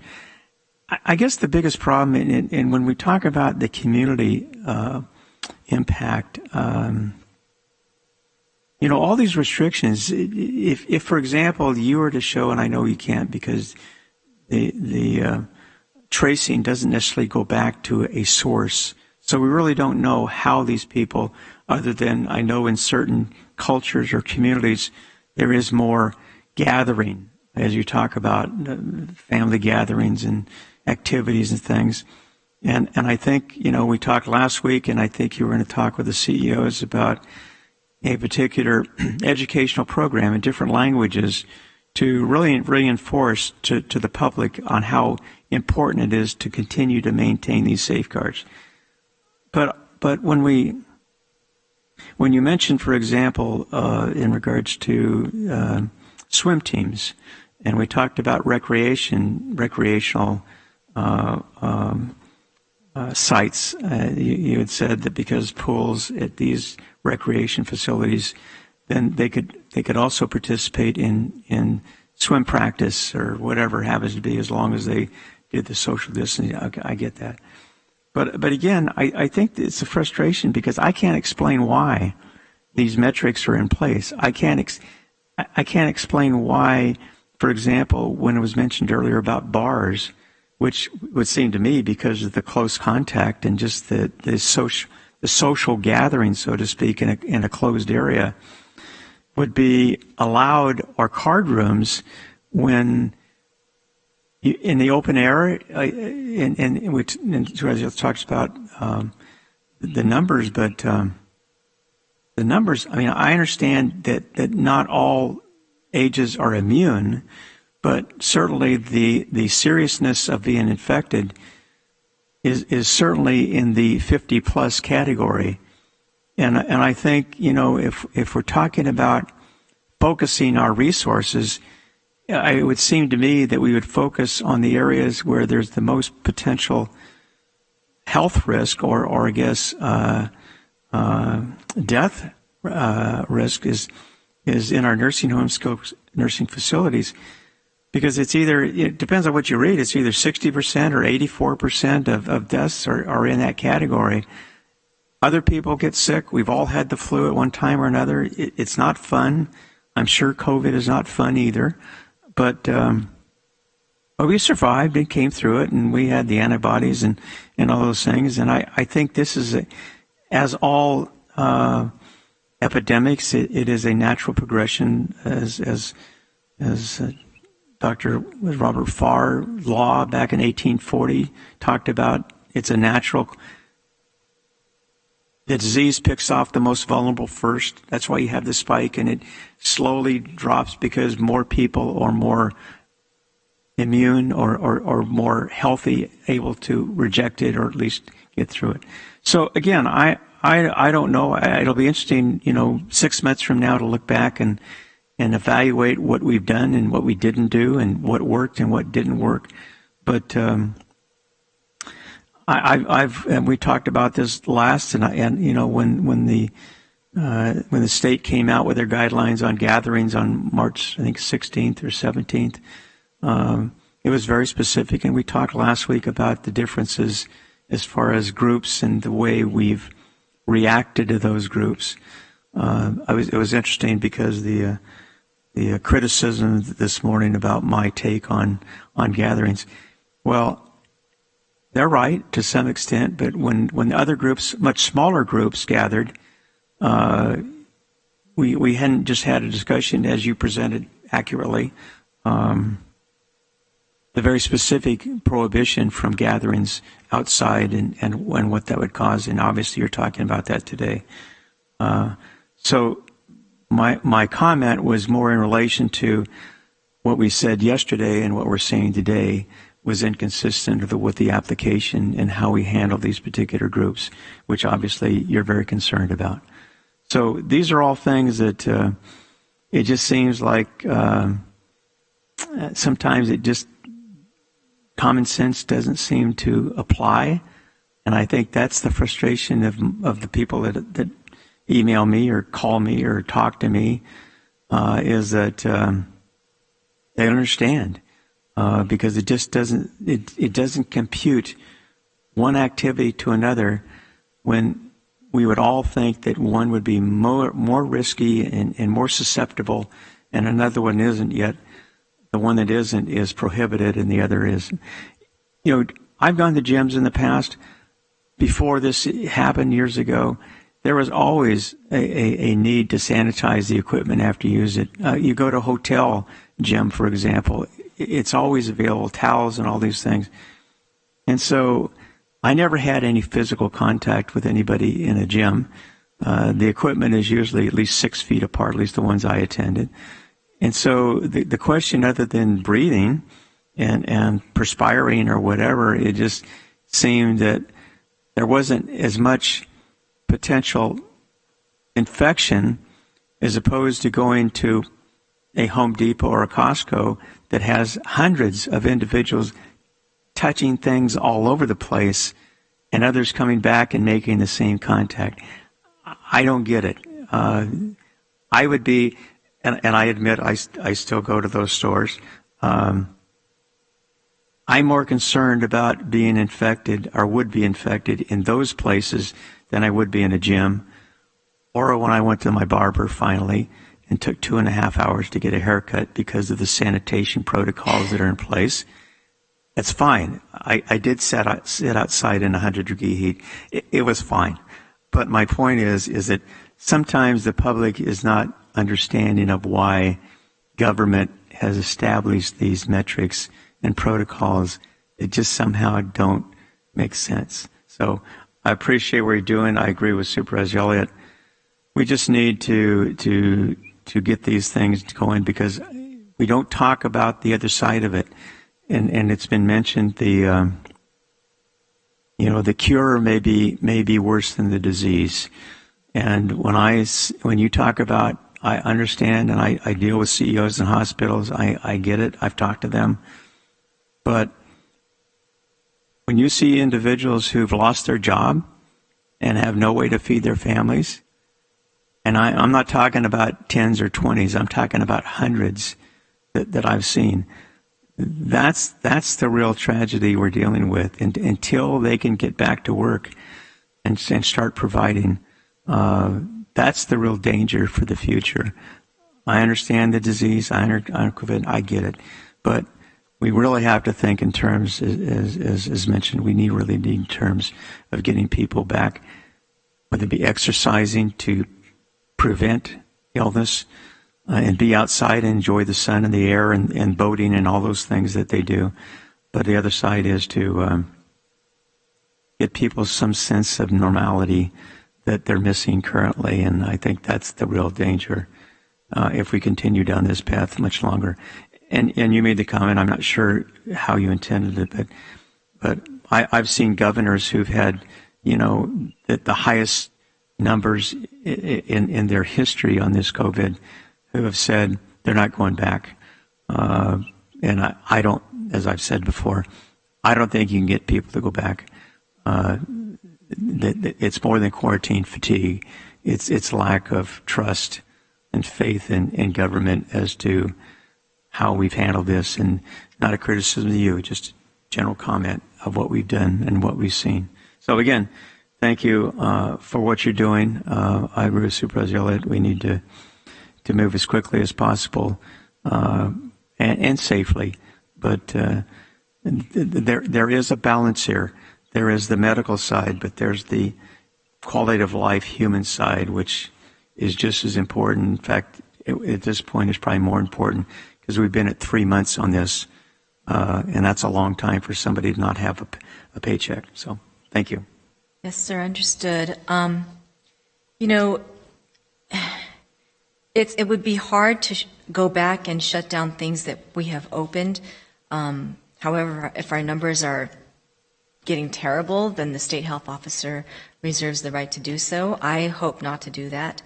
And it does seem unfair when certain sectors who are not to blame for the rise, such as movie theaters that have been closed all this time, I couldn't possibly blame them for rising case numbers, yet they have to suffer the fact that they remain closed.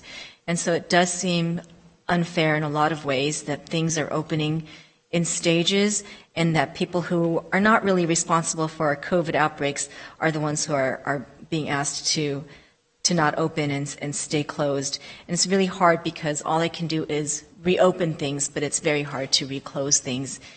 So the arbitrary nature, the way things now seem arbitrary, it's arguable and it's hard to say, but what I wanted to explain to you, Supervisor Wynn, is that, yes, I have no say as to why Little League is not allowed by the state, why we're bars and wineries in bucket 2 and not in bucket 1. But although I have no say in that, I can tell you where the state is coming from, and maybe you could use that to explain to the families who email you. When it comes to basketball, baseball, football, soccer, the state considers that to be the mixing of various households. And so that is the issue, is that you can go to Home Depot, Costco, Walmart, and you always could, even with the shutdown, because they were considered essential, but you're only supposed to go with your household, and you're supposed to stay 6 feet away from the next household. You could go to a restaurant, you could go get your hair done, and you're supposed to still stay 6 feet away from everybody else. But when you have those sports going on, it's considered a gathering, and at this time, the state's saying we're still not having gatherings or mixing of households. Of course, you see all over social media, Facebook, people posting pictures of themselves having gatherings. So there's a lot of confusion because people think, okay, we're having parties, we're having graduation ceremonies, we're out there having these gatherings, so why can't we gather our kids together? But the people who are having those gatherings are doing that in violation of the state and county orders. And not through any fault of their own. There's just a lot of confusion. But that's the answer that the state would give you. It's not my answer. But the reason why that guidance has not been released yet. When it comes to why are bars and wineries and gyms in bucket 2, and yet card rooms and casinos, it seems very unfair, we're in bucket 1. The state's answer to that was that they're looking at risk based on mixing. They think that once you sit down in a card room, you're going to sit there, and you're not going to move. And so since you don't move, your cohort of people who are going to be infected around you are small, and the circumference, the sphere of people you're going to affect is small compared to when you go to a bar or you go to a gym and there's mixing. So they graded that based on the way people mix in these environments. It's not my doing or my explanation, but I'm just letting you know what the explanation is from the state. So I understand everything you've said, and since you asked particular specific questions that I was able to answer, that is how the state is answering to that. I appreciate that. One thing that we haven't talked about, and I asked last week, have we considered, I talked about having our county employees be able to be tested? I mean, I'm sure most of them would be at least curious, because we talk about going to work and then bringing it home. Have we even talked about the possibility of allowing our employees to go get tested at the 2 sites that are available? So I believe your request, or one of our board members' requests last week, was about bringing it to the work site. And so HR took it up a notch to bring it to the work site, not necessarily go to, because they could always do that, and they've been eligible to be able to do that from, from the time the Lodi site started to the time that San Joaquin General was gracious to open the very first site there in their clinic parking lot. But we're looking at various vendors to bring it to the various work sites and see what the availability is. But also, before taking on, possibly as we're seeing within those 2 test sites, we're not necessarily meeting those numbers. I know we weren't previously. I have not. Are we still really low? Oh, it's definitely gone up. So definitely gone up in both of those sites. But before we brought folks to our various work sites, we wanted to make sure that there was interest among our employee populations, because, of course, often what is modeled within our community is very much modeled among its largest employer, who is San Joaquin County. So I would hate for us to bring these various vendors at no cost to our employees, and then we don't have a good showing. So it might take place, Supervisor Elliott, but we will want to make sure that either it's by appointment, that we know the availability, that's truly the desire of our employees who work at that given site. So I just spoke to HR about it yesterday, and I know they're doing some additional work on it. So once it becomes available and we know we have the interest among our employee population, we will make sure that it is made available. But if we see that there's a low desire among our employee population, just through a real easy survey is probably how we'll initially test those waters. We won't bring that vendor to the work site, but we'll take it to a site where we know there is definitely interest in the employee population. So we're trying to get some data in order to bring, to materialize on those suggestions from this board. So we haven't forgotten, and we do plan to take it up a notch. Well, I appreciate that. If that were the case, because I was just talking about, allowing our employees obviously on county time to go to one of the sites and get tested. I mean, I know they can do that, but right. Certainly if they were working from home in the past. But, the concern has been our numbers. We haven't had the numbers to meet our goal. If we're going to bring it here or to one of our other facilities, but certainly if we were bringing it here, I would open it up to the city of Stockton for their employees. And I mean, who knows where, because why not? I mean, how many people do we have working downtown?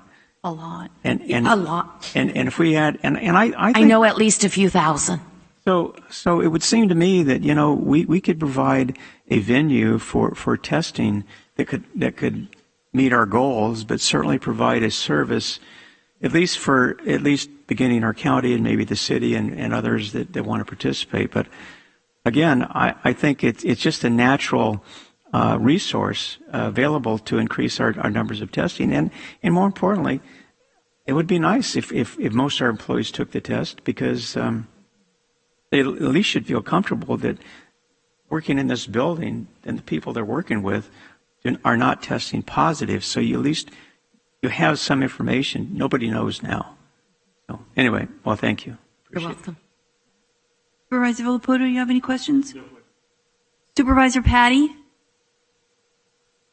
Yes, Madam Chair, thank you. I did want to take a little bit of a deeper dive with Dr. Park in bucket 2, the 6 sectors. And I think the problem, as you heard this morning, some of the people in the with the gym, and they were rehiring and they thought they had a green light to go. There's a lot of uncertainty, and when you're a shop owner, when you're an employee and you think you're going to go back to work and it's just taken away from you or it's suspended, there's a lot of increased stress, apprehension, uncertainty, and a loss of hope, as I'm certain you can imagine. That said, could we take a review on bucket 2 and maybe let us know where you're going? You said that obviously great news that we're moving forward with gyms by tomorrow, and I've gotten a lot of messages to this effect already. People are celebrating it, and I appreciate that you're able to do that. Where are you on the other 5 portions of bucket 2, please? So thank you, Supervisor Patty. Yes, the rest of bucket 2, which could have been made effective as soon as June 12th. There are film, TV, music production, pro sports with no audience, bars and wineries, zoos, museums, galleries, and aquariums, and family entertainment centers. Those remain closed. And on top of that, the governor released new guidance Friday, which would allow also personal care services such as nail salons, cosmetology, skin salons, massage and tattoo parlors to reopen. So I've got the rest of bucket 2, and then I've got the personal services to look at. And, you know, I understand that businesses would like to know ahead of time so that they can plan. You know, unfortunately, some got the impression that I was opening them when I had not made that promise. And so, you know, I do understand the timing is so important. I can tell you that at this point, there is a lot of demand from the bars and the wineries, and I'm looking at them. They're considered to be higher risk, as I said, because of the movement within the facilities. But out of bucket 2, that would be my inclination, would be to open that next. But if things are really looking great, I would love to open all of it, including the nail salons and the personal salons at the same time. But, you know, it just truly depends the way the numbers are going to pan out the rest of this week. I will be in touch with the hospitals again on Thursday and looking at their numbers and looking to see what our comfort zone is. So, and looking at the graphs that you've shared, and thanks for touching base on that, and I have a follow-up question on the bars and wineries, but looking at the graphs you're sharing, and as you mentioned, you want to kind of look at how things are going this week. I mean, we're not seeing spikes of 20 to 50 to 80. We're looking at 1s and 2s and 3s. Is that correct? And that's really, you're measuring just the couple numbers. And are you anticipating, or have you seen in the last 10 days anything increasing by 5s and 10s and 15s? Supervisor Patty, you know, of course we're looking at numbers in the hundreds when we're looking at case counts, but hospital admissions, you're right, we're looking in the 5s and the 10s. Speaking with the Chief Medical Officer of St. Joseph's this morning, they had 4 new COVID admits just in the last 12 hours before I spoke with him this morning. That doesn't sound like a lot, I understand, but to their ICU, it's a huge impact. And so, yes, I am looking at numbers as small as 5s and 10s, but it does matter. And so, you know, therefore, the process behind that is, it's a difficult one, but as I said, we have a total of 10 available ICU beds right now. So that is what I'm looking at, is how are our ICUs filling up? Right. And to Supervisor Elliott's point, could we have more than 10 within the next 24 hours, and we can actually have 20 ICU beds if they were properly staffed? Since we're now increasing in numbers, I mean, if we went back 30 days, I'm certain we had more than 10 available. So to Supervisor Elliott's point, are we able to qualify that we have more than 10 within the next 24 hours to kind of ease that concern that you? Yeah, well, certainly, as Mr. Birch from EMS has shown us in the past, there's a lot of capacity for surge. We do have the capacity for surge, but in speaking with the hospitals, we don't have the staffing to accommodate a huge surge, so they would prefer not to go into the surge mode. Well, but if we're in a catch-22 then, if we're in that very precarious 10 open beds, and I understand that. I mean, these are viable concerns. But if we want to maybe get an extra 10 more beds online, ICU beds, would that in fact, so it's a question for you, would that in fact alleviate your concern and take us out of the state watch? That's a good question. To me, it would get us maybe off of the state's watch list to say that we have more beds available, but it's not comforting for me to know that there's literally more people in our ICUs. Because each person who gets an event is unlikely to make it off. And so, and each life to me is such a loss whenever the number goes up on our death toll. It's very, very concerning, even if I don't know that person personally. For me to go from 45 to 46 to 47, every day I pray that I don't see the number go up again, and then it goes up again. And it's heartbreaking. So yeah, on a state level, as far as being watched, perhaps to say that we have more beds to get us off the list would be nice. But at the same time, to know that we still have more people in the hospitals, the number itself speaks for itself. So at 50 now in hospitals, that's a lot of people who are critically ill. Understood.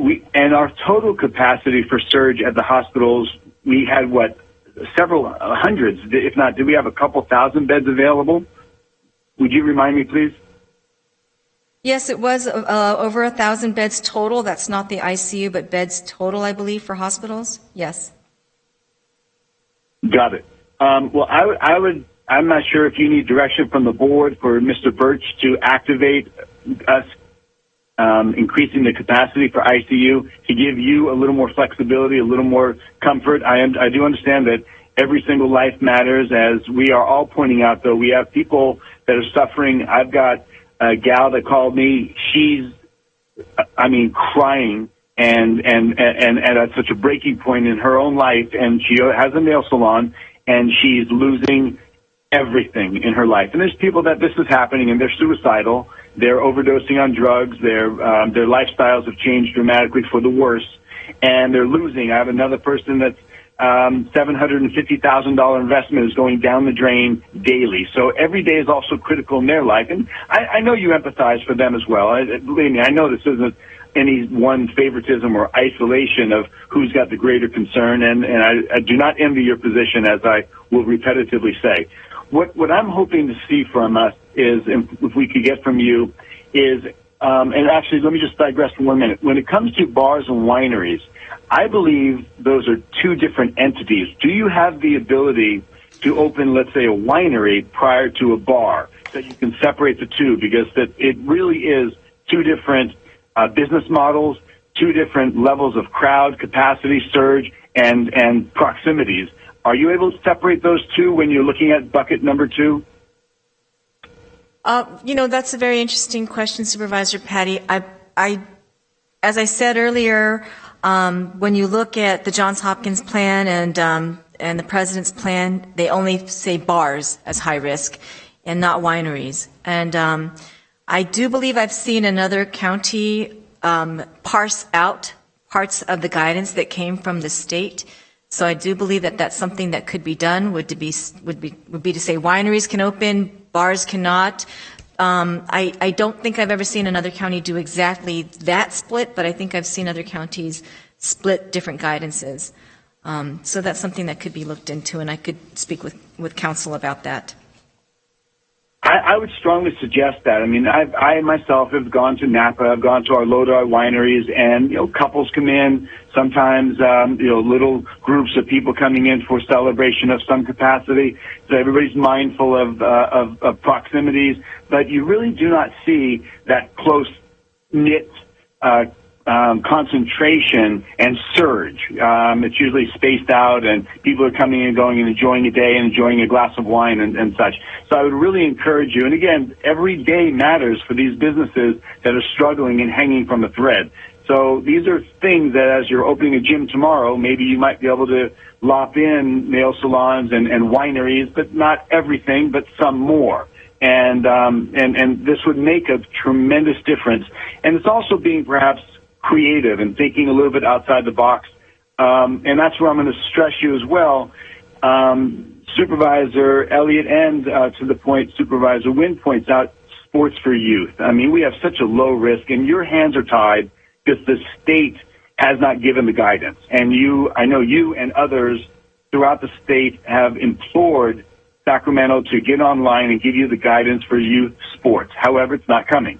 Now, we do allow sports camps, day camps.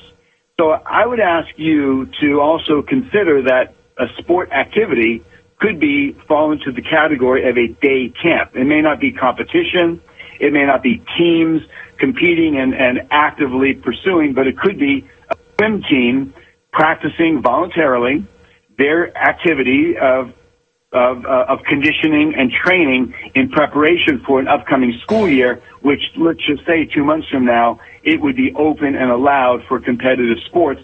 But let's utilize the parameters that if we're allowing day camps, then would you be agreeable to a day camp including sport activity? So that's also not up to me, Supervisor Patty. The state made it very clear that a day camp, that the day camp guidance cannot be used to allow sports camps. And this question was addressed on multiple calls with the state, and then they did put it in writing, that you cannot operate, for example, a baseball camp or a soccer camp, calling it a day camp. They are asking you to wait on the youth's sport-specific guidance. And we do have that in writing from the state that it cannot be allowed that way. If you read the day camp guidance, the guidance says to separate kids by 6 feet. They can run and play outside, but no sports are allowed even there. So unfortunately, it can't be used that way, although I know some people are trying to.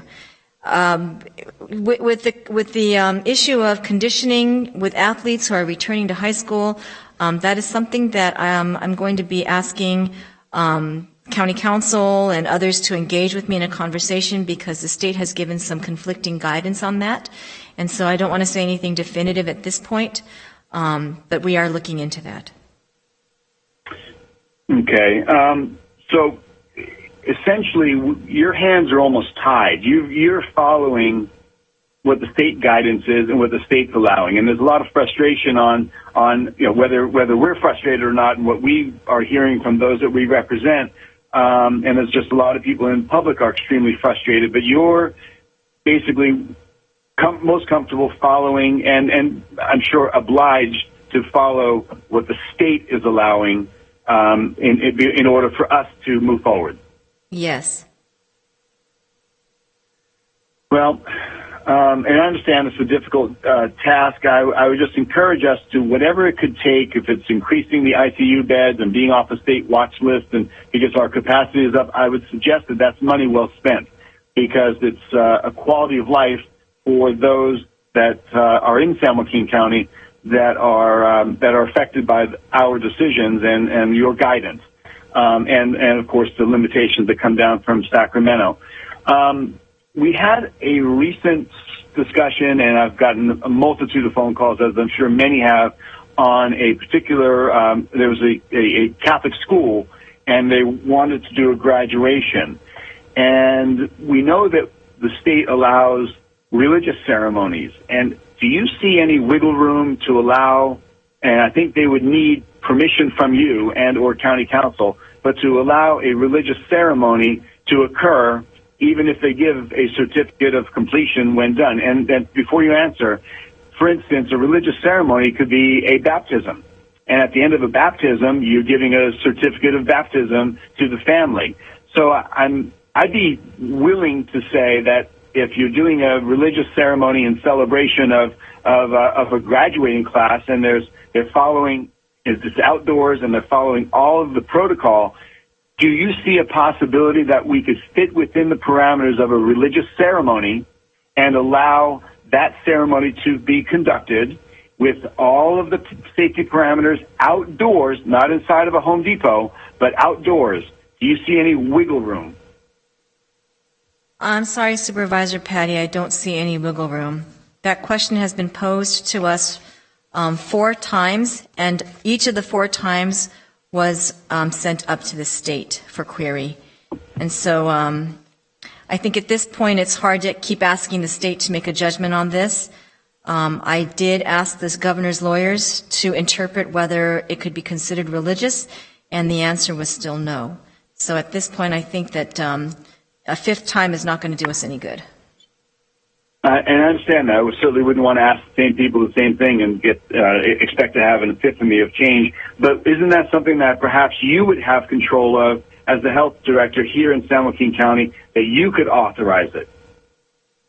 No, sir. The state rule is no graduation ceremonies allowed, and I'm going to follow the state rule. That is the way I operate. I follow what the state has given me. Because that is the only way I can fall back on any of the decisions that I make, because I don't want to be doing individualized decisions.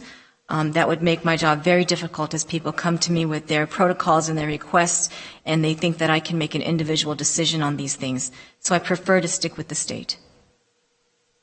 Okay, I understand. Lastly, a couple more things I'll touch base on. I did send over an email to you in the last, I think probably once last week and the week before.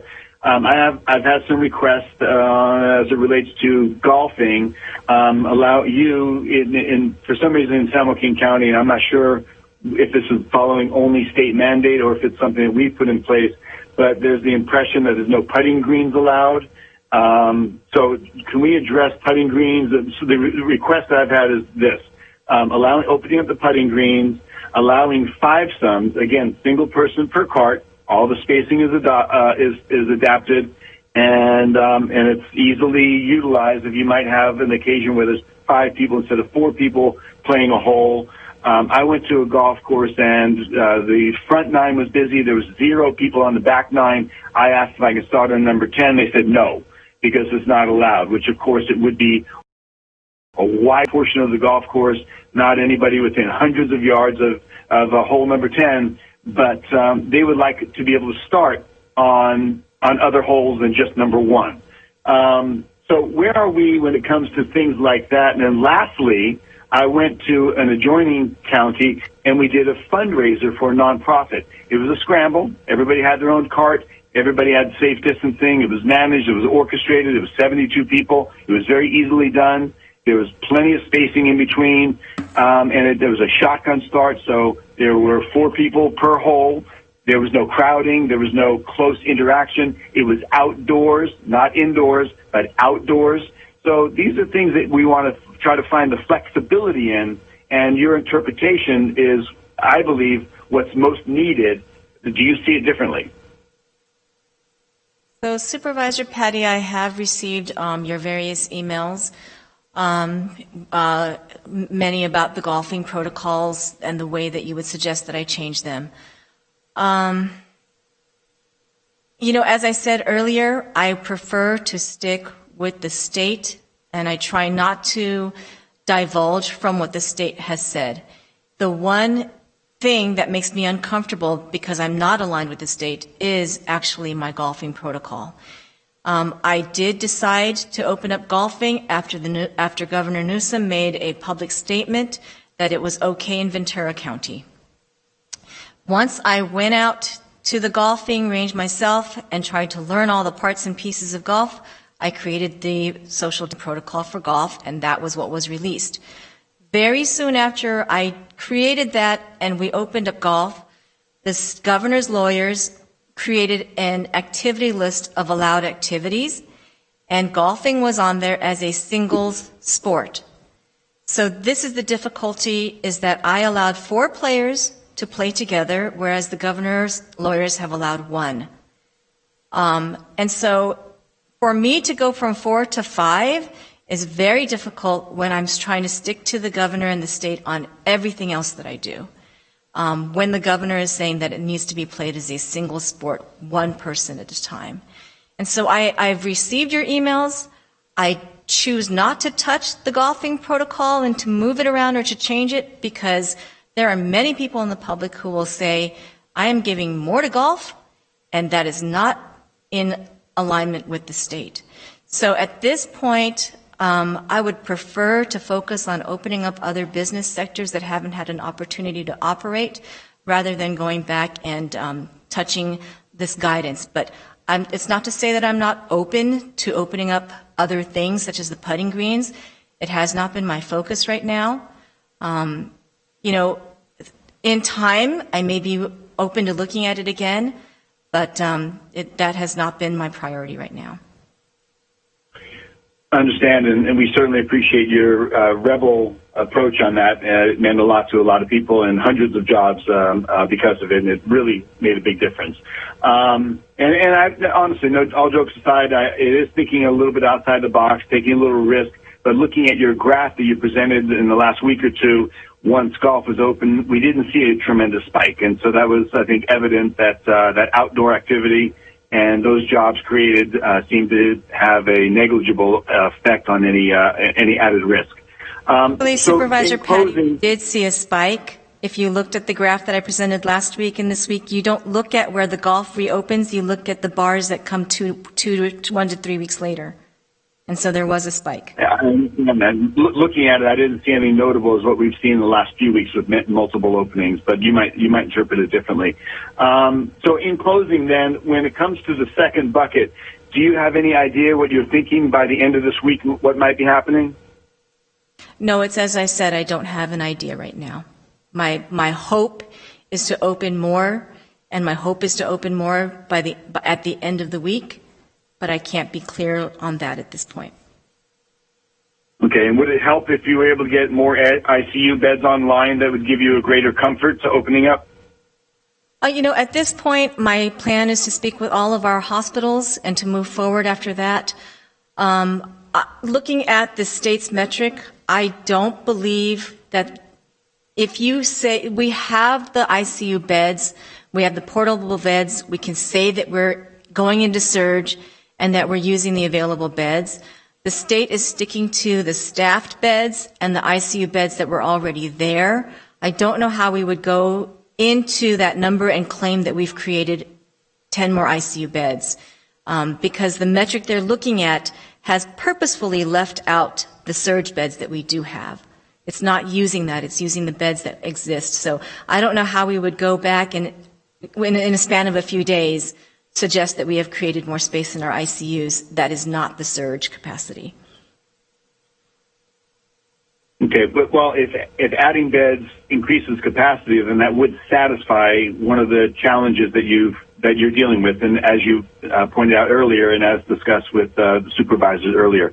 Dr. Park, I appreciate your time. I know that I'm being done remotely, and I had quite a few questions, but thanks for taking a dive into these issues, and everybody that has been contacting me, they just keep asking for what else you can do, and everybody gets more desperate as time goes on. So thank you for the consideration and opening up what you can, when you can, and as soon as you can.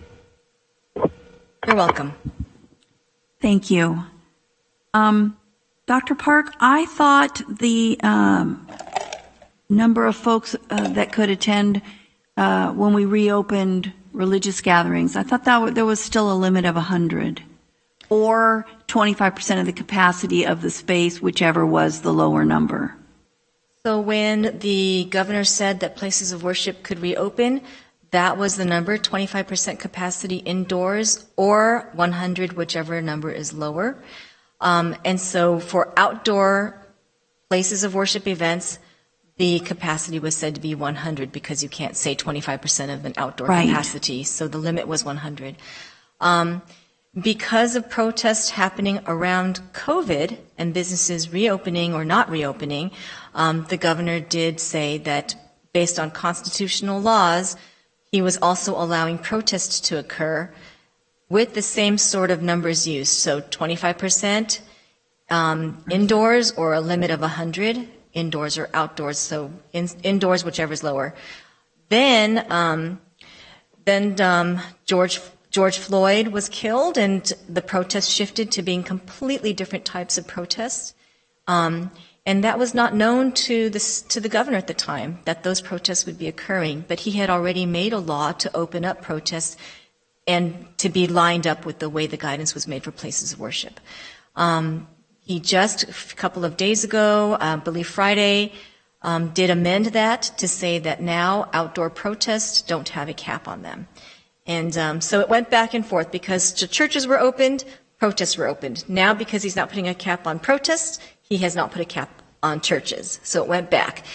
So protests can occur without a cap outdoors, and because that was given to protests, the same was given to churches. Places of worship can have outdoor events with no cap on attendance. But those are considered to be constitutionally protected activities, and those are the only two types of outdoor activities that are being allowed right now, and the only gatherings that are allowed right now. Okay, great. Thank you. Thank you for all of your thoughtful presentations. I know this is really difficult. It's only been how long since we opened golf? 3 months. But it feels like 2 years. Yeah. It was 3 months ago that we opened up golf? I believe so. Yeah, it was only about a month. I think it was more like 3 weeks. About 3 weeks. Yeah, it hasn't been that long. I believe it was maybe March, maybe towards the end of March, so two and a half months. COVID. March is. When you're talking about COVID, we're talking about golf. Yeah, I'm talking about when we reopened up our golf courses, because we closed them down in March. Right. I'm sorry, it was the week of April 19th, according to my epidemiologist. Okay, April 19th, so. Almost at 2 months. Yeah. Doesn't seem like that long ago. But anyways, at the time, what we hear whenever we reopen is we're willing to abide by any rules. We'll wear masks. We'll do everything. Just let us get back out there. And now that they've been back out there, now it's, well, we need the putting greens open again. We need to be able to have, we already have 4 times as many people as the state allows. So it's just human nature. I'm not trying to point a finger at golfers. It's just human nature. Once we get back a little bit of normalcy, we want more. And I totally appreciate that. It concerns me, though, that when I go out, I'm seeing fewer people wearing masks in grocery stores. I'm seeing fewer people wearing gloves or covering their hands before they open cases and things like that in grocery store. I'm seeing moms let their children handle things in grocery stores.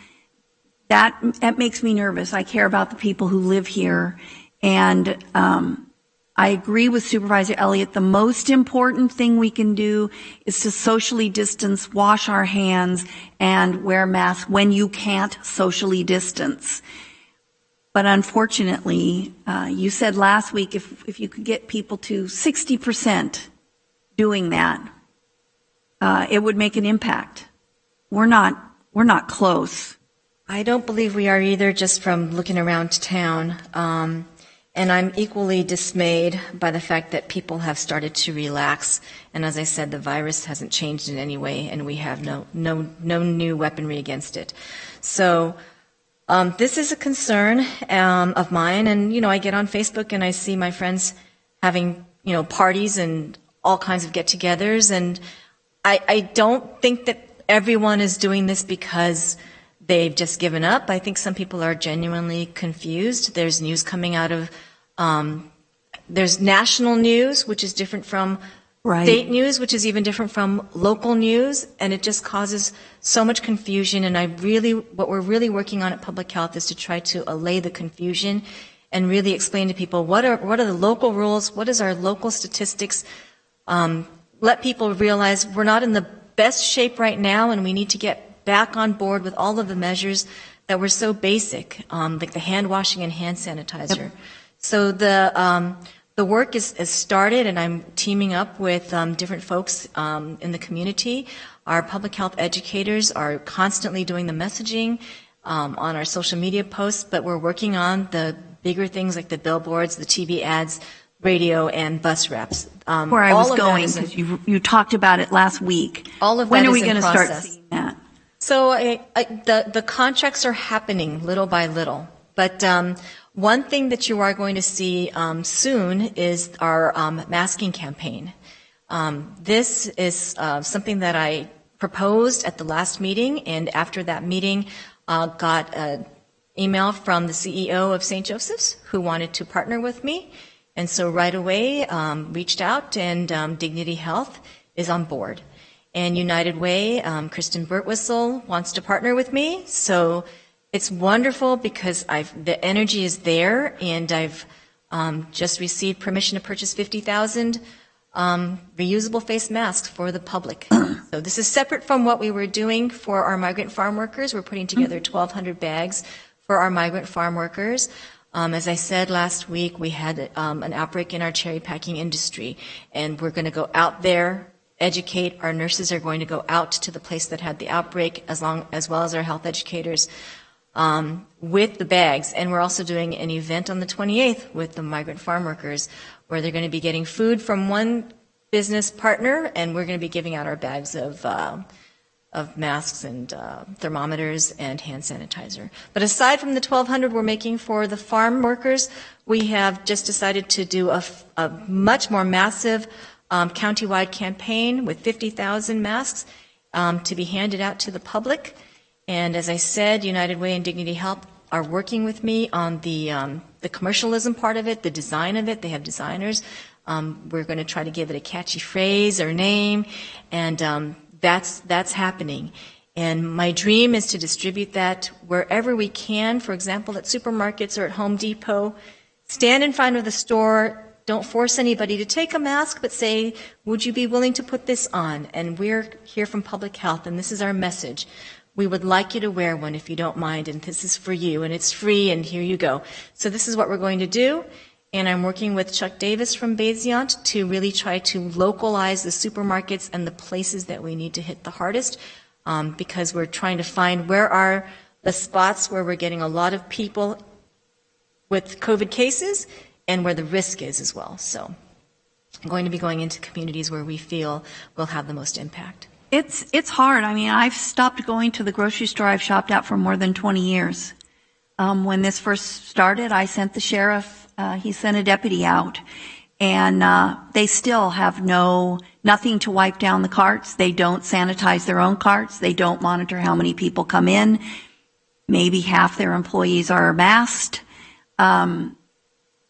I've stopped shopping there. And I mean, I've been a loyal customer for well over 20 years. It's a local company. I'm friends with them, but I'm going to grocery stores that are modeling good behavior and care enough about their employees to make a real effort to keep their employees safe. Not just the public, but to keep their employees safe.